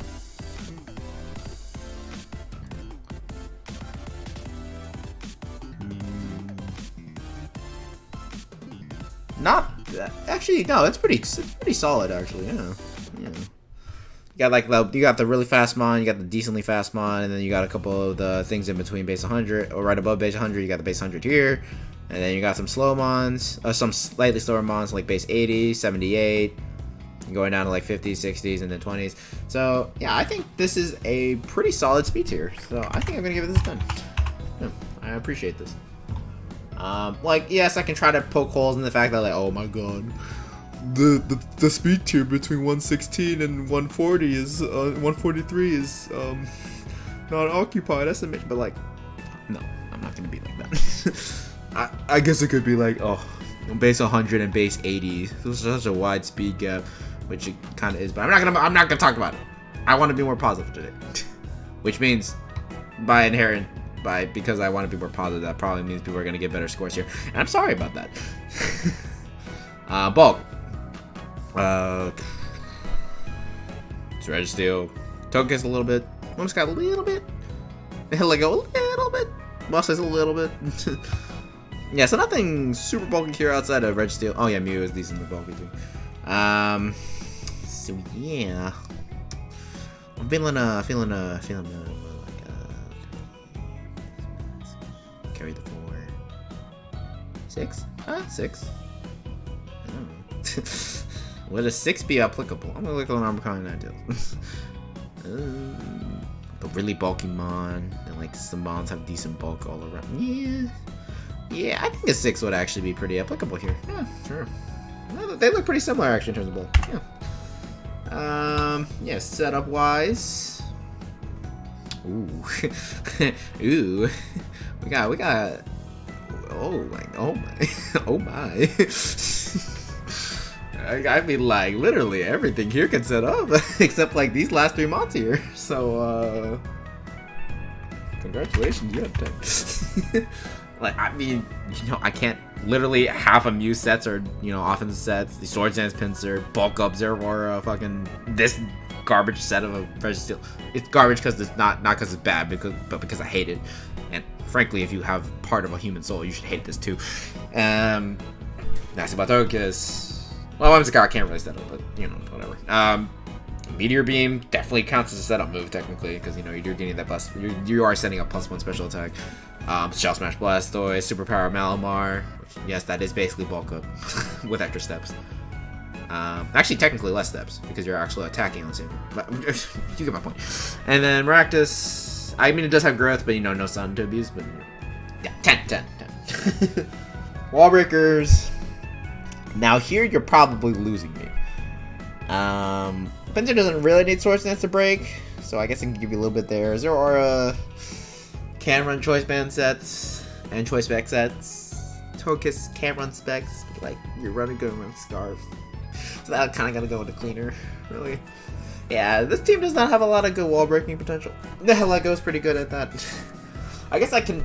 Meteor Beam probably fits into both wall breaking and setup because, frankly, Meteor Beam is so fucking strong on its own that it is the wall breaking move.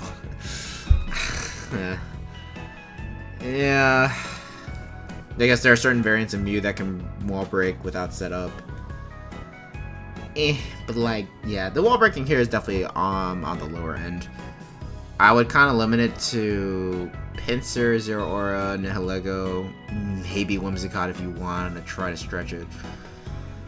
So yeah, that's about a 6. Maybe I'll give you a 7. But let me check the other. Why did everyone get a 7 in this category? Do they deserve a 7? Hold up, let's go back. Mudkips got a Shiva signature.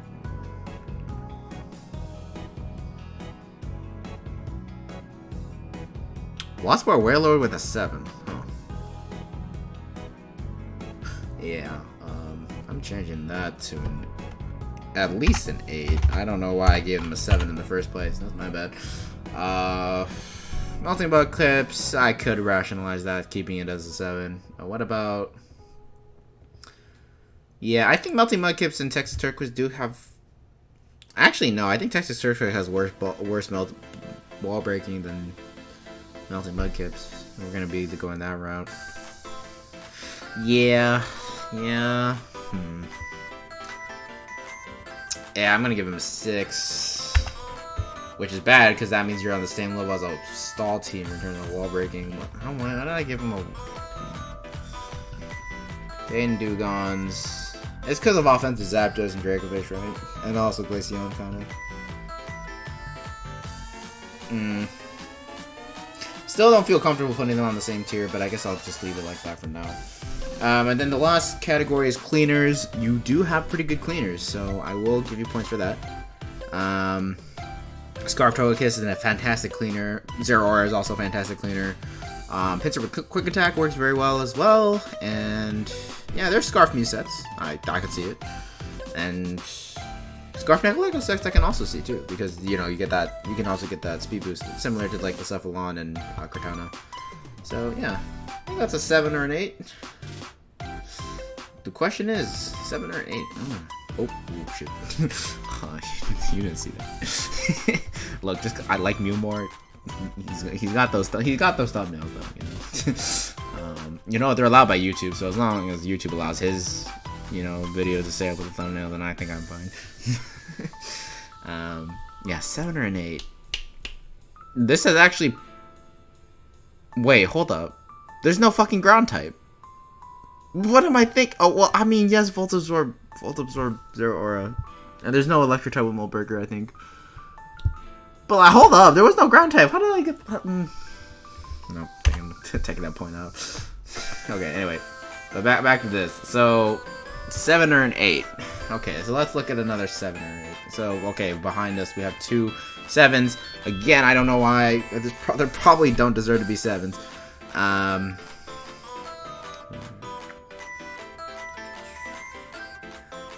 Actually, yeah, they're both brown. They're both about. They're all around the same. I think I guess we have another tie. Don't worry about it. But I just broke this one. So anyway, next up. It's been 38 minutes and I spent. I'm so sorry. The fucking time distribution is so uneven. Basically, I think I just wasn't in a good mood last time I started recording. But yeah, that definitely led me to go very fast. So I am sorry about that. If you want more clarification, though, I am always open. So please feel free to message me on Discord or really anywhere you can try to find me. I'll probably respond. Yeah, so anyway, Wuppertal Woopers, a classic dude from Season 2. Hey, that kind of rhymed. No, well, they didn't rhyme. It's like a half rhyme. Anyway. Yeah, Tapu Fini, first up. One main set called Mind, so one, this one. Yeah, that one. And yeah, very, very simple. It actually can't beat stuff like Chansey and Blissey if you're smart about it. Also Toxapex, so, fun stuff. Second set, Scarf. So you run Trick with the Scarf, and then you run like Moonblast, Surf, and like depending on how offensive or defensive you want your Scarfini to be, and I know defensive Scarfini sounds really weird, but just bear with me, because basically it's just how badly do you want to trigger your choice item. If you don't want to trigger your choice item, you want to run offensive sets, offensive Scarf, so you run more attacks, and if you are running defensive stuff, you run like Trick, Scald, Moonblast, and then like a Defog or maybe a Taunt or stuff like that. So those are the 2 main sets there. Well, actually, there's a third one. And the third set is just, like, defensive in general. So, you just run, like, Scald, Moonblast, Taunt, Defog, Nature's Madness, stuff like that. Knockoff as well. And there's also Perish Trap sets. Well, it doesn't get Perish Song, but you can run Whirlpool plus Nature's Madness plus Taunt. And that will essentially trap and kill everything. So, yeah. Yeah, those are about the main sets. And in fact, I think I'm done. But yeah, so Fini is a very nice bulky Pokemon, and yeah. Dragon Ball's up next. Unfortunately, Dragon Ball doesn't combo super well with Fini because Fini does nerf all Dragon moves in terrain, especially grounded ones, and Dragon Ball is a grounded Dragon type, so oopsie. But yeah, so Dragon Dart, I just call it Dragon Darts. Dragon Pulp has 2 sets, Dragon Dance and Specs. Or, well, yeah, those are the 2 main ones. And so, Dragoon Dance. Dragoon.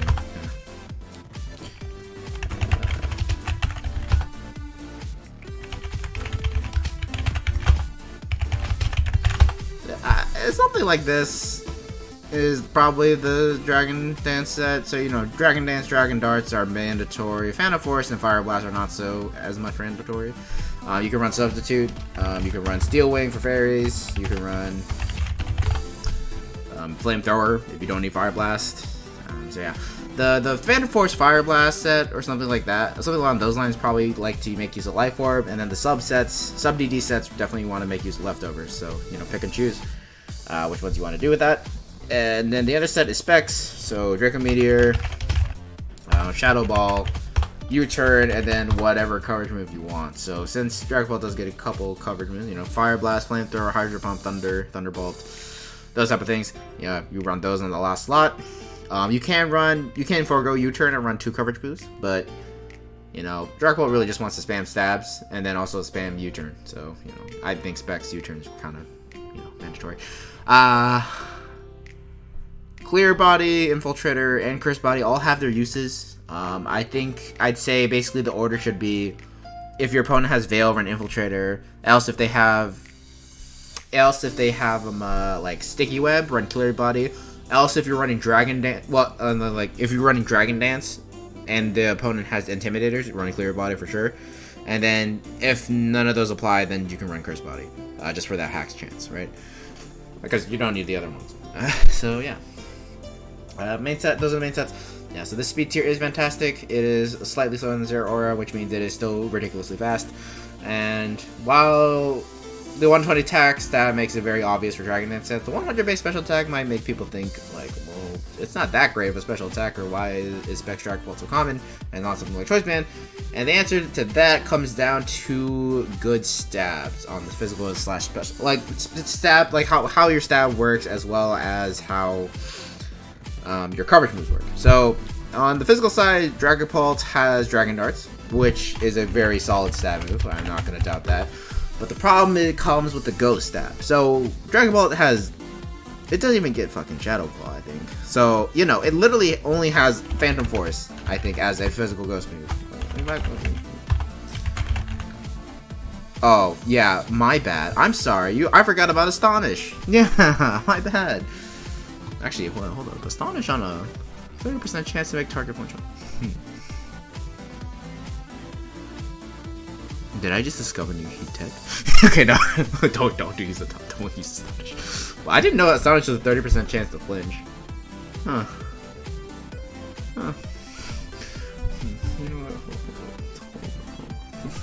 Give me a second. This is something important I need to do. I just need to see like how much damage that would do.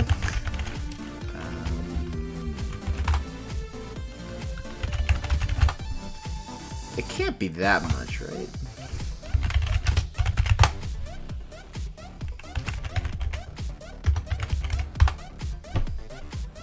Okay, never mind. 13 is. I was like thinking like if it does like 30%. Yo, like Astonish might actually, you know, if you want to try to like flinch out a win, like it might not be the worst stuff. Okay, but back to the relevant point. So yeah, no good physical Ghost stab, and that's the goddamn shame because you know Shadow Claw is terrible, but does exist, and then Poltergeist fucking exists, and if Dragon Ball got Poltergeist, by the way, that thing would definitely be banned to Ubers. But yeah, so it doesn't get that. Steel Wing can be nice, I guess, to hit fairy types, but yeah, you're really running out of physical options by the end of that. Like. After all that stuff, what? Normal moves? Psychic Fangs? Like, Sucker Punch? It's not great. And then meanwhile, on the special side, you still have a very strong stab in Draco Meteor. A very good spammable stab in Shadow Ball, which while it is base 80 power, is still stronger than, you know, 2-turn Phantom Force. Because the average base power of 2-turn Phantom Force is technically 45 base power because, you know, one hit does 0, the next hit does 90, so 0 and 90, but divided by 2. Math, you know math. So yeah, 80 base power, and then in terms of coverage, Dragon Ball gets a lot of better coverage. So you know, as I mentioned before, you know you get all those water, fire, and electric moves, and then you also get. Well, actually, that's it. But besides like solar beam, but you know, but the point is like those coverage moves are good enough for Dragon Ball. So yeah, that's why Specs is good. Anyway. Got a little bit distracted there along the explanation, but you know, who cares? Okay, next up we got Ferrothorn. Spikes. You're mandatory, unless you don't want to run spikes. It's not mandatory. What kind of logic was that? So yeah, spikes and soft rock are Ferrothorn's main thing. You don't want to leave home without at least one of it. And then Leech Seed is one of Ferrothorn's only real ways of recovering HP, so there's that. And then, after that, you just run a couple of attacking moves and maybe some status moves, and that's about it. So, Body Press, Gyro Ball, Knockoff, Power Whip, those things. Run Iron Head against something like Kyurem because you need the extra PP against Pressure Stall. And, then you can run Toxic or Thunder Wave as well, and that does it for Ferrothorn, really. You can also try to run Choice Band or like Swords Dance offensive, but with base 20 attacks, with base 20 speed, offensive sets aren't really Ferrothorn's bread and butter. So yeah, I have seen Choice Band Ferrothorn though; it is kind of heat, so keep that in mind. Yeah, Nidoking, Sheer Force, almost all the goddamn time. Now, some people don't like Life Orb on Sheer Force, or at least they didn't like to use it. I'm not naming names here, but you can always, to those people, you can always run Choice Scarf for the Assault Vest. And frankly, you know what? Maybe you're right that Nidoking doesn't need that much damage output in draft leagues because the coverage is good enough with Sheer Force. Because you know what Pokemon are being brought, so you can bring the right coverage moves each week. But still, Nidoking does appreciate Life Orb because it does boost its damage output greatly. So yeah, this is a probably somewhat standard Nidoking set. You can also run Substitute over Stealth Rock. You can also run another coverage move like Flamethrower or Thunderbolts, or literally any coverage move it gets a lot of them. Surf, although Surf doesn't take advantage of Sheer Force Life Orb, so maybe stick with the ones that do. You can even run Focus Punch to hit stuff like Chansey and Blissey, or Superpower, which also hits Chansey and Blissey. Yeah, those don't take advantage of the Sheer Force boost, but at least it still takes Life Orb and it still does a shit ton of those, so yeah. Oh yeah, this thing also gets T-Spikes. Good thing to mention. Yeah, okay. Next up, we got Charizard, a favorite of mine, personally. I'm glad it was drafted. I definitely like Y a lot better than X in terms of Charizard Megas. Competitively speaking, of course. The design-wise, it's no contest, but it's definitely X in that regard, obviously. But in terms of competitive, I really do like Y a lot more, just because of its sheer, just destructibility. Base 159 special attack with Drought, with Weather Ball. Oh my god, you are melting everything that isn't named. I can't even name it. Toxapex. Yeah, sure. But you just got Scorch, Charizard Y just got Scorching Sands. So, even that is a little bit of a shaky matchup. Solar Beam is there to hit the obvious water types that would beat you otherwise, like Gastrodon or Suicune, stuff like that. Roost is good for longevity. You can run Dragon Pulse to hit dragon types. That is a thing. So, and then, yeah, that's about it. Yeah, that's about it. I mean, Charizard Y is very, very simple. You can also run Defog on Charizard Y if you want to. Of course, you don't want your Defogger to necessarily be a Charizard Y for a multitude of reasons. Least of which being it is 4 times weak to rocks and can't run Defog. And can't run Boots, but yeah. Yeah, that's about it. I guess you can try to run Dragon Dance if you want to have a speed boost, but just fucking nuke things, man. That's what Charizard Y is built for. Yeah. Next up we got Meloetta.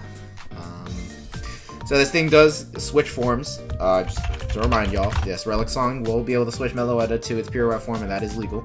I don't have the stats up there for Meloetta Pirouette, but I think it's base 120 speed and has attack, and I think it swapped his attack and special attack or something like that. Something like that. And swapped the defense Spadef for his speed.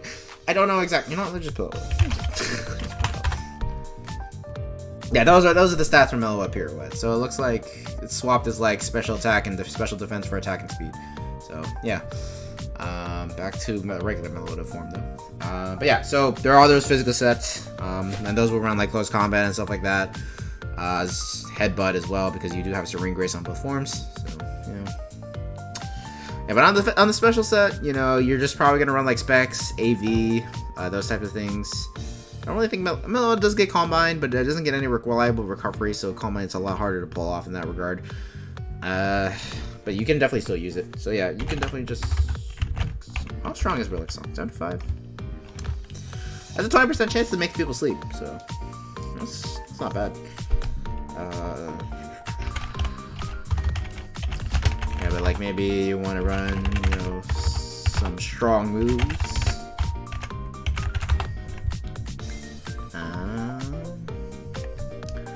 I don't know, something like this, and then maybe like U-turn to pivot, and then runs back. I don't really know what Meloetta does, frankly, because I don't see it all that often. And then the physical set would, the pure form probably just be like close combat, and doesn't really get any good physical stat because return and frustration are gone. So yeah, close combat, knockoff, U-turn, and then relics on because you need to have relics on that. Yeah, I don't know. Meloetta's kind of, it's a big mystery for me personally. So yeah. Next up we got Lantern. Lantern's a fun Pokemon. We got Voltazorb and Water Absorb. More often than not going to be Voltazorb because you do have the Water Resist already. But you know, if you're only fighting Water types, I guess you can run Water Absorb. But yeah, Volt Switch. Skull, Toxic, Heal Bell, I guess is kind of the main set here. Maybe Protect as well. This thing just kind of serves as like a bulky water, but unfortunately, unlike a lot of bulky waters, it doesn't have a really good way of recovering its HP. So you know, for example, it's not Starmie, right? Starmie, while it is a lot less bulkier, it still has Recover, so it can still last a lot longer in the field than Lantern can. Yeah. But it is an electric type that scares out ground types, though. So that is definitely a positive. So you can Volt Switch pretty freely with Lantern. So, because, you know, ground types don't want to switch it on the accident Scald. So, yeah. I really don't know what else this thing does, though, frankly. So, we will be moving on. Cottony, Smeargle. Oh, there's so many Pokemon here. I see that Wuppertal Woopers has drafted Cottony again. Oh, wait. Oh, no, wait, he didn't draft Whimsicott. Oh, sorry, I was thinking about Texas Turtwigs. I was like, wait, you can't draft Cottony and Whimsicott on the same league? Hold on a second. Okay, but anyway. Cottony's here. Sure. With an Eviolite, I guess you can function decently well, and you have the same kind of utility moves as Whimsicott does, but, you know, no U-turn. Probably no other thing. There's some other things that it also doesn't get, but, like, who cares? I don't have time to talk about this. We're moving on. I'm also, yeah. Anyway, Umbreon, definitely a solid Wish Passer. And with Baton Pass, you can actually pass wishes a lot better because you can like pivot out with Baton Pass. Just make sure you don't set up any stats with your Umbreon, and you should be good to pass. Is the ruling on this league if you skipped the other parts where I said that. And, yeah, aside from Baton Pass, though, you know, Toxic Foul plays the last two commonly, or Heal Bell, and, yeah, Umbreon really doesn't have any other sets. I guess you can try to run Cursed Payback, but, not really that great. Yeah, Smeargle, no Moody. I guess Own Tempo is fine. Yeah, really just use this as a, you know, you just run Spore, and then maybe Nuzzle, and then you run a bunch of hazards, so it does get every single hazard in the game, so pick and choose wisely, and then you kind of run like Memento, or some sort of kill yourself move, and yeah, that's basically how Smeargle works. You also 100% run Sash, and you always lead it, because this thing is frail as hell, so, you know, you just put something to sleep, set up hazards, kill yourself. That is Smeargle. It works very, very, very well, though, so, you know. Don't doubt. And then last up we got Wooper, the Whoopie boy, some might say. You can use it as somewhat similar to regular Quagsire. Of course, it's not going to be very strong, but you know, you can try. Yeah. Yeah, that's about it. Okay, I need to keep moving. Sorry, I gotta rush through these a little bit faster. So yeah, type variants. BRB while I sit here and just look at this for a hot sec. While I'm looking at it, you know, how's everyone's day? You know, type it down in the comments below. You know, just be like, oh, my day was fine, and then I will probably forget to respond because this is not my main account, and I always switch it back to my watching account as soon as I upload a video. So, you know, I won't see it for like the next 5 days or so. But you know, I'll be thinking of you. I hope I would. I don't know. Is this weird? This is weird. Yeah, this is weird. I'm gonna stop talking.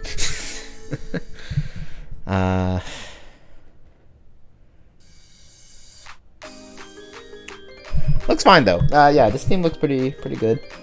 It does actually have a ground type this time, and I did notice it. Yeah, just goes to show that I am very much so not very good at reading, basically.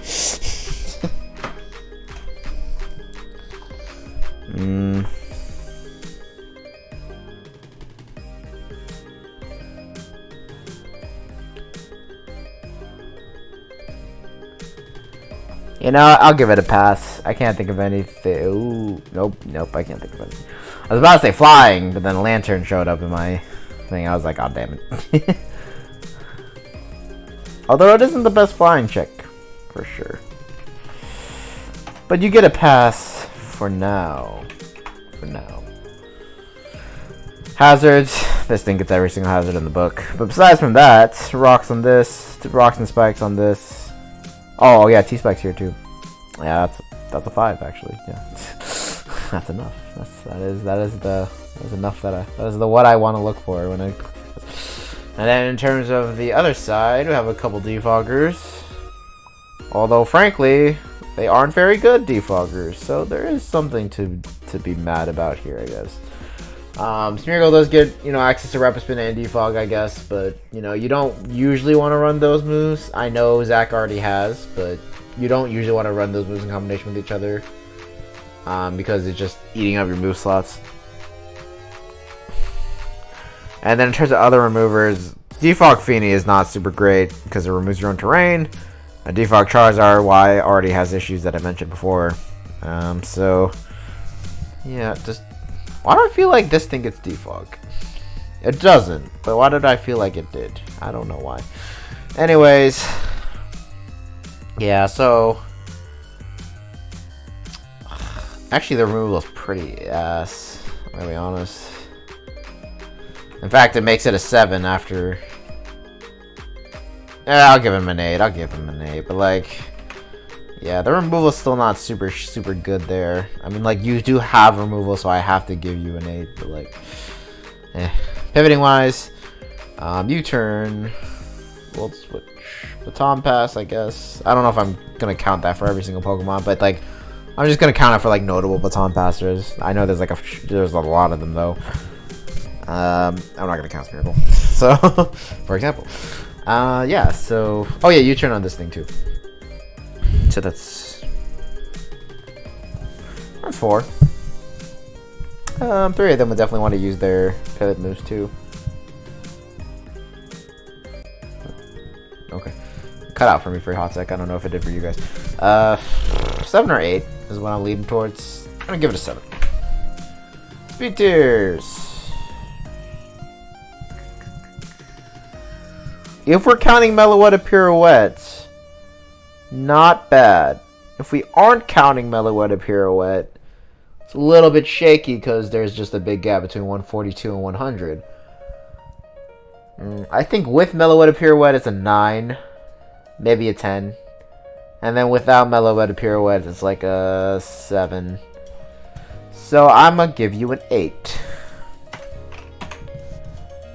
Yeah, I think that's fair. Next up, we got Bulk.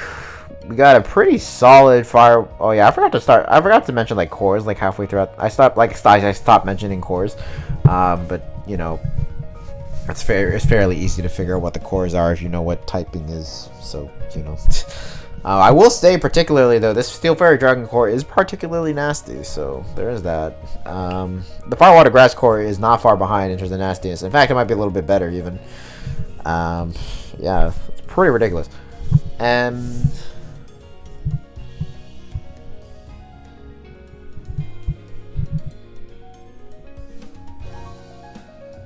yeah.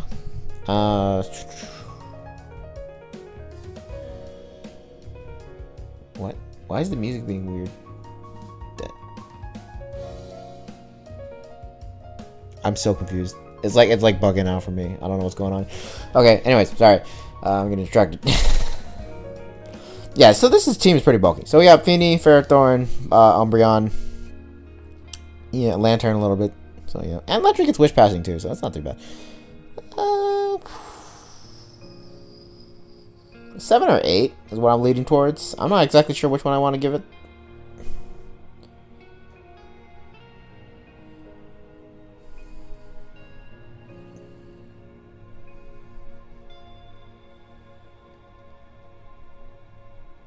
I'll give it an 8.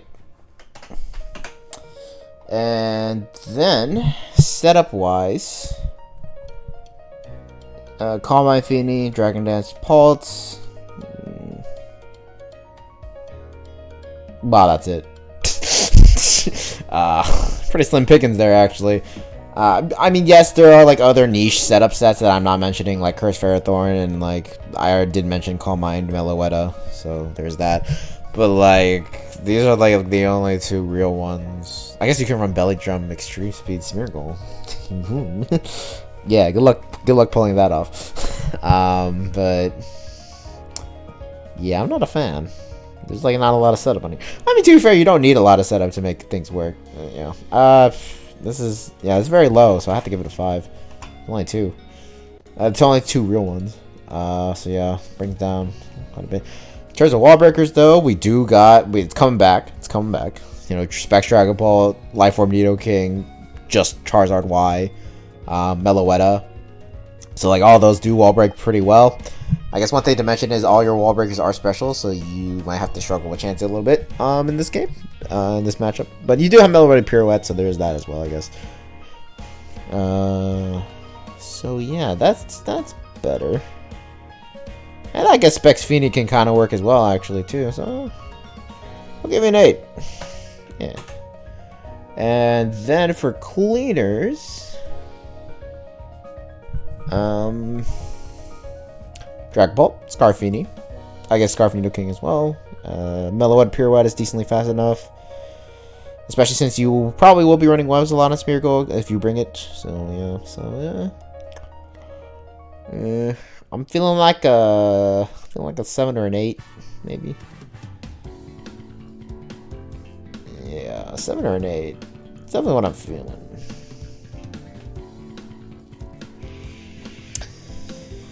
We'll give it a 7. Yeah, pretty decent team. I do like the look of the team, though. Even though the score might not be the highest that I've assigned so far, like I think I really do like this team. Like these main 5 here are just like super solid core. And then you got Meloetta, Umbreon, and Smeargle as backup options. So yeah, I do like it. Okay, I'm gonna do 2 more, and then we're gonna save the last 3 for the end. Either 2 more or 1 more, I think, and then I will leave again and come back. So, doing the Denver Digletts next, starting off with Tornadus Therian. Yeah, this thing is really good. Who would have fucking guessed? That's why it's 18 points. Yeah, so you can run a lot of different sets of Torn.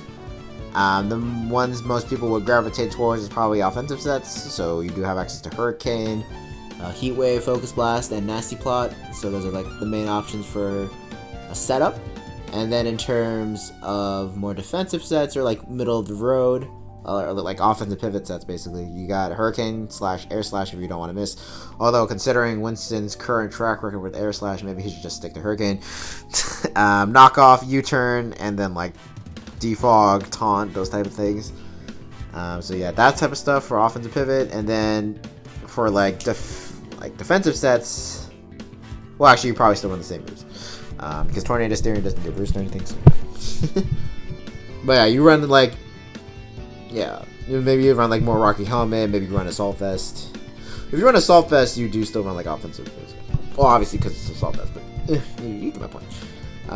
But yeah, this thing just excels really well at just being a fast offensive threat / pivot.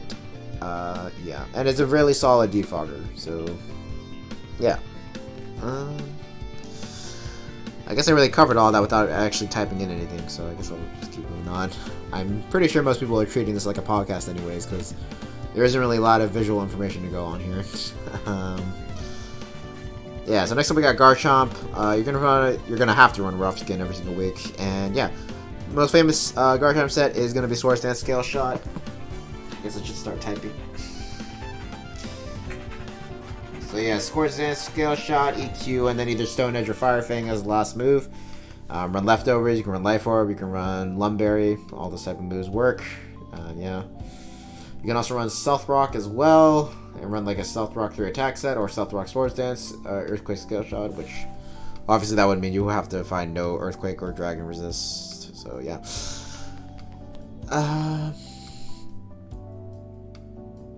And then there is also Tank Chomp sets. So those run Rocky Helmet or Leftovers, depending on if you want to punish physical attackers more. And then you run, Stealth Rock, Toxic, EQ, and like Dragon Tail or Flamethrower or Protect or things like that. Yeah, even Endure can work pretty well, especially against our Shifu Single Strike. So because like you get hit 3 times and then you get Endure again and then it dies because of Rocky Helmet plus. Yeah, it's pretty fun. Works well for Weavile too, in fact. So yeah, if you want to counter team Weavile, there you go. Just run Rocky Helmet plus Rough Skin Garchomp and then click Endure. Yeah. But yeah, this thing is an amazing Pokemon. Base 102 speed tier allows it to outspeed the base 100s, along with a solid 130 attack and really good, decent bulk. Yeah. Next up, we got Skarmory. Probably gonna be running Sturdy for pretty much the entire week, entire game. Yeah. This thing gives access to Stealth Rock and Spikes, so you want to be using those. You're always going to have to run Roost. You don't have to run Stealth Rock and Spikes, by the way. Just run one or the other, usually. So yeah, one or the other, Roost, and then the last 2 moves are usually Iron Defense and Body Press these days, because Skarmory works really well with that. Because you can use that as late game win con. Of course, you could just use Body Press in like Toxic or Roar or Whirlwind or whatever. But yeah, Body Press has definitely replaced Brave Bird as Skarmory's attacking move of choice. So yeah. Of course, Skarmory can still use Brave Bird if you have that matchup for it. Like if you're fighting a Mega Heracross, for example. Which, actually, I don't think Winston brought Mega Heracross. Yeah, he didn't bring Brave Bird to Mega Heracross this week. Or last week. But yeah. Last week is like whenever I'm recording this, so you know I'm in week 4 currently if you're keeping track. But yeah. And in terms of items, Rocky Helmet or Leftovers, or Shed Shell if you're fighting against the Magnezone, which I believe Winston is fighting against Magnezone this week, so we'll see if he brings Shed Shell or not. Yeah. Counter can be a decent option if you want to surprise kill something on the physical side, but you keep in mind Skarmory does have very good defense, so it's going to be hard to use counter effectively. Yeah, I guess one more set is the lead set, so you just run Sash, max attack, max speed, and you run Stealth Rock, Brave Bird, Taunt, and Spikes, basically. So you just set up as many hazards as you can, kill yourself with Brave Bird, taunt things that try to stop you from doing things, and yeah.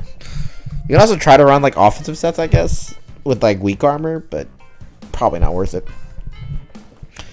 Next up, we got Metabuzz. Overcoat. I don't know. But yeah, the main thing Metabuzz does is be a defogger. So it's Foul Play, Roost, U-Turn, Defog is the main set. U-Turn is just really nice for pivoting. Foul Play is just for offensive pressure, and then Roost is for longevity. Defog for removing hazards. Yeah, very common. Boots. A nice item to have, especially since you're weak to rocks. You could run Rocky Helmet or Leftovers if you don't think your opponent is bringing those, though. So, yeah. Aside from that, Metabuzz really doesn't have a lot of other options. You can run Toxic, you can run Brave Bird, but you know, or Knockoff too. But yeah, that's really about it for Metabuzz. That's very very one-dimensional mon. So we can move on to the next one, which is Sylveon. So for Sylveon, 2 main sets, I guess. The main set is like the main set is Wish Protect. So Wish Protect, Hyper Voice with Pixelate, and then either like Toxic, Heal Bell, or Mystical Fire in the lost slot, really. and then you run Leftovers. So yeah, that thing's a really good Wish Passer. I guess you can run Baton Pass in the last slot too as well, like with Umbreon.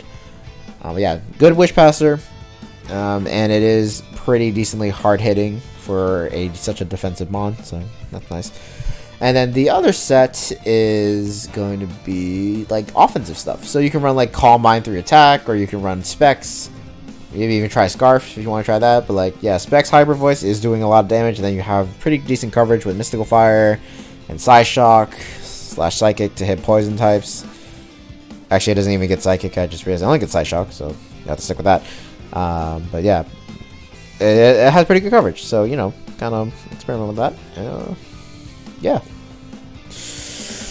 Next up, we got Sceptile. So with this Pokemon, you're gonna be running that offensive good.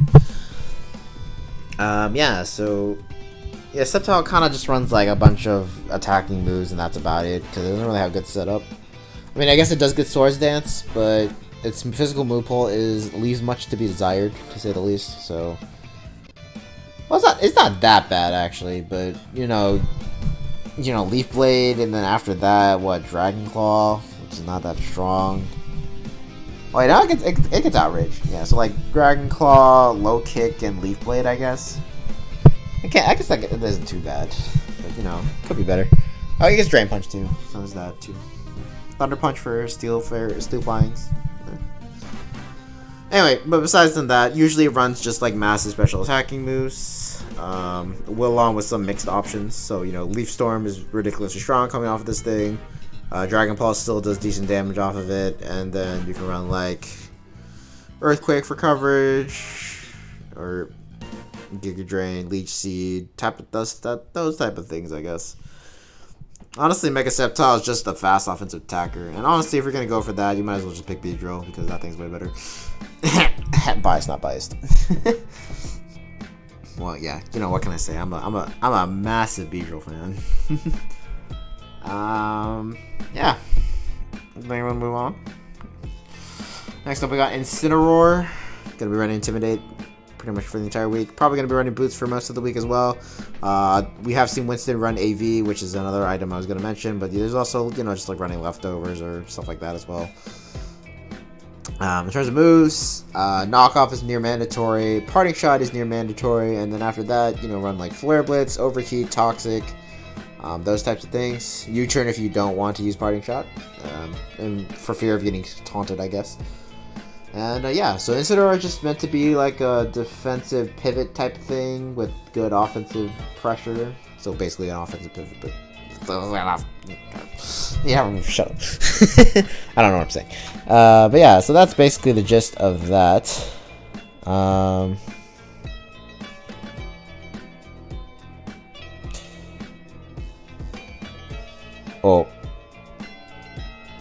Anyways, sorry, I got a message. But yeah, so that's kind of what Incineroar does. You can run offensive sets as well. Choice Band could be pretty interesting to experiment with. And you can also run like Swords Dance. Does it get a speed boosting option? I actually don't know. Like maybe like Bulk Up and like, it doesn't seem to get agility though, so I don't think it gets any speed boost on. But yeah, maybe like Bulk Up Power Trip stuff could be pretty interesting if you get that set up correctly. Oh yeah, Flame Charge. Yeah, Bulk Up Flame Charge. I don't know, that could be pretty interesting, but you know, obviously that's gonna take a lot of effort to get set up. So yeah, you know, proceed with caution. Yeah. I think that's about it. Yeah, I think we're just gonna stop like typing things in. It's also because I'm like low-key very, very much so laid back in my chair, so I can't really type right now because I'm like far away from my keyboard. And then I'm moving the mic closer to me, which is probably why the audio is going to be all over the place throughout this entire video. So yeah, you're welcome. Next up, we got Bronzong. Another rocker. Aside from that, you know, you kind of just run like Toxic, Gyro Ball, and Earthquake, really. Yeah, I don't know. Bronzong's just kind of like a nice little defensive steel type. Yeah. Fun thing about Bronzong, though, is that it actually beats Kyurem pretty hard. Because most of Kyurem's common moves, Bronzong resists in conjunction with Levitate. So, yeah, that's fun. Of course, Bronzong isn't the best against Kyurem because you can as a Kyurem user you can pressure stall Bronzong with sub roost, since Jar Ball has limited PP, and if you try to use Heavy Slam, you can still sub roost all that stuff too. So yeah, not the best matchup for Bronzong, but at least Bronzong can make sure they're probably not going to run Specs Kyurem, so that's good. Yeah, aside from those sets, I guess this thing could set up screens, but it is a little bit slow to set up screens. I have experimented with Meteor Beam sets on Bronzong before, but those are very, very hard to pull off. And yeah. Okay, moving on. Slowpoke. We got Slowpoke. Winston just used this to very solid effects in this season, this last week, and as well as last season. So yeah, Slowpoke does actually carry its weight quite well. As long as it keeps its Eviolite, it is pretty decently bulky, and it can absolutely tank a lot of hits on the physical side. Make Dracovish look like a goddamn idiot, so. Yeah, so you can definitely run just like Scald, Yawn, Teleport, Slack Off, you know, Thunder Wave, those type of moves. Yeah. Slowpoke doesn't really do a lot of damage because, you know, its special attack and attack are pretty low. But you can still, like, run Skull for burn chances, and so you're on complete taunt bait, stuff like that. But yeah, Thunder Wave and Yawn and Teleport are definitely very good. So this does make for a decent pivot, defensive pivot, and yeah. And last up we got Dracolock. Frankly, not exactly sure what this thing does. I guess it does get Draco Meteor and stuff, so maybe you can try to. Well, it has base 60 special, so you definitely don't want to. You don't want to run special moves. But at the same time, you don't get Dragon Darts, so you can't really run Dragon Dance either. So yeah, this thing is kind of just stuck in a I kind of suck type of territory. So yeah, unfortunately, probably not a lot to comment on over here. So yeah, let's move on to the rankings. Let's take a nice little look-sees here. I got pinged again. Hold up a sec. Who has dared to speak to me?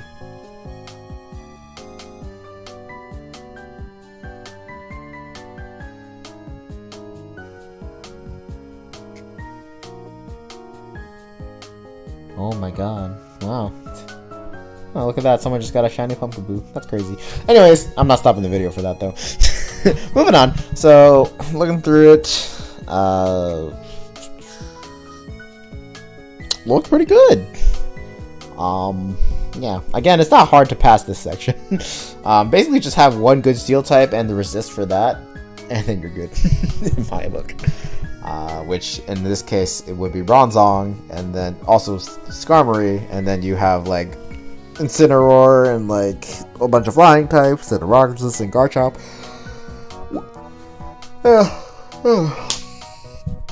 It's fine. This is just fine.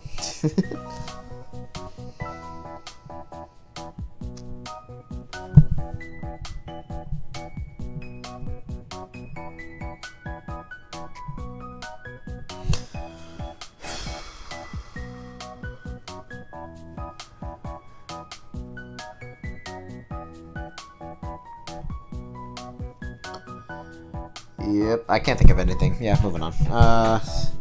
Cool, yeah, okay. Easy 10 here. Cool. Okay, hazard wise, we got. I saw a lot of rockers. Well, not a lot, but I saw enough. Okay, then I didn't really see that much. I saw 2. Oh, no, 3. And then a Spiker. Yeah, so that's good. And then you have like 5 different defoggers, so I think you're good on that front. Oh, 3 different specifically. And then 2 of them are actually good defoggers. So, yeah, I think I can give you 7, maybe an 8. I'll just stick with 7 for now.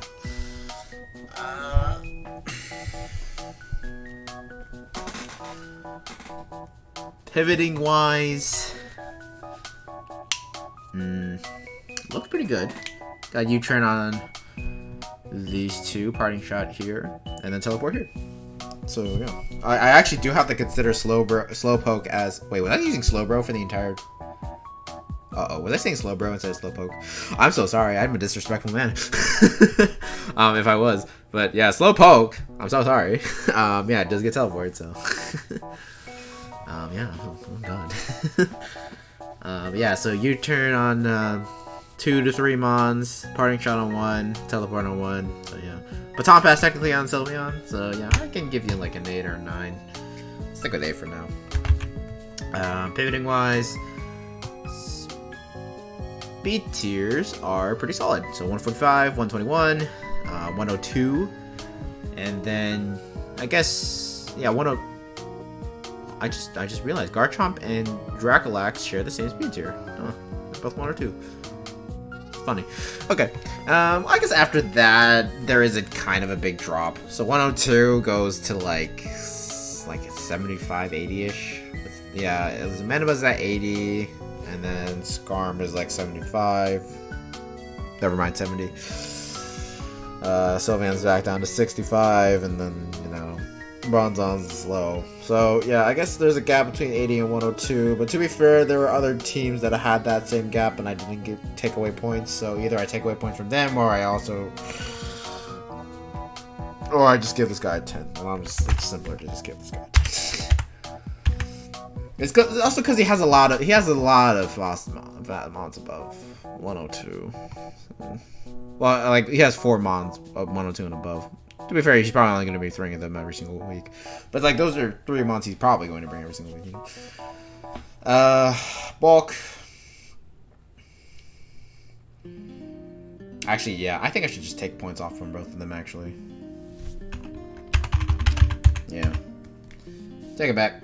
Okay. Anyways, speed tiers. Yeah, so Bulk, Skarm, Mandibuzz, Torn, Garchomp even, Sylveon even, Incineroar even, Bronzong even. Yeah, Slowpoke. Yeah. Okay, so this thing got pretty good bulk. And he's got Wish Pass, and he's got Heal Bell. Yeah, it's almost assaulting if you look at it. If you squint at it, funny. To be fair, the defensive Steel type isn't gonna last too long, but like. Well, no, this is Skarm race. So, yeah. I would give it a 9. I would give it a 9. I might even give it a 10, frankly. But Dayton Dewgongs is the actual full stall team, so I can't necessarily give this. Like, they're not the same, right? They're not the same level. So, yeah, setup. Pretty good. These 3 all set up here. Sylveon can kind of set up. This thing can kind of set up with Iron Defense and Body Press. I guess. It does get Body Press in Iron Defense, right? Yeah, so you can't do that. Yeah. 1, 2, 3. Kind of 4. Kind of 5. Kind of 6. So I'm thinking like a 7 or an 8. Give you an 8. Wall breakers.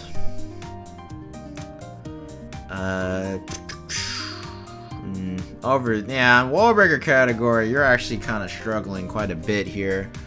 Garchomp isn't something that I would consider a wall breaker without a sword stand. Actually, yeah, there is like no wall breakers on this team then by technical definition. I guess Spec Sylveon is a pretty decent one, but yeah, maybe a little bit of this one, maybe a little bit of Torn if you run Specs Torn. Banded. Yeah. It's like your breaking options are definitely not as there. So I actually can't give you any points for that section. Like, I guess I can give you like a 3 or a 4 at best. But yeah, this is by far the weakest wall breaking section I have seen so far. Yeah. And then we get to cleaners. Torn, Sceptile, Scarf Chomp, which is a thing. But aside from that, again, you're kind of lacking on the department there. At least you have a couple this time. So I'm thinking like 5, or yeah, 5. I think maybe 6. Yeah, I don't know. We were like doing really well, and then the last 2 columns we kind of fell down a little bit. That's unfortunate. Yeah. Okay. Next up, we got. I kind of want to go back to this team because, like, well, you know what? I am gonna go back. Let's take a peek. See.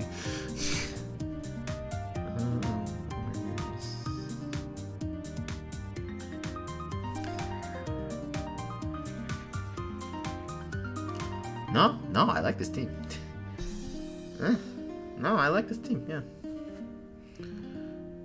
Yeah. No. Maybe I want to give as high points. Okay, so like main cleaners. No, no. I don't think. I think cleaners are fine. I think so. Yeah. I think this team really deserves this placement. I don't. Okay. Well, you know what? It's fine. All right. Next up, last up for this session. I swear to God, I will finish this in like the next 2 days, hopefully, of this recording. We have the Virbank Venomous, aka Wiggly, aka the winner of the last season. So looks like they're going for a repeat win. Hopefully you are, I guess. I mean, like, why wouldn't you be? But yeah, this Dynasty's a very solid mega to start off with. It's a very good rocker. And, you know, it gets Diamond Storm, Moonblast, Earth Power, Mystical Fire, Body Press, which actually combos really well with Diamond Storm, and then, like, I don't know, Grass Knot, other type of moves. But yeah, those are the type of move Dynasty runs. You can also run Calm Mind, you can also run... Yeah, that's about it, actually. Yeah. Substitute Dynasty is also pretty good, too. So, it helps with the Mega Evolution turn 1. And it also gets access to Endeavor, so you can try that substitute. Yeah. Dynasty's pretty simple.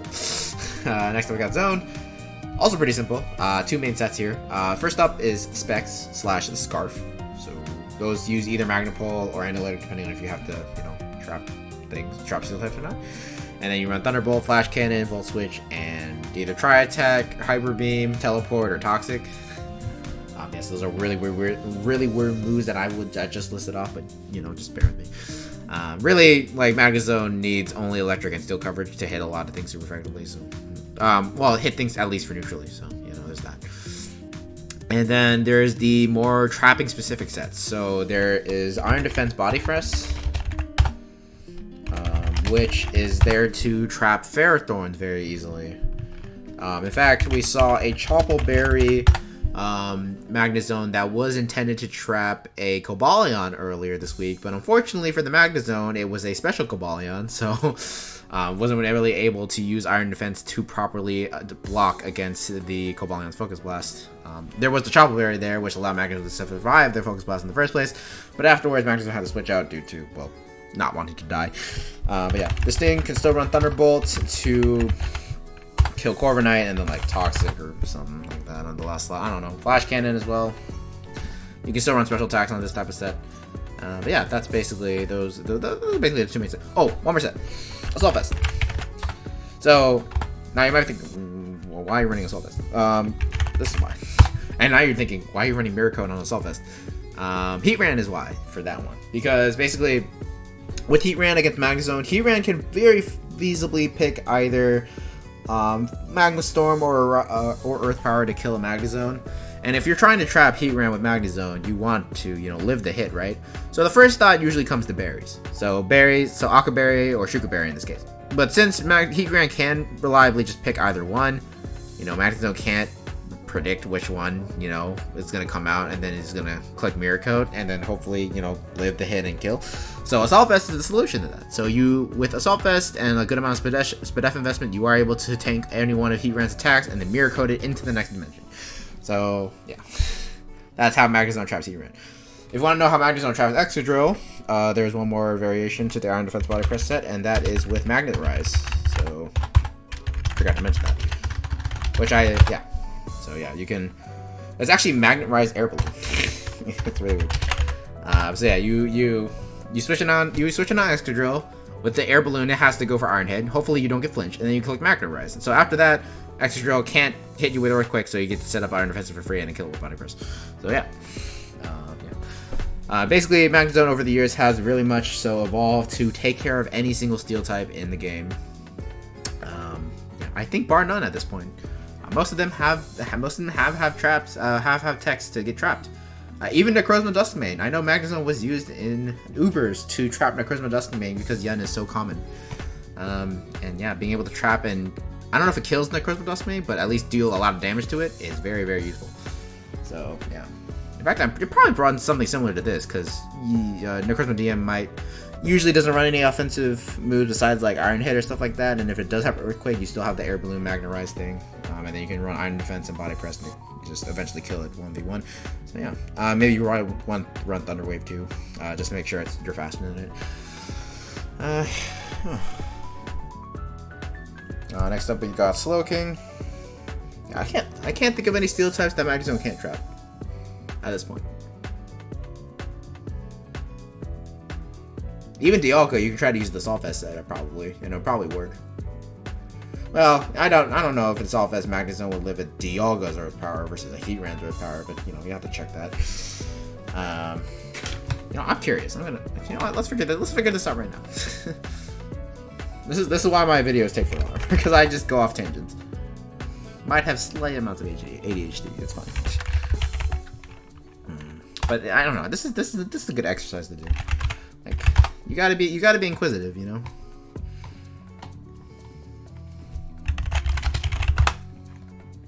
I don't know if Specs and Ubers is coming. I'm just gonna hope it's not.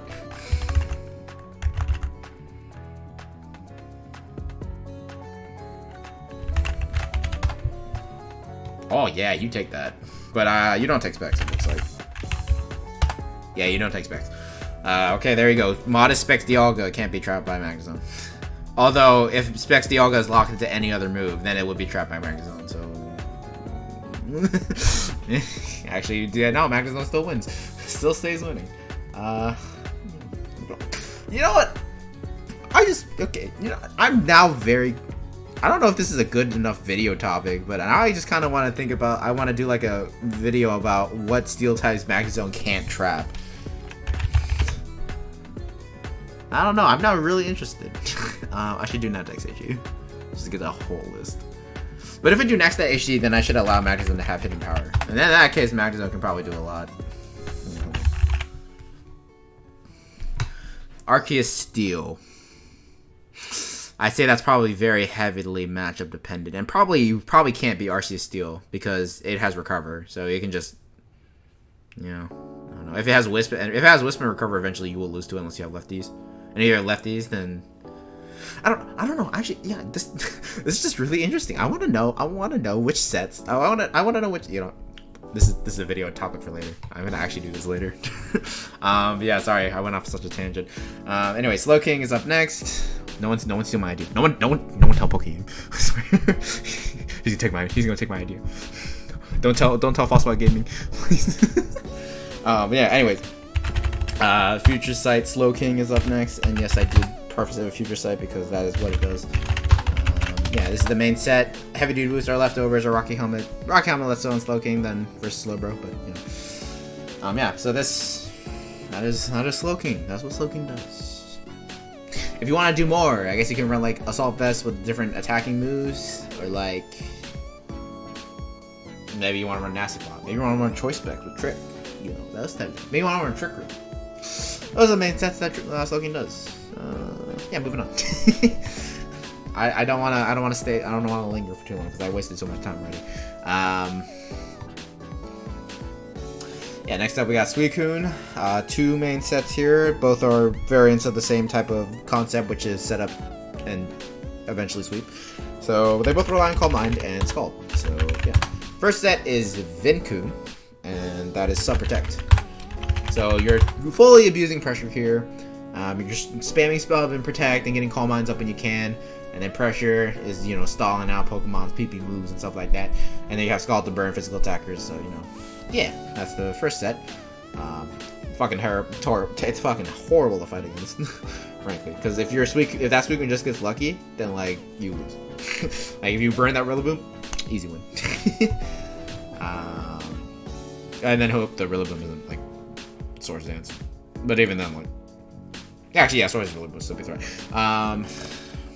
Yeah, the second set is Crocoon. If you don't know what Vincoon and Crocoon mean, frankly, I think it's just, yeah, they're just named after the players that discovered these sets. So yeah, I don't think Vin and Crow are their full name though, so you know, you know, I don't know them frankly. So yeah, so this is just Sleep Talk, Rest Talk Suicune with Calm Mind and Scald. Again, very simple. Crocoon was actually invented before Scald was a thing. I think. But you know, you know, it was just Surf was over Skull. So, like, you know, basically the same thing. And it's just even better because Skull can get burns. Yeah. So aside from these two sets, Suicune can run, like, Calm Mind offensive sets, but again, like, it's just like, why would you run offensive sets when you can't run the Bolt? It's just, you know.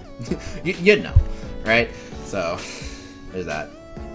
And, yeah, that's about it. We got Buzzwole next. This is a recent change that just came through, so yeah. Regice is another thing that just recently changed. Wiggly used to have Chestnut and Drapion, I think, but then they swapped it out for Buzzwole and Regice. So we'll see what happens. Well, what changes could possibly have happened because of that. Yeah. So Buzzwole is the boy. You know, he's the man. He's Larry. He's Larry. Anyway, but aside from that, in terms of sets, Buzzwole has a couple. The main set right now is like this one, Leech Lift, I guess, on the last slide. I don't know what the last move slot is here. You can run like Thunder Punch, or Shona Ice Punch. You have Stone Edge to hit Volcarona, Darkest Lariat to hit Ghost. I don't know, stuff like that. Kind of just sliding whatever, and then you run like Rocky Helmet or Leftovers or Boots. And then you run like more defensive investments on this one, even though you do have Close Combat. But Close Combat's just there to help have a strong enough like attack even without attack investment, and then just still smack things really hard. You can also run attacks. You can run like a Scarf or Band, a Buzzwole, and then, you know, get rid of Roost for that. So you do that type of stuff. And my favorite set is Bulk Up. So yeah, Bulk Up. No matter what anyone tells you, I am the premier bulk up substitute Buzzwole user. Don't let anyone tell you otherwise. Okay, that's not true. But so you can run bulk up like Close Combat and like Ice Punch and Roost. So you can run bulk up to attack Roost. I got something better for you though. So, and then you run here first. So I don't know if I still have this Buzzwole set. You know what? Let me see if I can find it.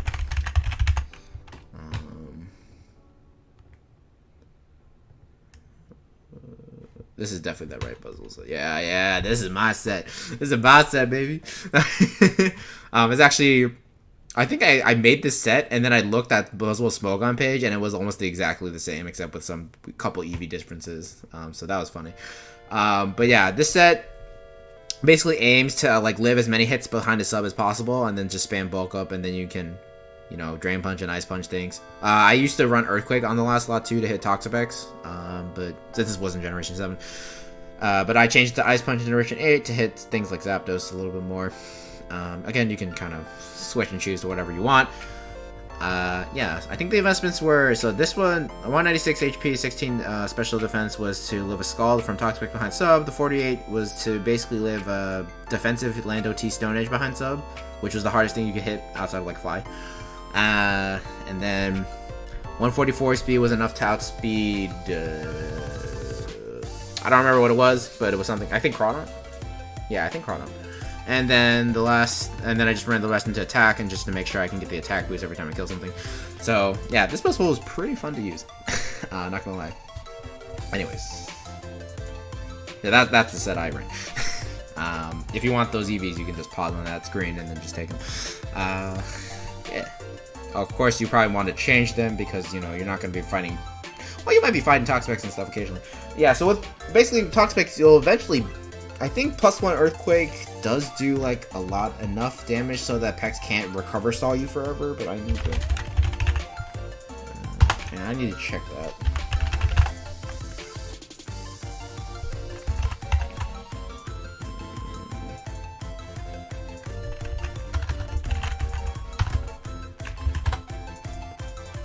Yeah, 59. So if it was Helmbig Pex, you will eventually beat a 1v1 because it has to do haze, recover, haze, recover, haze, recover. Otherwise, like, if it goes for haze, then like Scald or whatever, right? And then you're gonna fucking be able to kill it with +1 bulk, +1 Earthquake. So yeah, fun stuff. If it is Black Sludge, I think you still potentially can get through, but like at that point you're gonna be almost out of Earthquake PP, so probably not as worth. So yeah, yeah, that's Larry. Moltres Galar up next. I almost butchered that. Nasty Plot, Agility. Yeah, Double Dance Moltres is probably the most famous set. So yeah, this is it. Really. Berserk is nice and tough. You can run Boots. You can run Weakness Policy if you want to be that guy. Especially if you have screens, but this team doesn't really have it. But you know. So yeah, so there's this, and there's also Rest Talk. Well, there's also just like Rest 3 attack. Like you can do like this, or like run like this. So like, yeah, there's a couple of different sets you can run, but like the main thing is just you have Hurricane / Air Slash if you really want the accuracy, and Fairy Wrath, and then you run like either Nasty Plot Agility, you run Rest 3 attack, you run Rest Nasty Plot 2 attack, and then you run Rest Talk Hurricane Fury Wrath. So yeah, Moltres Galar really doesn't need anything besides Hurricane Fury Wrath, which is why it does that. I guess you can try to run like Specs and stuff, and then like stick U-turn on it, and then like Air Slash as backup step or something like that. But like, I really think the setup sets on Moltres are the best ones, or the Rest Talk sets. So yeah. Next up we got Excadrill. No sand on this team, it looks like. Yeah, no sand. So probably gonna be straying away from Sand Rush and Sand Force, and just gonna stick to Mold Breaker, which is not a bad thing. And so yeah, this thing does get access to Stealth Rock and Spin, so that's always nice. And then you can run... Yeah, so there's a couple of different sets you can run. First up is like Hazard Lead, which, while is a good set, I wouldn't recommend using it every single time. Something like this. You can replace Iron Head with like Toxic or Steel Beam or whatever, and then run Sash. So, you know, that helps get rocks up early and keeps hazards off your field, unless you're fighting a Ghost type, in which case, yikes. There's also the Swords Dance Rapid Spin set, which is my personal favorite. Because Excadrill does have decent amount of... Ground Steel is a pretty decent typing, and even though it doesn't have the best defenses, it can still take a couple of decent resist hits, and then supplement that with Leftovers Recovery, and then you can stay alive for a decent amount of the game, and then Rapid Spin up, Swords Dance up, and try to kill with Earthquake Iron Head, which has... yeah. And then you can run like more defensive spreads, like, for example, I knew Excadrill used to run like Max Speed F, Max Speed in order to take as many hits as possible from a Gearna. And then, you know, you still have like Toxic, Rapid Spin, Earthquake. Yeah, so that's gonna all be good. I guess you can run Banded or Scarfed as well on Excadrill. Personally, I'm not a fan of that. I do, if you want to run offensive, I just recommend Swords Dance. But you know, the immediate power Choice Band and the immediate speed as Choice Scarf is always something to desire. Yeah, but it's just the thing is like Excadrill doesn't really have good coverage, so you'd rather just like good secondary coverage, right? Like Ground plus Steel hits a lot of things for neutral damage already, so like it's just like the metal bird that you want to worry about, which is why you have Magazone. So you know, like I think you don't need to run like Rock Slide or whatever on Excadrill. You can, unless you're fighting like Moltres or something, right? So, yeah, not Moltres Galar, Moltres regular. Yeah, next up is Wheezing Galar. Levitate or Neutralizing Gas. You could run Misty Surge occasionally. Yeah, all these abilities are not bad. This is just kind of meant to be a defensive mon, so you run like Wisp, Strange Steam, Sludge Bomb / Flamethrower, Pain Split, Defog, those type of moves. This thing does get access to T-Spikes as well. So yeah, just kind of run defensively. I have seen some friends of mine use Specs or like offensive Weezings, which looks pretty fun because it does have decent coverage. But the problem is, you know, special attack is not super great, but I mean, it still can work. So you know, definitely experiment with that. Yeah. Yes, it does get taunt, but it's a little bit slow for taunting. I guess against more stally builds, you can try to use that. Against more stally Pokemon, you try to use that. Don't get confused with using a stally Weezing or whatever. Yeah. Okay. Next up, we got Regice. Cool mon. Okay, get it. So frankly, I'm not sure what to do with this thing though.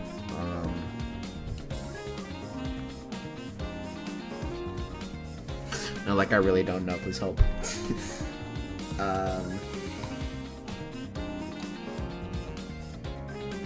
I don't know. Ice Beam, Thunderbolt provide pretty good coverage, the famous bulk beam coverage, as some say. You can run like Toxic and Focus Blast, I guess. I don't know. Just make it like a make a offensive defensive tank type of thing.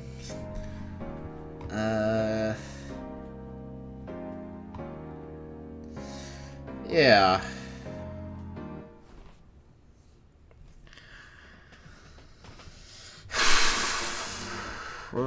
You can run Rest Talk. Yeah. I don't know. Regice isn't really that good, frankly. Just because pure ice typing is not great. I mean, you can run Boots to supplement that to not make it as bad. But yeah, I don't know. I don't know what's wrong with Drapion. I think Drapion was pretty good. Who knows? But I don't make the decisions on this team. Yeah. I guess maybe they were looking for a freeze dry resist. Yeah, that's probably actually it. Why they were doing that, looking for a freeze dry resist, and they just picked Regice. It's not a bad pick, especially since there is someone that drafted a Kyurem, and Regice is a very decent Kyurem counter. Not counter, check. But yeah, it's not bad. Okay, next up we have Vespiquen, or last up is Vespiquen. Probably gonna definitely running Boots on that thing, and yeah, you just kind of use this as a pivot with Defog. So like Toxic, U-turn, Defog, Roost is my guess here. This thing doesn't really have good offensive moves because Mono Bug is not the best of attacking type, and then you got like Dual Wing Me to supplement it, which is not super great either. Yeah, I know this gets Power Gem for some reason, which that's nice. But yeah, this team does get access to T-Spikes though too. I almost always forget about that, so yeah, there's that too. Yeah, okay, let's get to the ranking. I can definitely close out of that now. Okay, so Virbank Venomous.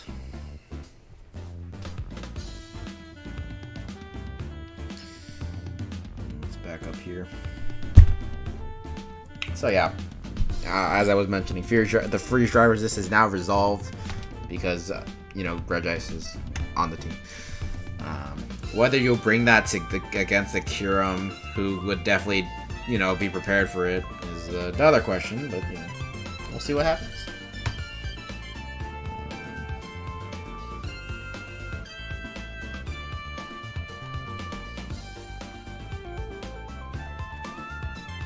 Sorry, I'm just checking my messages. I just got a lot of messages over time. Okay.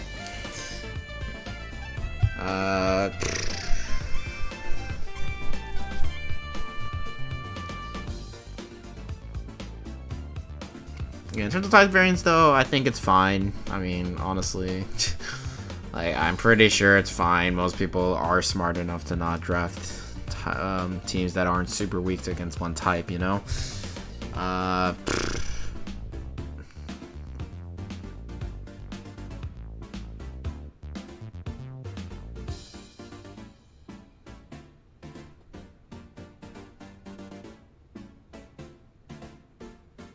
Yeah, I think it's fine. I'm gonna move on.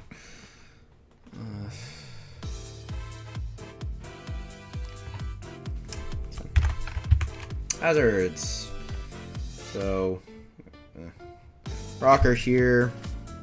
Another one here, and T-Spikes on this. So, yeah, and then in terms of removal, we do have a Magic Bounce Mon. Defog.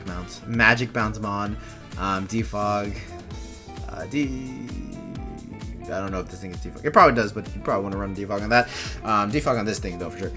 And Rabbit's been here. So, yeah, I think pretty decent overall on both sides. I'll give it an 8. Because your removal is very, very top-notch.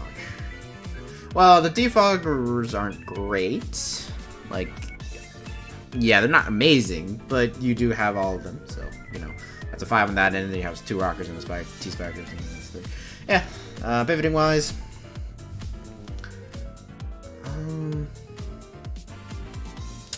Volt Switch here, Teleport here,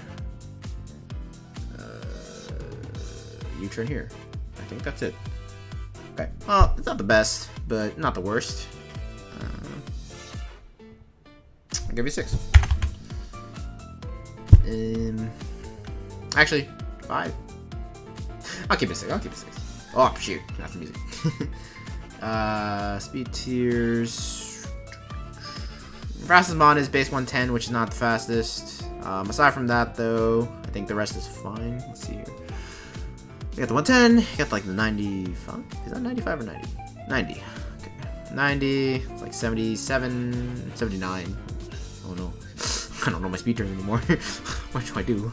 88. This is 88 for sure. Yeah. But yeah, there's a gap between 110 and 90, which is not great. And then there's still the gap above that as well. So the speed tiers aren't the best here, unfortunately. It's probably going to be around a 7 for me, actually. Well, I don't know if that's a bit harsh. So, Wuppertal Woop... No, but he still has a fast mon. Like, yeah, and then below it is fine, too. Yeah, I think I'm fine giving this a 7. Because you don't have the fast mon, and then you still have gaps in between. Like 110 to 90 is a much more important gap than 110 to... Well, first off, I did dock points for that already, right? Like, I dock points from them for having 100 to 80. But also, 110 to 90 is a very important speed, a very important group of speed.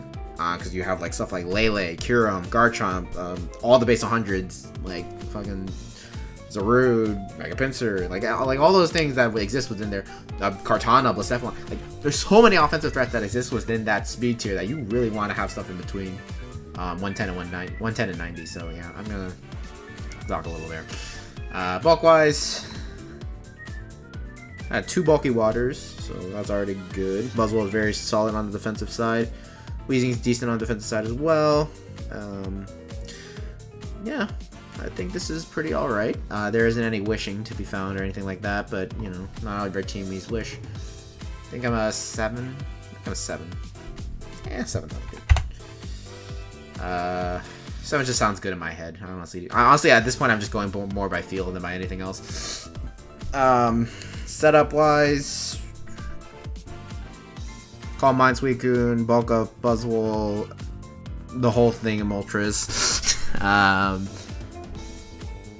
That's about it, actually. Oh yeah, Sword Central. Almost forgot that. I guess Nasty Cloud Slowking is a thing, but not very good at that, frankly. It's not terrible. I can see it working. So I guess like an 8. 7, 8. I'll give it an 8. Wow. Okay, Wall Breakers. Spec Zone, really good. Band of Buzzwole, pretty good. Diancie, pretty good. That's about it. Band Drill is alright, I guess. It has coverage issues. Well, yeah, that's fine. I think it's a 7 though. A 7. And then Cleaners. Again, the speed issue is kind of giving you problems here. But Scarf Drill, Scarf Zone, it's not that fast. It's not fast enough, really, for that for me to consider that a cleaner, really. So yeah, Scarf Drill, Scarf Buzzwole, both decent. Yeah, but that's about it, really. So kind of struggling there. Probably about a 5 if I'm gonna be generous about it. So yeah, okay. We're done with that. I am going to take one last break, and hopefully the last session will be the last. So I will see you guys later. Welcome back, boys. 3 more teams left. So let's just hop right into it. Next up, we got the Cornland Caterpies. They got some threats from what I've seen so far. So let's get into it. First up, we got Regieleki. Basically, this thing is, if you have a ground type, this thing becomes basically non-issue. Once the ground type's gone, though, massive issue. And that's the epitome of Regieleki. That's pretty much how it functions. You know, outside of, like, very obvious, like, offensive sets, you're making a use of that Transistor ability, which boosts your stab. Oh, it boosts your electric type moves, which is your stab, by 1.5. So frankly, basically, Regieleki has more than adaptability on its electric moves, which is great. Which does make up for the fact that its special attack is pretty low. But, this works. Yeah. Thunderbolt, Volt Switch, Rapid Spin. I'm not sure about the last move, like electrical. Yeah, basically, this is like one of the standard Regieleki sets. You run Boots, you just run these electric moves, you run Rapid Spin for utility, and you hope to God that your team can handle ground types. And then once that happens, Regieleki can go in and start actually clicking Thunderbolt, Volt Switch, and just being a massive nuisance to deal with. Since it is base 200 speed, it is the fastest thing in the metagame, bar none, outside of certain speed boosts. Yeah, I mean, yeah, it's the fastest thing without any sort of modifications to speed. So yeah, yeah. So there's this set. Another set that is worth mentioning is Screens. Personally, I don't find it, well, in draft leagues it probably is a little bit better, but you know, I personally don't like this set too much. I know Cornland Caterpies does enjoy using Screens though, so you know, it's not bad. I'm not saying it's bad. I'm just saying, like, I don't like this set. I personally like just running offensive Regieleki, but this set obviously does work. So yeah, you get up Screens very, very easily since you are the fastest mon in the game, as per mentioned before. And yeah, another set worth mentioning, I guess, could be Normal Gem Explosion. So it's a way to lure ground types in and just like do massive damage, if not kill them. So you know, Explosion, maybe throw on Screech there to like get their defenses down and then go for the Normal Gem Explosion. Although once you go for Screech, it is kind of obvious what Regieleki is trying to do. But yeah, this is not bad. Thunder Wave can be a nice option as well for utility. And yeah, you could also go physical with this thing. Unfortunately, you have to rely on Wild Charge, which is not the best move, but you know, you can do that. It does get like extreme speed if you really need the priority, and then again, you still use Explosion and then like run a Choice Band or Life Orb or something like that.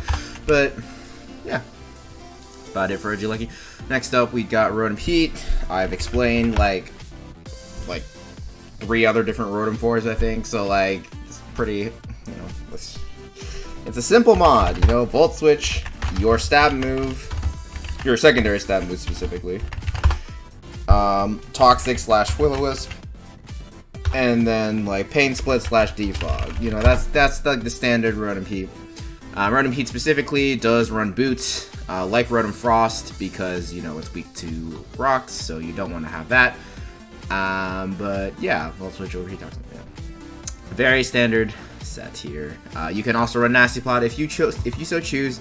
Frankly, I don't see it too often, and I don't think I will, because frankly, Rotom should just be used as a pivot mon. But Nasty Plot could be nice in some different games, so you know, we never know.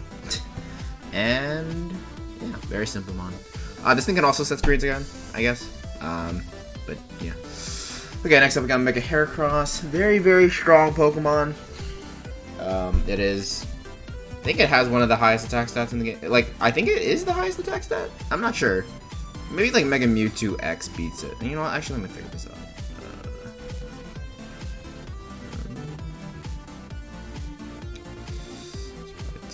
Okay, Mega Mewtwo X does beat it out, but it is the second highest attack stat in the game, and it is the highest attack stat that you are allowed to use in this format. So, you know, very, very strong Pokemon. And it gets Swords Dance to boost his attack even further for that overkill niceties and stuff like that. And also gets access to very high-powered moves. Thanks to Skill Link, it's able to run... Well, first off, it has Close Combat, so that's a nice base 120 power move already. And then you have Pin Missile, which is a base 125 move with 95% accuracy. And then the last move, usually you kind of run Rock Blast. Just good for coverage against flying types. Again, 125 base power, 90% accuracy. Because if you remember, Skill Link does make all your multi-hit attacks hit. So yeah. Yeah, this thing is ridiculous. Yeah. I guess some downsides. It is a little bit slow. So you're not going to be using this too well against offensive teams, although its bulk does let it live a couple hits and then fire and just get a basically guaranteed kill against more offensive teams. So, you know, there is still that usage out of it. But yes, this thing is absolutely amazing at crushing stall. It even gets Pin Missile for, Bullet Seed. For stuff like Quagsire, not that you really need it. Another Underwear Mon, I guess, is Clefable, and I'm pretty sure that thing does get 2-shot by Rock Blast. Might be Roll, so there's that. But if it is Underwear Clef, it doesn't have... Either there is not Boots, which means it does take Rocks damage, and so you can set that up with something else. Or, you know, it has Boots, which means no Leftovers, which means Rock Blast, I think, is guaranteed at that point to 2-shot. If not, if it isn't very, very close. So, yeah. Yeah. This thing also does get access to knockoff for utility if you want to do that as well. Yeah. Okay, next up. Oh, one more thing. Substitute. Substitute can help ease prediction in terms of what hair cross needs to click. So there's that. And, okay, now I'm done. Moving on. Next up, we got Darmanitan Galar. Do have access to Guerrilla Tactics and Zen Mode, so more often than not, you will be running Guerrilla Tactics, I think, with the occasional Zen Mode belly drum sets. I guess I can explain that real quick. So, you know, the only reason why you ever run Zen Mode Darm is to run belly drum, because, you know, you can't run belly drum normally on regular Darm, and there's no point in running Choice Span or Choice Scarf on Zen Mode Darm, because, you know, you have Guerrilla Tactics. So, yeah. Belly drum, and then you run, like... coverage I've never really thought about. I usually ran Ice Punch EQ when it was illegal in the tier for like 2.5 seconds. And then I ran a Slackberry usually too. So yeah, that stuff works pretty well.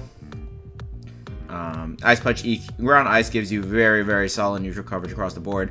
A little bit better than Fire Ice in my opinion, just because there's a lot of bulky waters in the tier that you want to hit, so you do want to use Earthquake to at least snipe some of those, which is Toxapex and, well, not really Tentacruel, but, you know, water poison type. Yeah, so that's the belly drum set. The more classic Guerrilla Tactics Choice Band / Choice Scarf variant. They both have the same moves, but yeah, it's basically just Icicle Crash, U-turn for sure, and then you kind of pick your coverage from there. Flare Blitz is really nice coverage. You can run Earthquake, you can run Superpower, you can run Stone Edge. All those moves work out pretty well in your favor. Yeah, that's about it. I guess you can run Iron Head if you wanted to. For fairy types, yeah, this thing is very, very cheap. It has very little counters basically. But yeah. Yeah, moving on. Okay, next up we got Snorlax. Yeah, cool Snorlax. So, for this one, you got two kind of sets here. You either got Curselax, or you got, like, maybe, like, Choice Band variants of Snorlax, or maybe even Belly Drum if you're being that type of guy. You do have Trick Room Porygon, too, so you could try to use Belly Drum Lax, although probably not going to work out too well. Anyway, but the most famous variation is Curselax, so, you know, let's talk about that first. So, you know, Curse, Body Slam, and then usually just, like, you could run Rest Talk, you can run, like, Rest and then another attack, maybe with the Chesto Berry, maybe without one, doesn't really matter. Maybe you could just run Rest 3 attack, you know, that's not the stupidest option. Usually for variants with Rest, Snorlax will run Thick Fat because, you know, you can get poisoned, but, like, you know, you're gonna click Rest anyways, so, like, the poison doesn't matter too much, and having that resistance to Fire and Ice moves is pretty good. Yeah, and then I mentioned Choice Band, so of course you just forego Curse, and then you just have another coverage move on that, probably like Darkest Lariat or something like that. Just take Ghost types. And then maybe Double Edge because, you know, you want to run Choice Band. Yeah, so something like this could work out pretty well. Yeah, Snorlax does get a wide array of moves, and because it's a normal type, and you can experiment for sure. Yawn could be pretty interesting, for example. Yeah, that's about it. Okay, well, it gets other coverage moves as well, so, you know, just keep that in mind if you're running, especially for, like, Choice Band sets. Even Curse sets, too, though. Like, if you want to have, like, Heat Crash, or you want to have, like, Gunk Shot for 1 week if you really want to snipe a Fairy type, like, you know, go for that. Yeah, that's about it. Moving on. Next up, we got Porygon 2. Since Porygon 2 is often defensive, you will probably be running Trace more often than Download or Analytic, because those just boost your offenses. Recover is a must on the EV Light set. Usually you run Teleport as well for pivoting. And then the other two moves, you know, you can just run like 2 attacks, like Tri Attack, Ice Beam, Thunderbolt, those type of things, or you can run Toxic. All those things work. You can try to run Reflect type if you want to be that guy. I'm pretty sure it does get Reflect type, right? Oh, it doesn't get Reflect type. Huh. I feel like this mod should get Reflect type though. But anyways, yeah. Is there anything to mention? Oh yeah, Trick Room. I did mention Trick Room, and it is a very solid Trick Room setter, especially in conjunction with Teleport. This team, outside of Lax, though, doesn't seem to really appreciate Trick Room too much, though. So maybe you want to run like a semi-Trick Room team in 1 week. So yeah, Gengar is up next. Very, very scary Pokemon. I don't think Specs is common anymore for Gengar, really, but you know, it is a very popular, well, not popular, it's like a well-known set, I guess. So you just kind of run your stabs, Shadow Ball, Sludge Wave, Focus Blast, and then Trick. Yeah, works very well with this Pokemon. You can also run Scarf as well on the same moves, and you can also run this type of set. So basically with this set, you're just trying to get rid of your choice item as fast as possible, and then after that, you can just run Nasty Plot and, you know, use that. Of course, if you don't want to trick away your item, you still have 2 usable moves here, so Shadow Ball and Focus Blast, so, you know, that still has perfect neutral coverage on its own. So, you know, you should be good enough with those 2 moves to work out with choice item. Speaking of Nasty Plot, there are Nasty Plot sets, obviously. These kind of make use of Black Sludge, and then like sometimes they use Substitute, sometimes they just run Life Orb 3 attack. But yeah, Black Sludge sub is basically Black Sludge sub or Life Orb 3 attacks, and then Nasty Plot's obviously the given. So yeah, either of those can work as well. I guess one more set to mention is like utility sets, which not necessarily mean like max HP, max speed Gengar, because frankly that doesn't work out. But like you still run max special attack, max speed, but like you can run a bunch of really annoying moves like Wisp, Taunt, Encore, those types of things. Destiny Bond on a fast mon like Gengar, it is very annoying, especially in conjunction with Taunt. So yeah, kind of experiment with that, I guess. Yeah, we did see a Destiny Bond Gengar in the first week of UPDL Season 3, and it worked out pretty well, albeit with a quite nasty critical hit. But we don't talk about that, except that we just did, so don't mention that. Anyway, next up. Alright, next up we got Swampert. This is a very popular mon for setting rocks and pivoting out, and it's a very decent Spadef pivot in general, just because Water Ground is such an amazing typing, and then you can just run. I mean, it doesn't have to be Spadef, you can run Fizdef too. Like, Swampert is very good at like taking hits throughout a game. Well, not that great at taking hits throughout the game, but like, you can take a decent amount of hits. Especially for a Pokemon with no recovery. So yeah, so this is probably the most standard Swampert set. You can definitely run like stuff like Protect to get more leftovers, recovery, and get more Toxic Chip. You can run Ice Beam or anything like that to snipe any sort of ground types that aren't weak to ground or don't take much damage from Flip Term in general, aka Lando T/Garchomp. There's a lot of moves. I don't know. You could try to run Bulk Up Swampert. I don't think it's that great, but you might be able to make that work out. You know, but run like Bulk Up, Liquidation, Earthquake, maybe Avalanche. Yeah, stuff like that. I guess Bandit sets could work too, because you do have Flip Turn. So like Liquidation, Flip Turn, Earthquake, Ice Punch, something like that. But yeah, that's about it for Swampert. And the last one here we have Phalanx. Phalanx? I don't know. This thing is definitely going to be using No Retreat in a game, and then you run Close Combat, like it doesn't get Darkest Lariat, didn't know that. Throat Chop and Poison Jab, yeah, something like this. I don't really know what item you run. Life Orb. I really don't know what item you run. Yeah, probably just Life Orb, honestly. And yeah, so this thing is very, very fun. Unfortunately, even at +1 speed and +1 attack and +1 everything, Phalanx isn't that great at killing things. I mean, it works fine, but like the problem is it's just not super strong, and it doesn't have the best coverage. Like certain things can wall this thing still, but you know, it definitely can work for sure. Especially since it gets Defiant, so you know, if you accidentally defog into this thing, it's gonna get a +2 attack boost beforehand, before it goes for no retreat, and after that, then it's very, very scary. Yeah. Keep in mind, no retreat only works once in most scenarios, so you won't be able to get another Omnibus after that. So, yeah, and also you can't switch out anymore. So, yeah. Anyways, I guess it is good Swords Dance, but you probably just want to use no retreat. So, okay, yeah, let's go ahead and rank Runita's team. Yeah.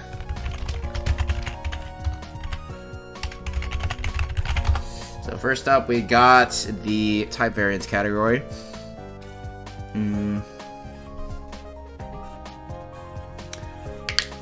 You technically do have an earthquake immunity, but that earthquake immunity doesn't count when you're fighting against something like an Excadrill.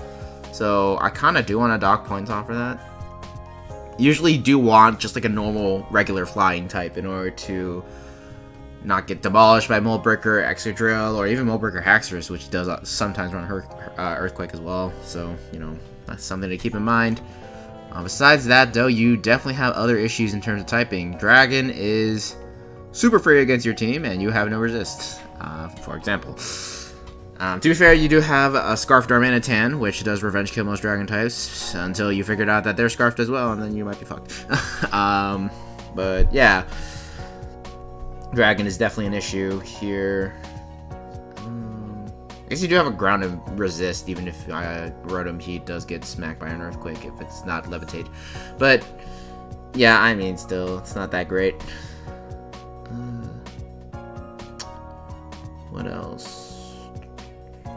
This team just doesn't seem to have a lot. It has a lot of overlapping types. Like 2 normal types is not something I would do personally, and then 2 fighting types, 2 electric types.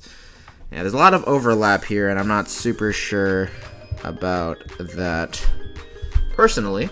I already mentioned the dragon problem, although don't think I can find anything else, so you might be good for the rest of it. Let's see. Actually, wow, no, you are weak to Psychic as well. The Psychic, Dragon, yeah, I think this is probably the worst team I've seen in terms of type synergy. Because, well, it's not because it's bad per se. I mean, it does have problems, but it's just because everyone else has actually been doing very well with that. So, yeah, no, this team is definitely struggling in terms of like if you're fighting against a top lane, like you just have to lose a Pokemon. Like, I mean, like yes, including Snorlax because there's Psyshock. What's the Psyshock switch in here? Like nothing.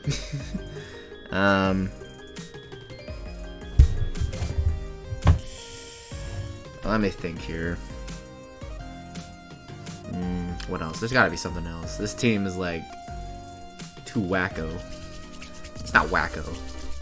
Normal almost works, and then there's a Gengar. In which if your team is almost weak to, if your team is like almost completely can't resist at normal, like that's a yikes. Rock is fine because you do have these 2 here. So Psychic, Dragon, a little bit of ground. Is there anything else?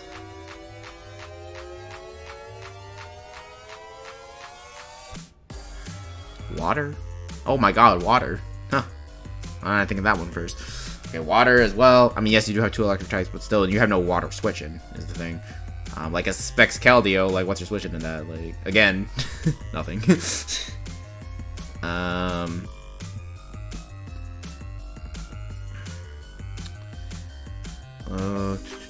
What else?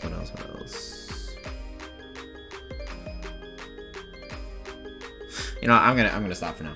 But yeah, no, that's like a 5. Like if I can name 3 whole types that you actually don't have a switch into, like that's not cool. That's not cool at all. Hazard wise, let's see here. Got 1 rocker here, and that is, I think that's it. Oh wait, Heracross doesn't get spikes. I did forget to mention that.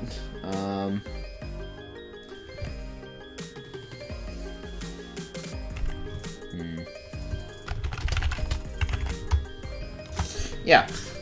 So 1 rocker, 1 spiker. In terms of defog, removal, you have spin here and defog here. And to be fair, those are both pretty decent spinner slash defoggers, so you got that at least. But only 1 rocker, kind of suspect. You do have a spiker, but I'm thinking a 6. Maybe I should give you a little less. Well, how much does the Melting Mudkips have? Let me see here. 1 rocker, 2 rocker. At least they had 2 rockers. And yeah, maybe they don't have T-spikes, but that's not as necessary. That's not what I'm looking for. I'm looking for at least 2 rockers on every team, really. Because you just don't want to have... Rocks is one of the most important moves in the game, even if boots are existing. Even if boots do exist now. So you need to have more than 1 rocker, in my opinion. Okay, again, keep in mind, this is all my opinion. So like, at the end of the day, you can just throw this entire list in the trash. But in my opinion, you need more than 1 rocker. Even if your rocker is like one of the best rockers in the game, like, just because people will know if you don't bring rocks or not if they just look at team preview. So they have a really good default. Yeah, I'll just give it. I'll give you a 6 because you did have a spin, I guess. Okay, so next up we got pivoting. Oh, that's the wrong team. Pivoting. Pretty good here. Yeah, Volt Switch, Volt Switch, U-turn, teleport, and flip turn. So yeah, all pretty good and almost all. Yeah, they all want to run their pivot moves. So yeah, that's pretty good. I'll give me 9 for that. Speed tier wise, 100 here, which is really nice. 95, 110. So it's. If I just pretend that like Regieleki is like 130, I just contextualize it to that, then I think it's okay. I still think gap between 110 and 195 is a little bit something you shouldn't really do. I usually would have like a base 100 at the very minimum, in order for me to consider it good. Not that I would always do this. Like, I would probably fail most of my own rankings, to be honest. So. Yeah, let me see here. Okay, after the 95, you got like 70. I think Heracross is like 75-ish, something like that. What's going on? Rotom Heat's like 80. 88? 86. Yeah, I got confused with the extra girl. 75, yeah. Okay, so I think your bottom half is fine, but the top half is could use a little bit of work.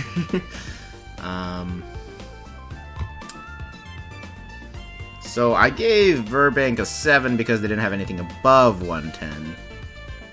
And because they also had gaps in between. So, because you do have something above 110, I'll give you an 8. Okay, bulk-wise, let's see here. It's okay. Mega Heracross is decently bulky. Snorlax is obviously bulky. Porygon 2 is definitely bulky. And Swampert's pretty good at that too. No Wish passing here. In fact, I don't even think I see Heal Bell support actually, or Aromatherapy anywhere. So yeah, once there's something status on this team, it is going to be status for good, unless something like Gengar gets it. But like if you're running Aromatherapy Gengar, like yeah, okay, it doesn't get it. Like I'm just saying, like if you're running Aromatherapy Gengar, that's kind of weird.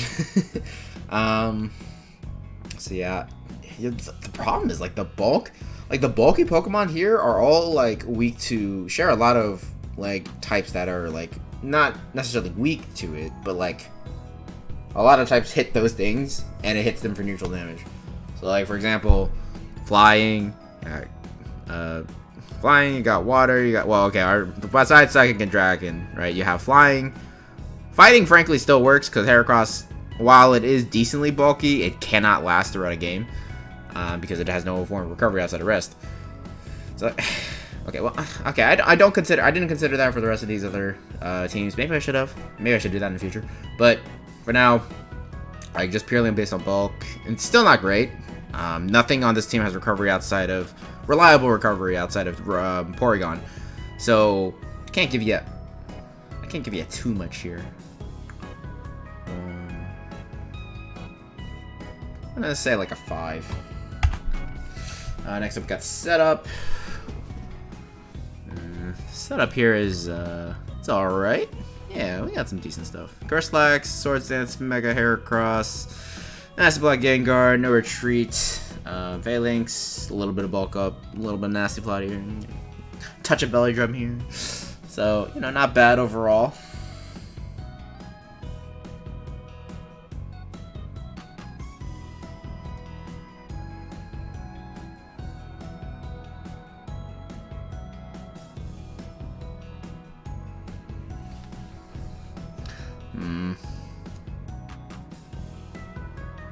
Okay, so yeah, okay, sorry, I got distracted. 1, 2, 3, 4. It's a pretty good amount of setup. I'll give you a 9. Next up, we got Wall Breakers. Now this one, you definitely aren't lacking in those. You're not slacking in this department. You got Gengar, Regieleki, Heracross, Darm, this thing too, on the side, Snorlax too. Swampert kinda. Not really. Bandpert is probably not that great. You can prove me wrong though. So yeah, I think I'll give you another 9 for that one. And then in terms of cleaners, you got Regieleki, which is one of the best cleaners in the game. Scarf Darm is also one of the best cleaners in the game, as well as one of the best breakers. It's good. Gengar works very well. Tier 2. Yeah. I guess you could consider Scarf Rotom a cleaner. I'm not very much so sold on that idea though, so yeah, I think it's 7 or an 8.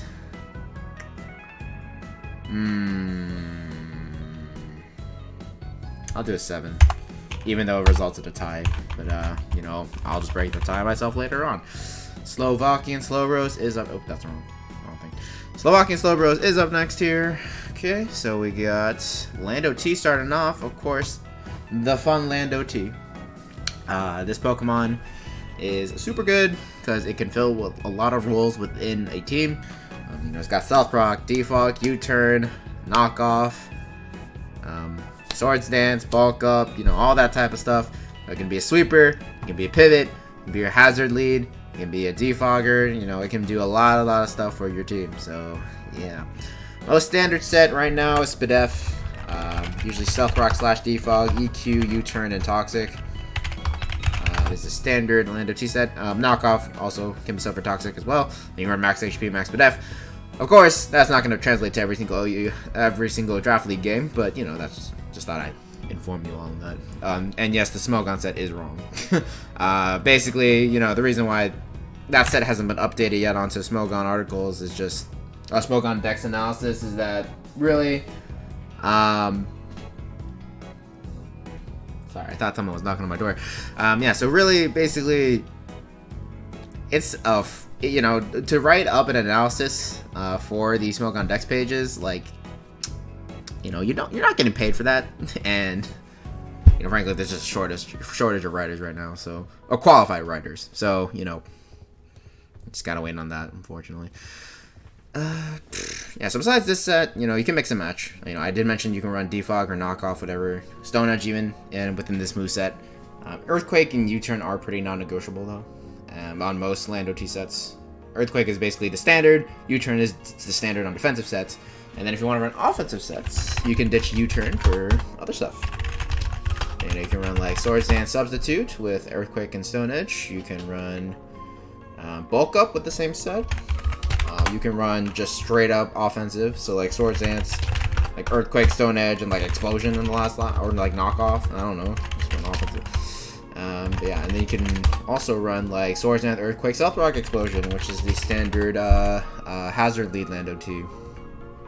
Yeah, you can also run Scarf and Choice Band on Landorus Therian as well. Both very much so work. Like especially like Bandit Landorus is actually very fun. Yeah, so Earthquake, Stone Edge, kinda, U-Turn, and then like you can run Explosion, Defog, Knockoff, those types of things. In the last slot there. Yeah, Lando T is the GOAT. Next up we got Weavile, very threatening Pokemon here. Boots or Band are the standard here. Banded if you want to just, you know, only click attack. And Boots are for Swords Dance variants. Speaking of Swords Dance. Swords Dance, Triple Axle, Knockoff, and Ice Shard is the standard here.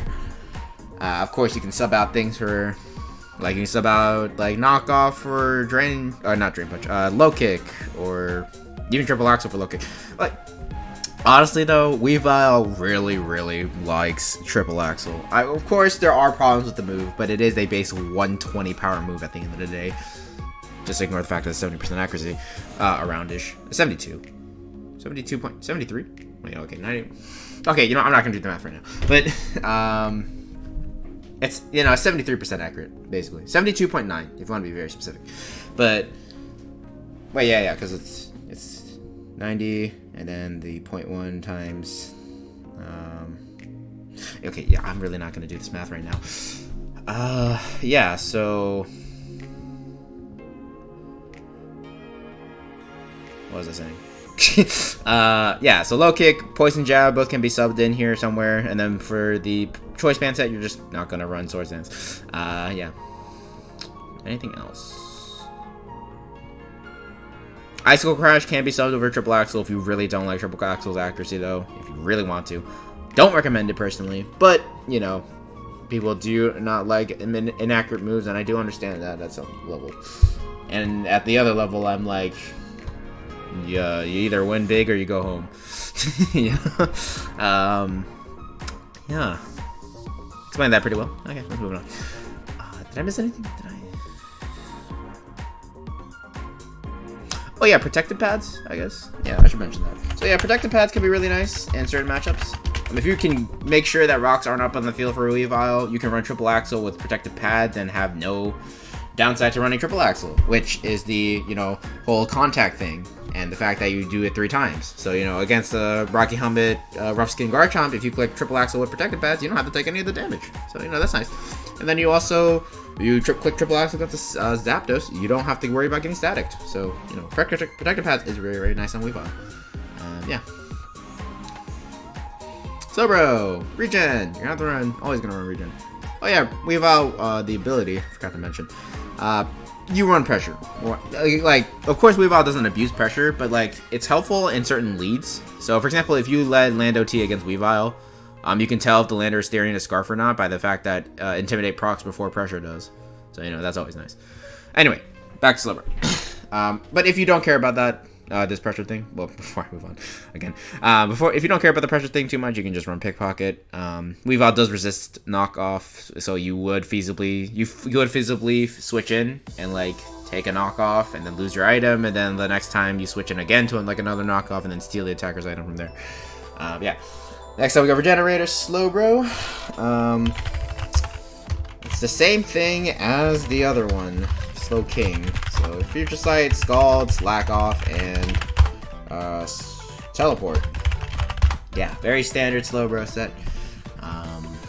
You can also run Calm Mind. You can also run Nasty Plot. Slowbro has a lot of coverage moves. Yada yada yada. You can also run that dumbass set that I was talking about, like Iron Defense, Calm Mind, Sword Power. Go ahead, you can run that stuff. I don't know. Have fun with that stuff. Bye. Next up, we got Hydreigon. Oh yeah, Slowbro sets up Trick Room. Yeah, next up we got Hydreigon. Got that dual Dark Offense. I like this. Oh, it's about to be triple Dark Offense. Okay. Yeah, so Hydreigon. So Scarf Hydreigon is a thing. Before I move on to the actual sets that I like, but I don't like Scarf Hydreigon because I find it to be weak and pathetic and sucks. Okay, but you know, that set is basically like Draco, Dark Pulse, U-Turn, and Flamethrower. Like, there's a lot of different moves you can run on it, and of course, it's going to depend on the matchup for your draft league, for the battle per week during the draft league. But yeah, all these moves can work. You can run like Surf, you can run like Focus Blast, stuff like that. But yeah, on to the sets that I actually like. Nasty Plot. That is the first one I like. So you can run Nasty Plot, Dark Pulse, Flash Cannon, Earth Power. That has very, very solid coverage. And then run a Life Orb. If you don't like losing all that health, you can run Roost. If you really don't like Life Orb, you can run like Leftovers or something like that. Of course, this set is going to be a lot harder to break because you don't have the Life Orb power, but you know, it still can work. You know, Specs Hydreigon can work, I guess, but I don't like it for the same reason as Scarf. I really just liked regular Nasty Plot Hydreigon. One more set that can work potentially if you're fighting against a certain dark ghost horse, Spectre. Defensive Hydreigon does exist. It was used in when Spectre was in the tier to beat both it and Heatran. So, you ran Dark Pulse and then you ran Defog to, remove hazards at least. You can do that. And then Earth Power is there to hit smack Heatran really hard, and then Roost is there for longevity. So, yeah. You could also feasibly run U-Turn on this set over Defog if you didn't need Defog support. And this set does work pretty well. So, yeah. Of course, you run defensive EVs and stuff, but I'm not going to get into that now. Scizor. If you have a question about the defensive EV, though, let me know. And in general, just let me know if you need help, because I will provide it. I'm not gonna yeah, just let me know. I will help. Probably, maybe. Yes, I will. Okay, so Scizor, Technician. Yeah, obviously you're gonna be using Technician. You're not gonna use any other ability on Scizor. Basically everything I talked about with Mega Scizor applies here. So, my favorite set is Defense's Swords Dance. So U-Turn, Bullet Punch, Roost, and Swords Dance. You can run Knockoff over over U-Turn, and then you just run the defensive EVs on leftovers. And the set does work pretty well. You can also just run pure defensive, so Knockoff, U-Turn, Bullet Punch, Roost. You can run Defog over Bullet Punch if you want it. Maybe even Toxic, although that sounds kind of weird. Considering Scizor does Steel type swapping on it all the time. But yeah, maybe you can run offensive Swords Dance stuff. And my music stopped. Okay, so yeah, offensive Swords Dance. You can run a Superpower, Bullet Punch, and Knockoff with a Life Orb. Quick Attack does kind of work, as I mentioned earlier. During the Mega Scizor bit. What else? If you want a stab that lets you stay in, that isn't a Steel Stab, Bug Bite is an option. And you can potentially snipe berries in Draft League, so Bug Bite is actually not a bad idea.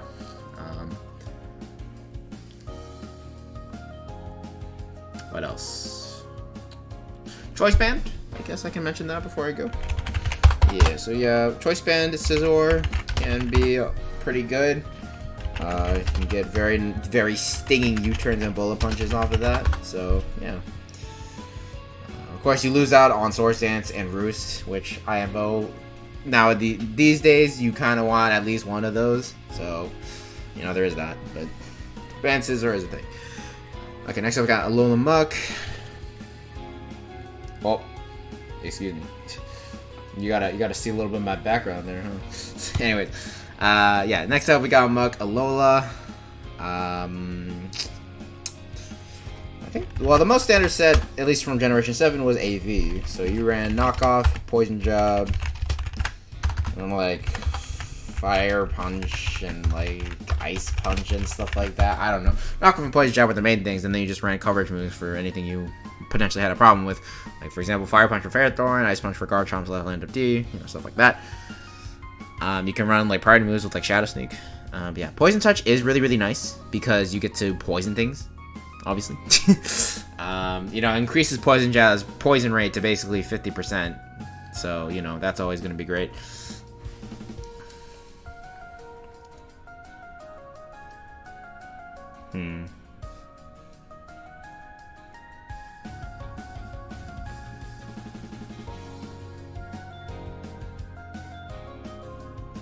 What else? Sorry, I'm a spacey boy today. If you can't tell, I low-key want to just get this done, which is not the mindset you want to have for getting videos done usually. But yeah, there are other sets here. So Eopapa plus Gluttony plus Recycle can let you have a somewhat decent recovery move. Of course, it's only 33%. This was a lot better back when the pinch berries restored 50% of HP instead of 33%. But this can still work, and then you can try to run Curse, and that could be pretty interesting. So Curse, Poison Jab, Knockoff. I guess you can try to run Choice Band as well, Muckalola. You just kind of run the AV set and change the AV to Choice Band. So, in terms of other sets, frankly, I am not knowledgeable about Muckalola, so I don't know too much. So I will leave that experimentation up to the player. Next up, we got Superior, Contrary, obviously, and Leaf Storm, obviously, are 2 staples of Superior. Glare is almost as much of a staple, I think, because being able to paralyze pretty much anything is always a good trait. Yeah. So for this set, for the Superior, since it doesn't have hidden power anymore, which really sucks on its coverage, because it doesn't have coverage anymore. You run like Sub Leech with this set, for example, with leftovers. You can also run Scarf, and then you just run Leaf Storm, Glare, like Knock Off. And, like, honestly, I don't know about the last move, like Giga Drain, just to like get some recovery, I guess. I don't know. And then, yeah, those are the 2 main sets, really. Yeah, Superior just relies on a lot of para hacks, really, nowadays, and then just muscling through shit with Leaf Storm. But unfortunately for it, Leaf Storm does have limited amounts of PP, so you will have to keep that in mind. You might want to start like running Giga Drain with Leaf Storm in order to have some sort of like move to hit after Leaf Storm runs out of power points. Which is especially a thing, especially since you're fighting against stuff like Corviknight, which has pressure and 4 times resist grass. So, yeah. Good luck with that matchup, by the way. Anyways, next up we got Talonflame. I guess you can run Swords Dance with this one. So like Swords Dance, Flare Blitz, Brave Bird, and Roost. So you can run that. What about?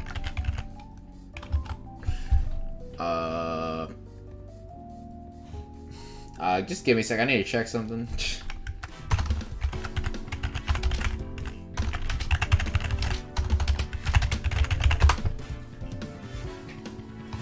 Just give me a sec. Just give me a sec. Ah, damn it! Natural Gift no longer exists. Fuck. Never mind. You can't run Natural Gift. But yeah, Natural Gift on Talonflame was a thing. So you basically how Natural Gift works is that if you use certain berries, you'll get certain typed physical moves to use. But it's only one time use, and after that it consumes the berry. So there was a berry, I forgot the name of the berry, but it basically gave you a Stab Earthquake. Well, not Stab Earthquake. It gave you an Earthquake for 1 turn, and you were able to use that to smack Heatran and stuff, which was actually really fun. But unfortunately, it doesn't exist anymore, so can't talk about that. But yeah, so I guess Swords Dance Roost can be a thing, I guess. Personally, though, Flame is actually pretty good defensively. So Fire Flying, while it sounds like it has a terrible defensive typing, with Boots, at least you can mitigate the Stealth Rock weakness, and Fire Flying actually has a lot of good resistances. So, resisting Grass, resisting Bug, resisting Steel, like, especially the Steel, and resisting Fairy. Like, all those resistances aren't bad, especially the Bug, Steel, Fairy stuff, not bad. You have a U-turn resist, you have resistance to 2 very, very common types. So, and you also have a Fighting resist, too. So that's actually really good, too. Like, Fire Flying is actually a pretty dope defensive typing. If you ignore the fact that you're 4 times weak to rock. Which, of course, most people don't ignore that, so. So yeah, you can definitely run, like, defensive sets here. Like something like this, maybe. So, like, Toxic Flare Blitz, U-turn Roost, something like that could work very, very well. And then you're going to be trying to make use of Flame Body and just trying to get burns through that. And by the way, Gale Wings, it's not really good anymore, frankly. Just stick with Flame Body. It's actually a lot better nowadays. So, yeah. If you want a flying stat that isn't gonna hurt you, you can run Dual Wing Beat. This thing does also get access to Defog. So, yeah. Wisp is pretty nice if you want to make sure you can get a burn on something. Taunt is really good on a very fast mon like Talonflame. Yeah. Last up, we got Quagsire. Nice little unaware mon here. And that is Quagsire. You usually run leftovers because Quagsire really appreciates the recovery from leftovers, even though it does have recover. But if you haven't noticed, Quagsire's bulk is not much to be desired, so it really needs all the health it can get. Yeah, so this is a very standard Quagsire set. You can run Earth Power if you want to, and just like, but no, Earthquake is just better. I'm sorry, it's just better. Even though you would have to run like a minus either a special attack or minus attack nature, like it's still better. Skull is really just there for the burns anyway, so you just run minus special attack. Yeah, you can run Yawn as well. Nice option for forcing things out. And that's about it. I guess you can run Haze if you really want to. You also have Encore. Yeah. Okay. Let's move on into the actual ranking thing.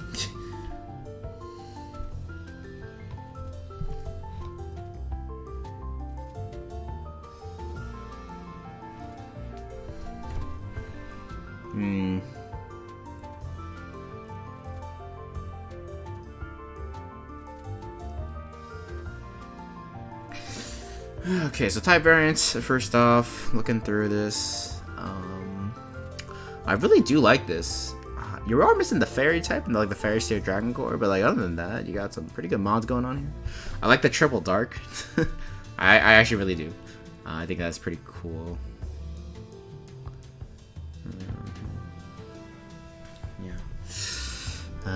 Trying to see if there's any major problems here, and I think I don't really see any, so that is a plus.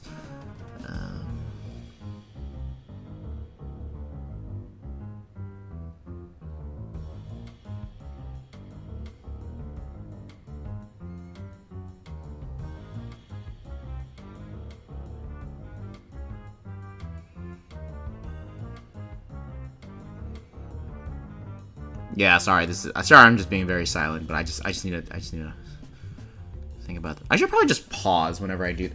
You know, yeah, OBS has a pause function. I have like barely ever used it. I should probably just do that. Well, too late now. I already looked through it, but yeah, I should use it next time. Yeah. Your only rock resist is Quagsire, by the way, so that is actually kind of an issue, but that's not enough of an issue to not give you a 10, because most teams don't have a lot of rock resist. Hazard wise, let's see here. Stealth Rock here, and oh wow, that's it. Yikes.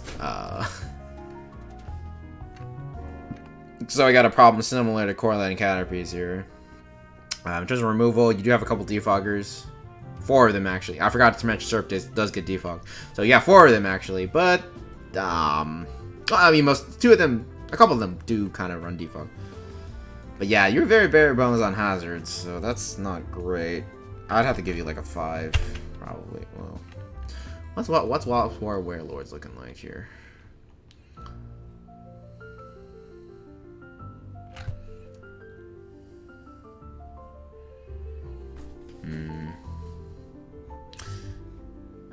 I'm gonna give him a 5 for that. Okay. Alright, anyways. Next up, pivoting wise, you got U-turn here, teleport here, U-turn here, U-turn here, U-turn here. So yeah, decent amount of pivot mons, and a couple of them really like using U-turn or teleport or whatever they have. So I'm gonna say an 8. Speed tier wise, not bad. Weavile has and Talonflame, and then you got Superior near 113, and then you got Hydreigon 98, Lando T at 91. Let's see. And after that, there's a kind of a drop off going down into Scizor at 65. And then we get like Muck and Slowbro and Quagsire near the bottom there. So yeah, there's a couple gaps. 113 to 98 is definitely okay. The 113 to 98 is not as bad, but again, still base hundreds are a thing. So can't give you full points there. But you do have pretty. Next up, we got Bulk. Here's a Bulk. It really reads like Balance, which is not a bad thing, by the way. I really Balance is a very solid archetype, and I think this works really well. It's just like because like everything here has like semi amounts of bulk, you know, like Lando T, Hydreigon, even Scizor, you know, stuff like that. Like everything has a little bit of bulk, and it still has some offensive pressure for most of them. So yeah, I do like that. So yeah, especially bulky ones here probably is relegated to just Quagsire and Slowbro, really.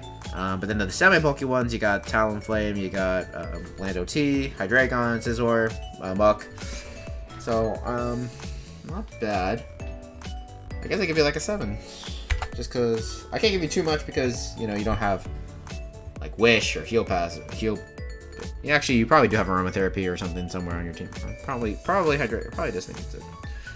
Yeah, it does. And honestly, on a Scarf set, you probably could run Aromatherapy pretty easily. Yeah. Actually, maybe 7 might be too generous. I'll give you a 7. Why not? Setup. set up out the wazoo, frankly, actually. Like, the first 5 mons all can set up very well. Maybe not Slowbro. Yeah, literally everything on this team has a pretty viable setup option outside of Quagsire. Quagsire can even run Curse, though, so...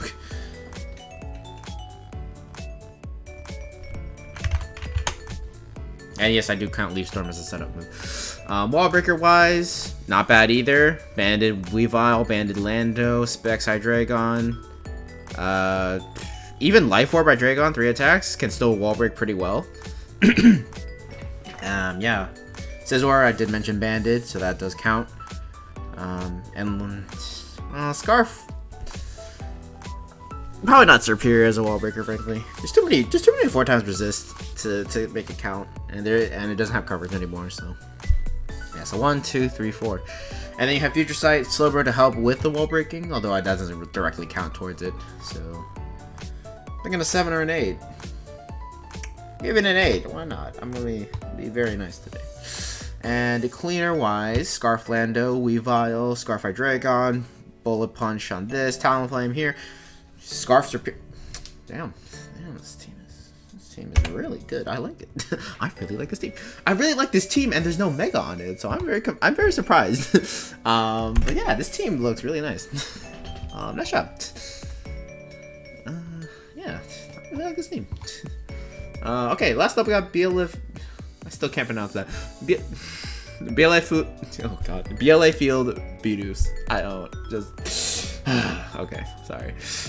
Anyways, we're starting off with Mega Mawile, so we're starting off very, very strong. In fact, some might say the strongest, which they wouldn't be that inaccurate. So, yeah.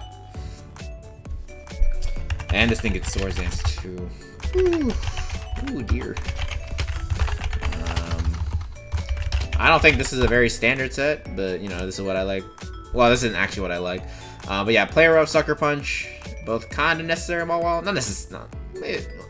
Like Mawile does really like Sucker Punch. Yeah, like okay, because obviously the main problem with this thing is its speed, and it's really low. So having Sucker Punch to mitigate that a little bit is always really nice. Swords Dance is also really nice too, and then your stabs hit super hard, and then Mawile gets basically enough coverage to make sure that nothing can switch in safely. So it gets Brick Break for Heatran, it gets Fire Fang for Ferrothorn, it gets Ice Punch for Lando T and Garchomp, it gets Thunder Punch and Psychic Fangs for Toxapex, it gets Psychic Fangs for Mecha Venusaur. So Mawile really doesn't have a good solid switch in anywhere. Yeah, as long as it's well prepped. So yeah. Usually you just run Swords Dance, Sucker Punch, and then 2 moves. Usually one of them is stab and another one's a coverage move. At least that's how I used it in the past. Of course, you can definitely try to diverge off of that. You can run like 4 attacks. You can run substitute 3 attacks with Focus Punch, which I ran raw Focus Punch one week, which was really fun. But yeah, this thing also does get rocks. In my experience, I never used rocks on Mawile though, because why would you use rocks when you can just smack the shit out of something? Yeah, at least that was my logic at the time. Yeah, Mawile is just supposed to be used as an offensive threat, and yeah. This team does have the semblances of like a Trick Room team from what I've been seeing so far, so you know, definitely abuse that as well. Because I just see the Cresselia. Next up we got Komodo. Any of these abilities can work, you just kind of have to make sure you know what you're looking at. Like, for example, if you're fighting a Gengar, make sure to run Bulletproof. If you're fighting an X-Cloud, make sure to run Soundproof. If you're fighting against something with Spore, run an Overcoat. So, pretty simple there. Komodo is a mon that has a fuck ton of setup options for no goddamn reason. But let's talk about the defensive set first. So it'll mostly take the shape of something like this. So yeah, this is one of the few mons, few fighting types that actually gets access to Stab Body Press and has a decent defensive stat to be as well. Like if I can take the liberty of showing you. So the amount of mons that have Body Press and are a fighting type and have high defense. So it's just Komodo really. And then like Beware doesn't get Beware doesn't have a lot of defense on its own, but it uses Fluffy. But unfortunately Fluffy doesn't get calculated within Body Press damage, I'm pretty sure. And then, you know, Urshifu Single Strike and Urshifu Rapid Strike. Neither of these mons want to use Body Press. They want to use Close Combat. Look at the attack set. So yeah, of the this is probably the only fighting type that actually got body press that would actually use it, which is really, really sad considering there's a lot of other fighting types and a lot of other bonds in general that just could use body press and they didn't get it. So yeah, but you know, good for Kamo, right? So yeah, this is probably the defensive set you're going to be using. You can run Protect if you want the Leftovers Recovery, which you were going to be running Leftovers on this, and also Toxic Chip. Yeah, and then that's the one defensive set. Let's get into the offensive ones. Swords Dance, Bulk Up, Dragon Dance, Swords Dance Scale Shot specifically, Clanging Scales, Clangorous Soul. Oh wait, not Clanging Scale, Clangorous Soul. Yeah. So it gets a lot of setup. So yeah, then Dragon Dance. So like literally 4 very, very solid options here you can go for in terms of setup. And Kamo can use all 4 of these very, very, very well. If you want to stick with more special sets, obviously you're going to be using Clangorous Soul. Because you also can use Throat Spray in conjunction with that, because Clangorous Soul is a sound move. And yeah, you get +2 special attack and +1 everything else. And then you can run, you know, Flamethrower, Draco Meteor, well, Clanging Scales, I'm sorry, I forgot about that. And then, like, whatever coverage move you want. You can run Boom Burst if you wanted to, you can run Focus Blast if you are a real god. And then you can run, like, Drain Punch or, like, Close Combat at the end. Which doesn't take advantage of the special attack, but you still have a boosted +1 attack stat. Even if it is uninvested, it still is base 110, which is not bad. So, you know, you definitely can run Close Combat on that. Drain Punch, I personally don't think Drain Punch is that great on this, but I feel like you never get enough health for it, and then you have a Drain Punch which is not strong enough to kill things that it's supposed to kill. So, personally, Close Combat's the way for me. But, of course, you can run whatever you want. So, yeah. And then with the other moves, oh yeah, I forgot, it gets Belly Drum. It's like the most famous thing it gets. Yeah, on this one, you definitely run Drain Punch. Yeah, Drain Punch, Thunder Punch, Substitute, and then Slackberry. So yeah, this set works very, very well. You don't have to run Thunder Punch, but Drain Punch is kind of necessary, because you need Stab. And also Recovery back once you get the Belly Drum and the Slack Boost. So yeah, after that, you can kind of sub out Thunder Punch for other stuff. You can run Poison Jab to hit Fairy types more harder. Just harder. Don't take this out of context, please. You can run Thunder Punch for like Steel Flying types or like Bulky Waters. Earthquake if you want to hit the certain bulky waters even harder, aka Toxapex. Although I'm pretty sure Thunder Punch is all you need, so you know. Yeah, you can run whatever you want on this last one. Just make sure it makes sense. And yeah, so then there's also Swords Dance, which, as I said before, can be combined with Scale Shot to pretty fun effect. Yeah, something like that. Probably not Substitute last. Maybe like Poison Jab to hit the Fairy type. This can work very well. You can run Dragon Dance. This one probably wants Outrage or something like that. Yeah, like Kamo is a very good setup mon. So you can. It really has so many setup options that I don't want to. There's too much to get into. So, you know, kind of work through. Even if it gets Autotomized, if you want to just run Autotomized 3 attack with like Life Orb, like that still works. Like, Kamo is a very, very solid setup mon. So, yeah. Have fun with that. Next up is Cresselia. Frankly, don't know what this thing does too well, because it's not all too great, unfortunately.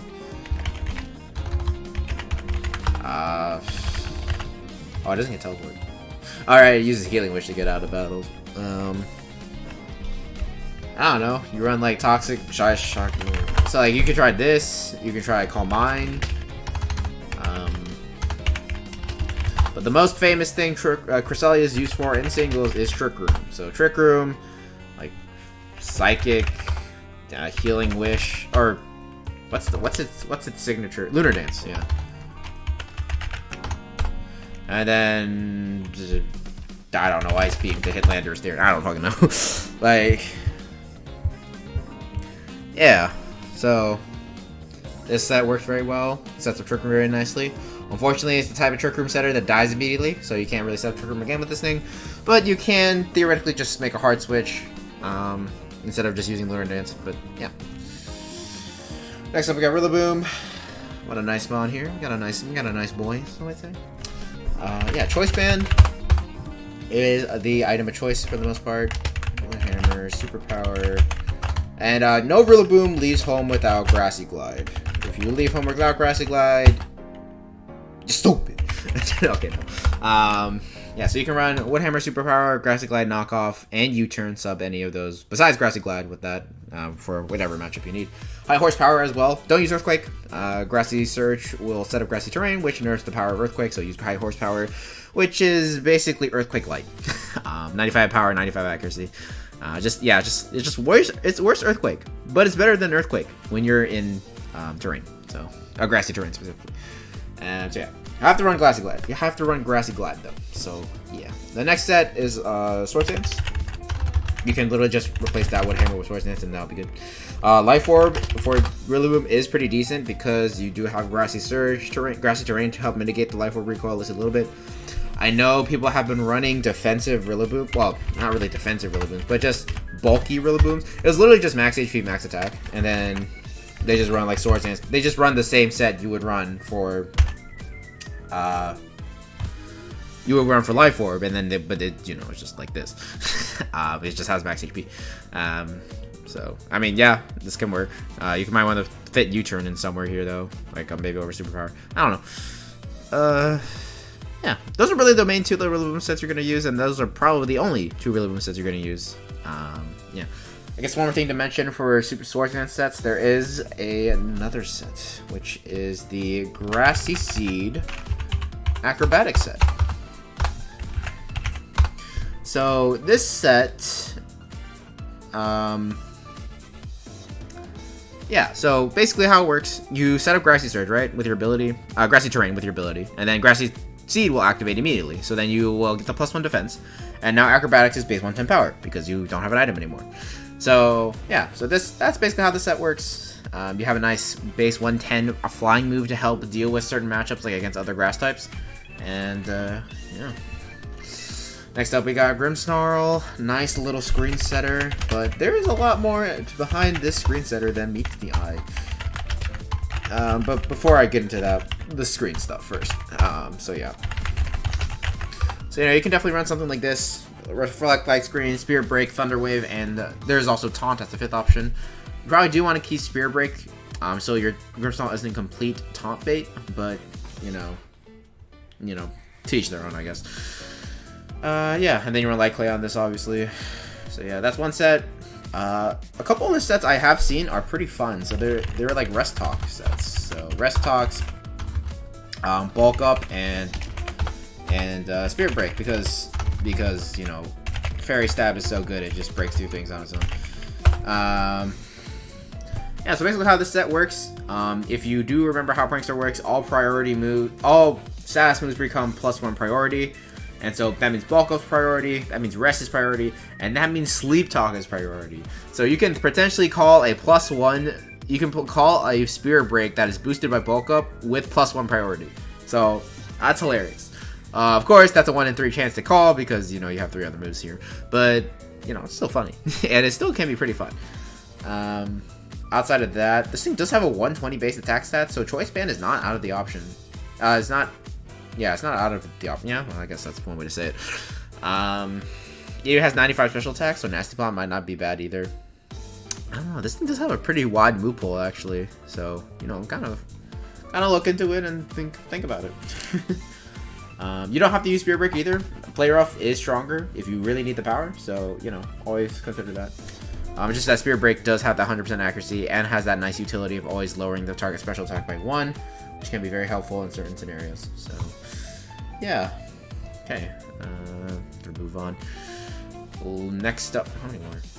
Oh, there's like 5 more left. Okay, Charizard. Unfortunately, you're not using this on a Sun team, so I can't give you too many points here. But Charizard is used in PU without Sun, so at least without a Sun setter, I think. I don't know. I haven't touched PU in like so long. It's been forever. I guess you can run something like this. So this is like an offensive Spirit Attack set. Yeah. If you want to be a little bit more defensive, you can run like Roost, Defog, run like Toxic even, since it does scare out a good amount of Steel types. This thing does it doesn't get U-turn. Okay. Yeah. So I guess those are those sets. You can try to run Dragon Dance, although with 84 attack, it's not going to work out too great, but you can do it. You can also run Belly Drum. That might actually work out a little bit better, especially since you will get access to Blaze boosted, like, well, obviously you unfortunately have to run Fire Punch, but you get access to Blaze boosted Fire Punches, which is always pretty fun. Can I click stuff? Okay, there we go. Yeah, so something like this could work out well. Yeah, you could also try to run like Specs or Scarf. Wouldn't recommend it on a non-Sun team, considering, well, if you don't have good removal, that's bad. And also, I wouldn't recommend Specs or Scarf on a non-Sun team, because specifically for Sun teams, the reason why I recommend it is because just the raw power of Charizard makes it so that Specs Zard is worth it, even if you have Rocks up. Like, just like. This calc I know will be very impressive, so let me just show it off. So you guys know Toxapex, right? Toxapex is one of those very bulky Pokemon that's super annoying to deal with, right? So look, I'm a Toxapex, I can do whatever the fuck I want, and then suddenly it switches into a Specs Solar Power Charizard in Sun with Weather Ball, and suddenly it's 2-hit KO by a fire move. So yeah, fuck Toxapex. Even with Spadef, which no Toxapex is run. With Rocks up, guaranteed 2-shot. Well, this isn't factoring in Black Sludge, and in that case, then it does. Nope, it even well, yeah. So high chance to a 2-shot still, and this is just with Weather Ball. Well, Overheat it's not going to do much better, but if you do have Fire Blast, and as long as you land, obviously. Fire Blast is guaranteed 2-hit KO with Black Sludge and Stealth Rock, after Stealth Rock. And without the Stealth Rock, it's still a pretty high chance for you to 2-shot. So yeah, this thing, Charizard's a little strong in Sun, which is why I like using Charizard in Sun. But you didn't grab a Sunsetter. Well, at least you didn't grab a Sunsetter that can set it by ability. Speaking of which, is Grimstone good? Damn. Come on, someone here gets Sunny Day. Yeah. You can run Heat Rock Cresselia. Yeah, here we go. Here we go. Yeah, Heat Rock Cresselia, right? And then you run Healing Wish too, or sorry, Lunar Dance. And then you kill yourself, right? You go into Charizard. You go to click the Choice Specs, Weather Ball. Oh yeah. This is really good. Really if you can't tell, I really like Sun. Just because of the raw damage output it makes. And it's cooler than Rain because it's not Rain. Oh yeah. Okay, I'm gonna move on from Charizard. Next up we got Conkeldurr, Glamour of Guts. That is like pretty much all you get. Close Combat, Knockoff, Facade, and Mach Punch. That's not Facade. Ugh, everything is being mad at me. There you go. Look at that. It's a nice little thing here, wouldn't you say? Yeah. Drain Punch can be used if you really don't need the power close combat, but you need the power close combat. Yeah. You could run non-gut sets, so like Sheer Force or Iron Fist. Both can kind of work. I would recommend Sheer Force over Iron Fist because the Iron Fist moves that get boosted usually get boosted by Sheer Force as well. For example, Thunder Punch and Ice Punch both get boosted by Sheer Force. So, there's that. Of course, Mach Punch doesn't get boosted by Iron Fist, but, who cares about that? Yeah. Really not much to talk about here. Conkeldurr really runs one set. You could try to fit Defog somewhere if you want to.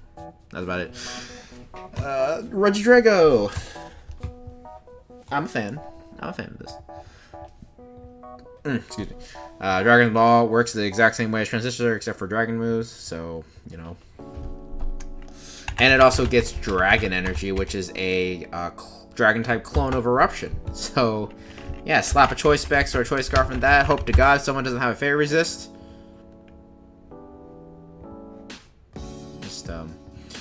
yeah, just I hope that someone doesn't have a dragon resist, like, you know, this team. And yeah, watch the sparks fly. Yeah, this is pretty fun. And if you do run out of HP, Draco Meteor, Dragon Pulse, all that stuff can make up for that lost stuff there. Like Regidrago, though, it has basically no way of breaking through fairy types, and really no good way of breaking through steel types. Yes, it does get Fire Fang and Hammer Arm, but like, those aren't great coming off a base 100 attack. It does get Dragon Dance, though, so if you want to try doing that stuff, you can. So like Dragon Dance, Outrage, just get Scale Shot. It gets Scale Shot, let's go! But you're using Dragon Dance anyways, so you probably want to run Outrage. Yeah, I guess you can run like Hammer Arm, maybe not Hammer Arm, Fire Fang, and then like Explosion. I don't know. This could be pretty fun with Life Orb. That's not a Life Orb. But yeah, Regidrago, pretty fun. Of course, you do have to deal with fairy types. So yeah. Thankfully, you do have a Mega Mawile, which is one of the best ways to deal with fairy types. So at least there's that. Next up, we got Rotom Fan. I don't know how many times I have to explain a Rotom form, but you run Volt Switch, you run the secondary stab move that it gets, you run Wisp / Toxic / Thunderwave, and you run Pain Split / Defog. Pain Split / Defog. God, I can't pronounce things. Unfortunately, this is Rotom Fan, so your Levitate ability is basically useless. Yes, I am correct.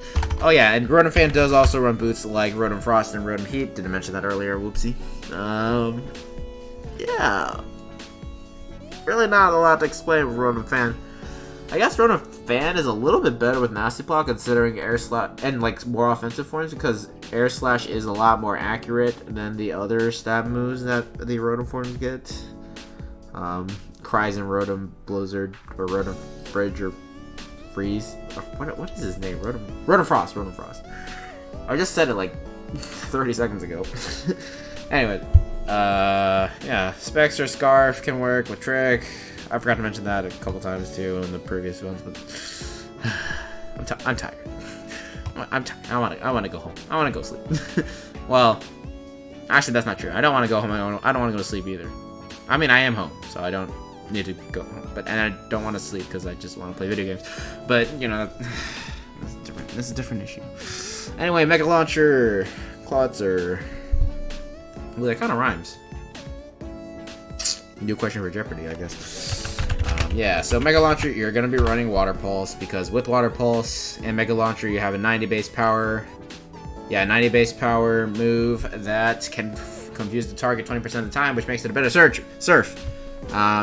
Scald is still probably... You can still probably argue for Scald, though, which is the sad part, but don't worry about that. Aura Sphere, Dark Pulse, all takes advantage of Mega Launcher as well. And then you just run Ice Beam for coverage, I guess.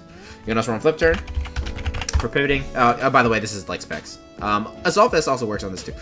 And yeah, honestly, aside from that, Clawitzer doesn't do much. It just hits you really hard, and that's about it. I guess you could potentially try to run Rust. It's not good enough bulky. It's not bulky enough. Yeah, just run Specs and just kind of smash things. Yeah. Okay, let's get into the ranking, and then I can finally almost go home. Why do I keep saying go home? I'm out. I'm clearly losing my mind. Anyway, gotta look through this. Give me a second. Oh, shoot. Don't worry, nothing happened. I just moved the wire. It's fine.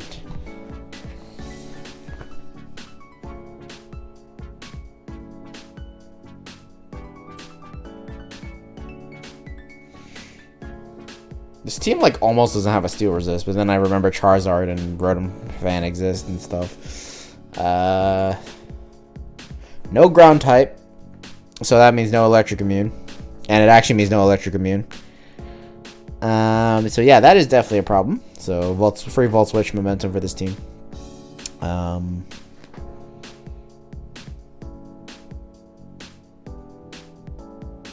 What else? Tell me what else there is.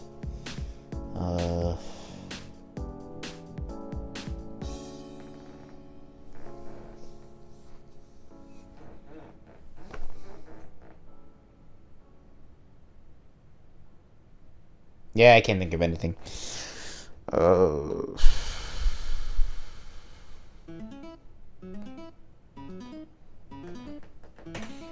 No electric immune means you've gone down to a 9. Actually, maybe that's an 8.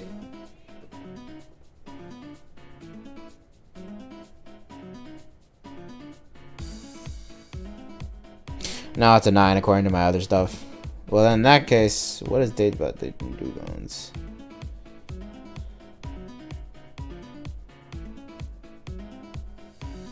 Yeah, I think it's fine. Because, like, Dayton Dewgongs actually has no electric resist. Whereas Bielefield Bidoofs and Galesong Gardevoirs. Well, I mean, not Galesong Gardevoirs. Someone else I was looking at. I forgot who. Bar Wailords. Yeah, Bar Wailords and Bielefield Bidoofs both have electric resist. So, at least, yeah. So, I'm justified with that 9, I think. Hazards. Oh, wrong. Stealth Rock here, although really, you're not going to run Stealth Rock on Komodo very often. And Stealth Rock on Mawile, which again, you're not going to really run Hazard.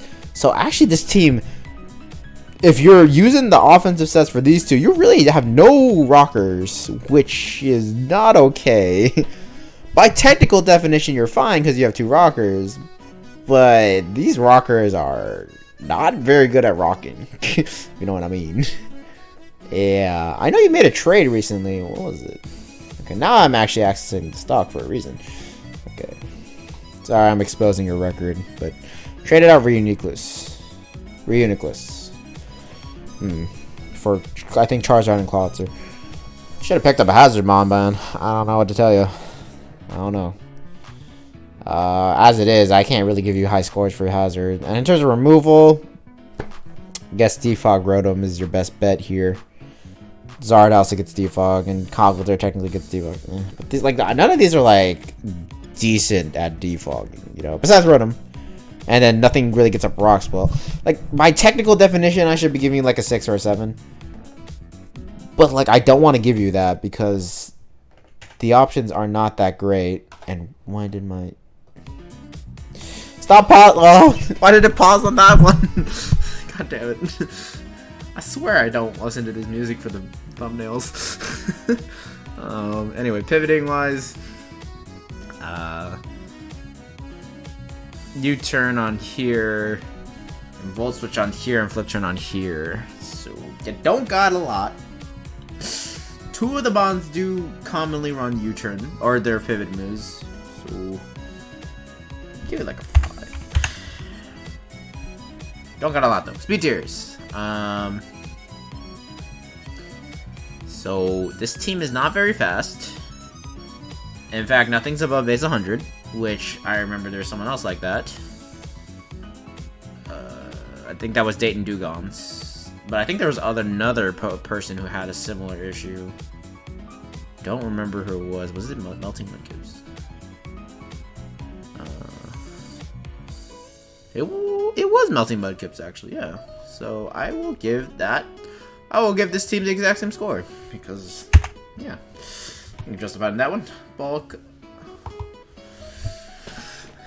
This team isn't really that bulky either. It's kind of just limited to crests, and you do have screens, which, well, I don't really factor that in, frankly. Like, nothing here is like screams bulk to me outside of Cresselia, and then there's a lot of like half bulk bonds, which is like Mawile, Komodo, Conkeldurr, Regidrake, not even Regidrake. Like, Regidrago has 200 base HP, don't get me wrong, so it'll live 1 hit, but like, it's a dragon type, which does proclive. Well, I mean, just have a nice set of resistances. That's not, yeah, no, don't forget about it. Yeah, nothing scarce is bulky.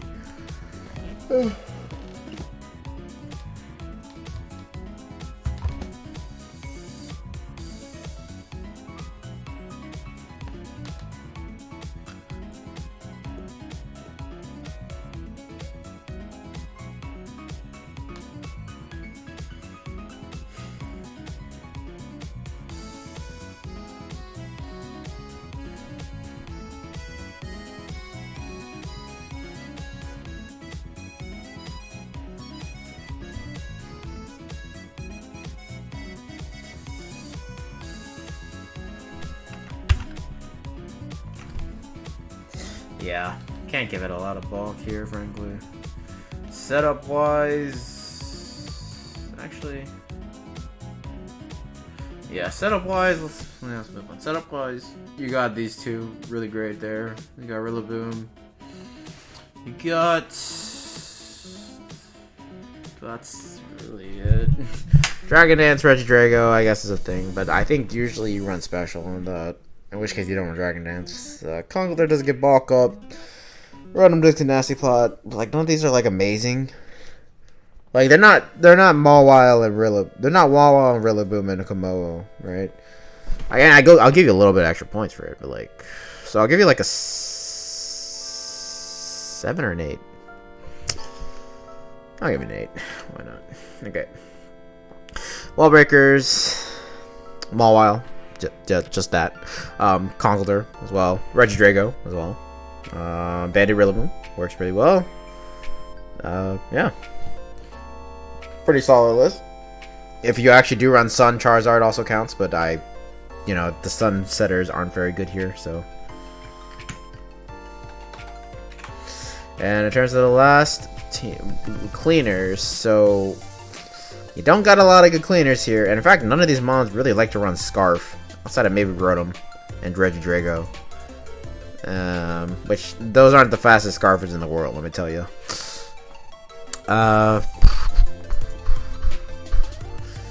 Sucker Punch from Mawile and Mach Punch from Conkeldurr and Grassy Glide from... Grassy Glide Rillaboom, yeah, it's definitely a good cleaner. Mach Punch Conkeldurr can kind of do that. Sucker Punch Mawile can kind of do that. I guess it's not the worst. It's like 5, maybe 6. I'll give you a 6. And actually, I'm probably gonna give you 6 in bulk. Actually. Okay, finally we are almost done. So if you will, I'm gonna pause the recording for a little bit, and I'm gonna sort out the things, and then we'll break the ties. So I'll see you very soon. All right. Well, actually, that didn't take that long, but we have it sorted. So yeah, so we got 1, 2, 3, 4 ties to break. Overall, though, we all stayed above 53 points. So 53 and above, so that's great. I guess. I don't know what these numbers mean, frankly. But 8.25 sounds pretty good. Yeah, so this is basically the rankings without any sort of modifications yet. After this, I will be breaking the ties by subjective, which one do I like more. So, let's just get started with that.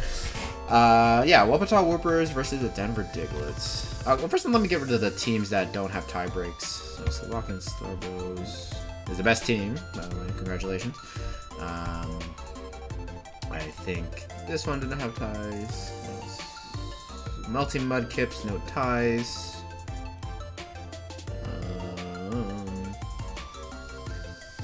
Texas Turtwigs, Narukami Ninetales.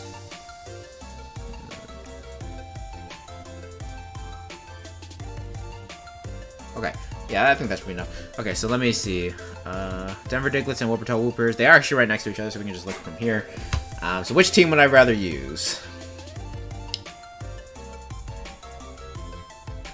So with this, it's more so a question of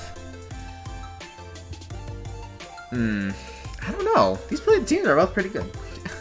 Like, honestly, if I'm gonna be like, which teams do I think can win? Honestly, I think all of these teams can win. It's just that, sometimes some of these teams, will obviously struggle more than others because they have lower rankings, because that means they lacked in more categories. For example, Dayton Dewgongs. While you did draft a stall team, you left out a lot of opportunity in terms of the offense department and stuff like that. But I think most, if not all, these teams can potentially win the championship. Unlike last season, where I did find that a couple teams were too what's the best word to say? Too okay, they just weren't good enough, frankly. That, there. I said it. But, yeah, anyways. Oh shit. Dude, these last thumbnails keep coming up. Help me. Okay. Anyways, I really, really like Wuppertal Woopers team. So I'll start off with that. However, there are two major problems here. One is the anti-synergy. So what do I mean by anti-synergy? Tapu Fini plus Dragon Ball. So Dragon Ball's Draco Meteors and Dragon Darts are both nerfed in terrain because Misty Terrain nerfs Dragon moves. I don't like that. Number 2, Charizard Sun and Tapu Fini. Sun from Fini, Sun from Charizard is obviously going to interfere with water moves. So also Lantern is included in this. So like the Scalds and Surfs from those two are going to hurt a lot less. And so that's first issue. Second issue, you got like 6 viable mons, 7 viable mons on here. So in terms of mixing it up, your team doesn't really have that really. Like, okay, well the entire top row is fine, and then you have like Umbreon, Smeargle, right? I don't see myself using any of these really, personally speaking. I wouldn't use one or the other really, basically throughout the entire game. So like either I would use Smeargle a bunch as a hazard lead, which actually that isn't really my playstyle. So honestly, I probably just stick with Umbreon and I just use these 7 mods. So there's that. Because like I won't use Lantern. I probably want to use Lantern. I won't use Cottony. I won't use Wooper. But I get Wooper's the mascot pit, so it's that. And then probably want to use Smeargle. So there's that. That being said, though, I really do like the team itself. All these mons individually are super, super great, and I've always wanted to use them. Now, Denver Digletts team. I could feasibly see myself using everything besides Draculac. Slowpoke, even Slowpoke does have its uses.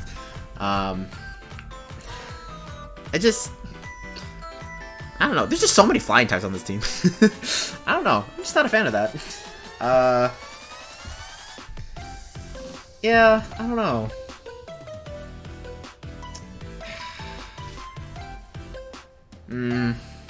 I really don't know.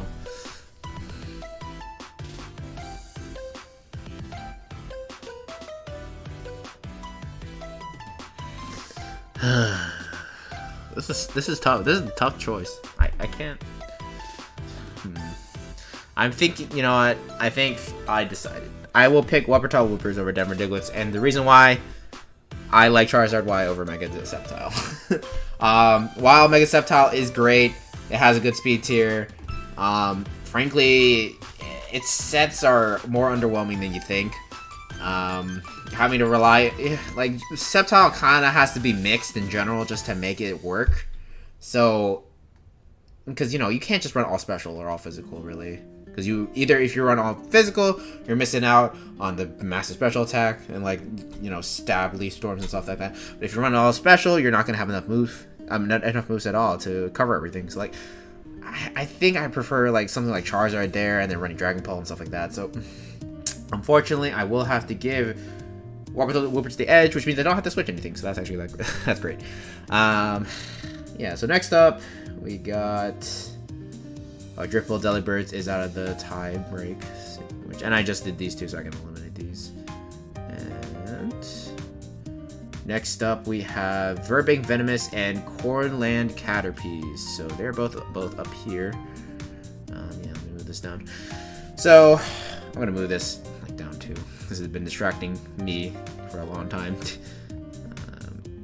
Yeah. Okay. So I think this one is. Well, I was gonna say I like Virbank Venomous' team a lot more, but the lack of speed is kind of throwing me off here. But this team, I don't know.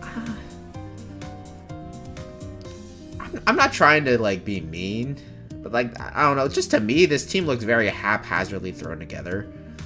There is a lot of type. I mean, I think it was kind of. At least a little bit, considering type variance was very, very low. Don't get me wrong, though. This team is very, very offensive, and it packs some surprising traits.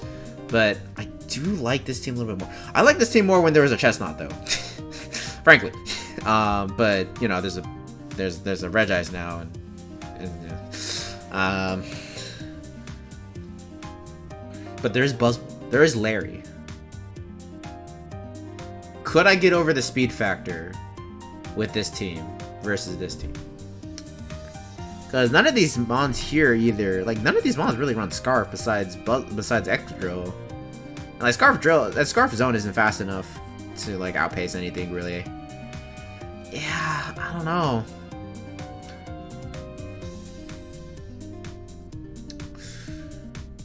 I think I still pick Virbank Venomous' team.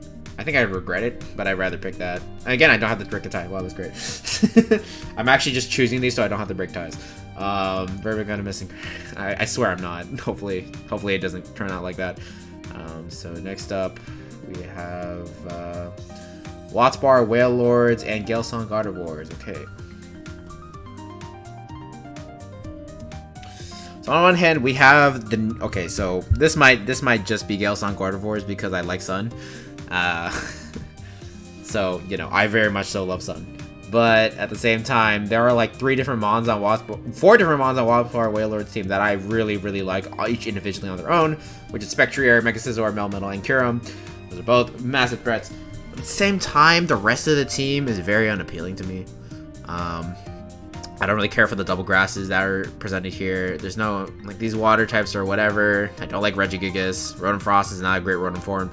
But, like, a Galesong Gardevoirs, I think, like, I really enjoy Venusaur in Sun. I love Blacephalon in Sun. But Gallade's always, it's cool. And Silvally has a lot of decent potential. It's just, like, I don't know. And then, like, the rest, it's like, I feel like Galesong Gardevoirs is missing something. So, and Bar Wailord is just missing the right Pokemon. Like, I don't know. Which one did I pick?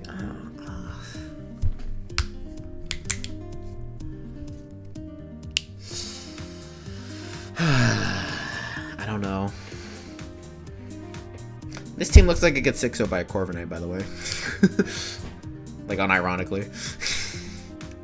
And I'm actually not... I don't think I'm actually too far from the truth there. This team is Corviknight food, but, you know, probably struggles with something against, like, Toxapex or something like that, but... Actually, it doesn't really struggle with Toxapex with Blacephalon.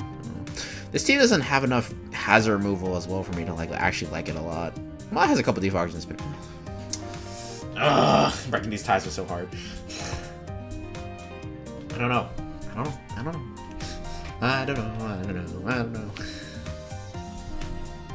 I would rather not use any of these teams. I would rather take Bar Wailords team and then get rid of half of it and then use it. And then for this one, I would also, like, try to get Charizard on here. I would just make it a full Sun team. And, like, have a couple extra defoggers and stuff. I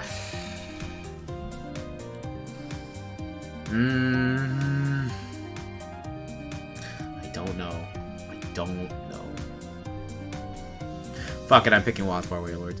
I just really would want to use those 4 mons I mentioned first, I think. You know. Sorry about that, Galesong Gardevoirs, but I will be doing this. Okay, one last tie to break, and it is for last place. So we'll get into that right now. Okay, well, that was a very simple. Yeah, this is very simple for me, actually. I don't like stall. I don't like playing stall. Like, I play against stall, you know, whatever. You can use stall if you want, you know, that's great. But, like, I don't like using stall personally, so I think that was a very simple one for me, personally. So, yeah, we have finally finished it up. So this is the final rankings after tie breaks. Yeah, if you have any problems with these rankings, go ahead and fight me if you want. I will be available. I think I'll just keep it like this. So, yeah.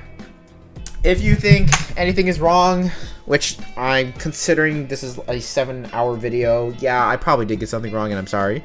But yeah, feel free to correct me in the comments. I will be uploading this to the doc here. I'll be uploading it here at some point, so you can look at that whenever you can, whenever you want to. And if I feel like something is significant enough that I missed, and that it really changes the rankings, I will update it there. So yeah. What else? So yeah, I did mention I think all of these teams can potentially win. So, you know, just because your team is ranked last or close to last doesn't mean that your team is bad. I think that everyone, as long as you have the good amount of skill, you can definitely make it very, very far, if not win the competition. So, just keep that in mind. Yeah. So, with that being said, I am finally done here. So, I'll let you guys go because clearly all of you watched the 7-hour long video. So, thank you guys for watching, and I will see you guys next time.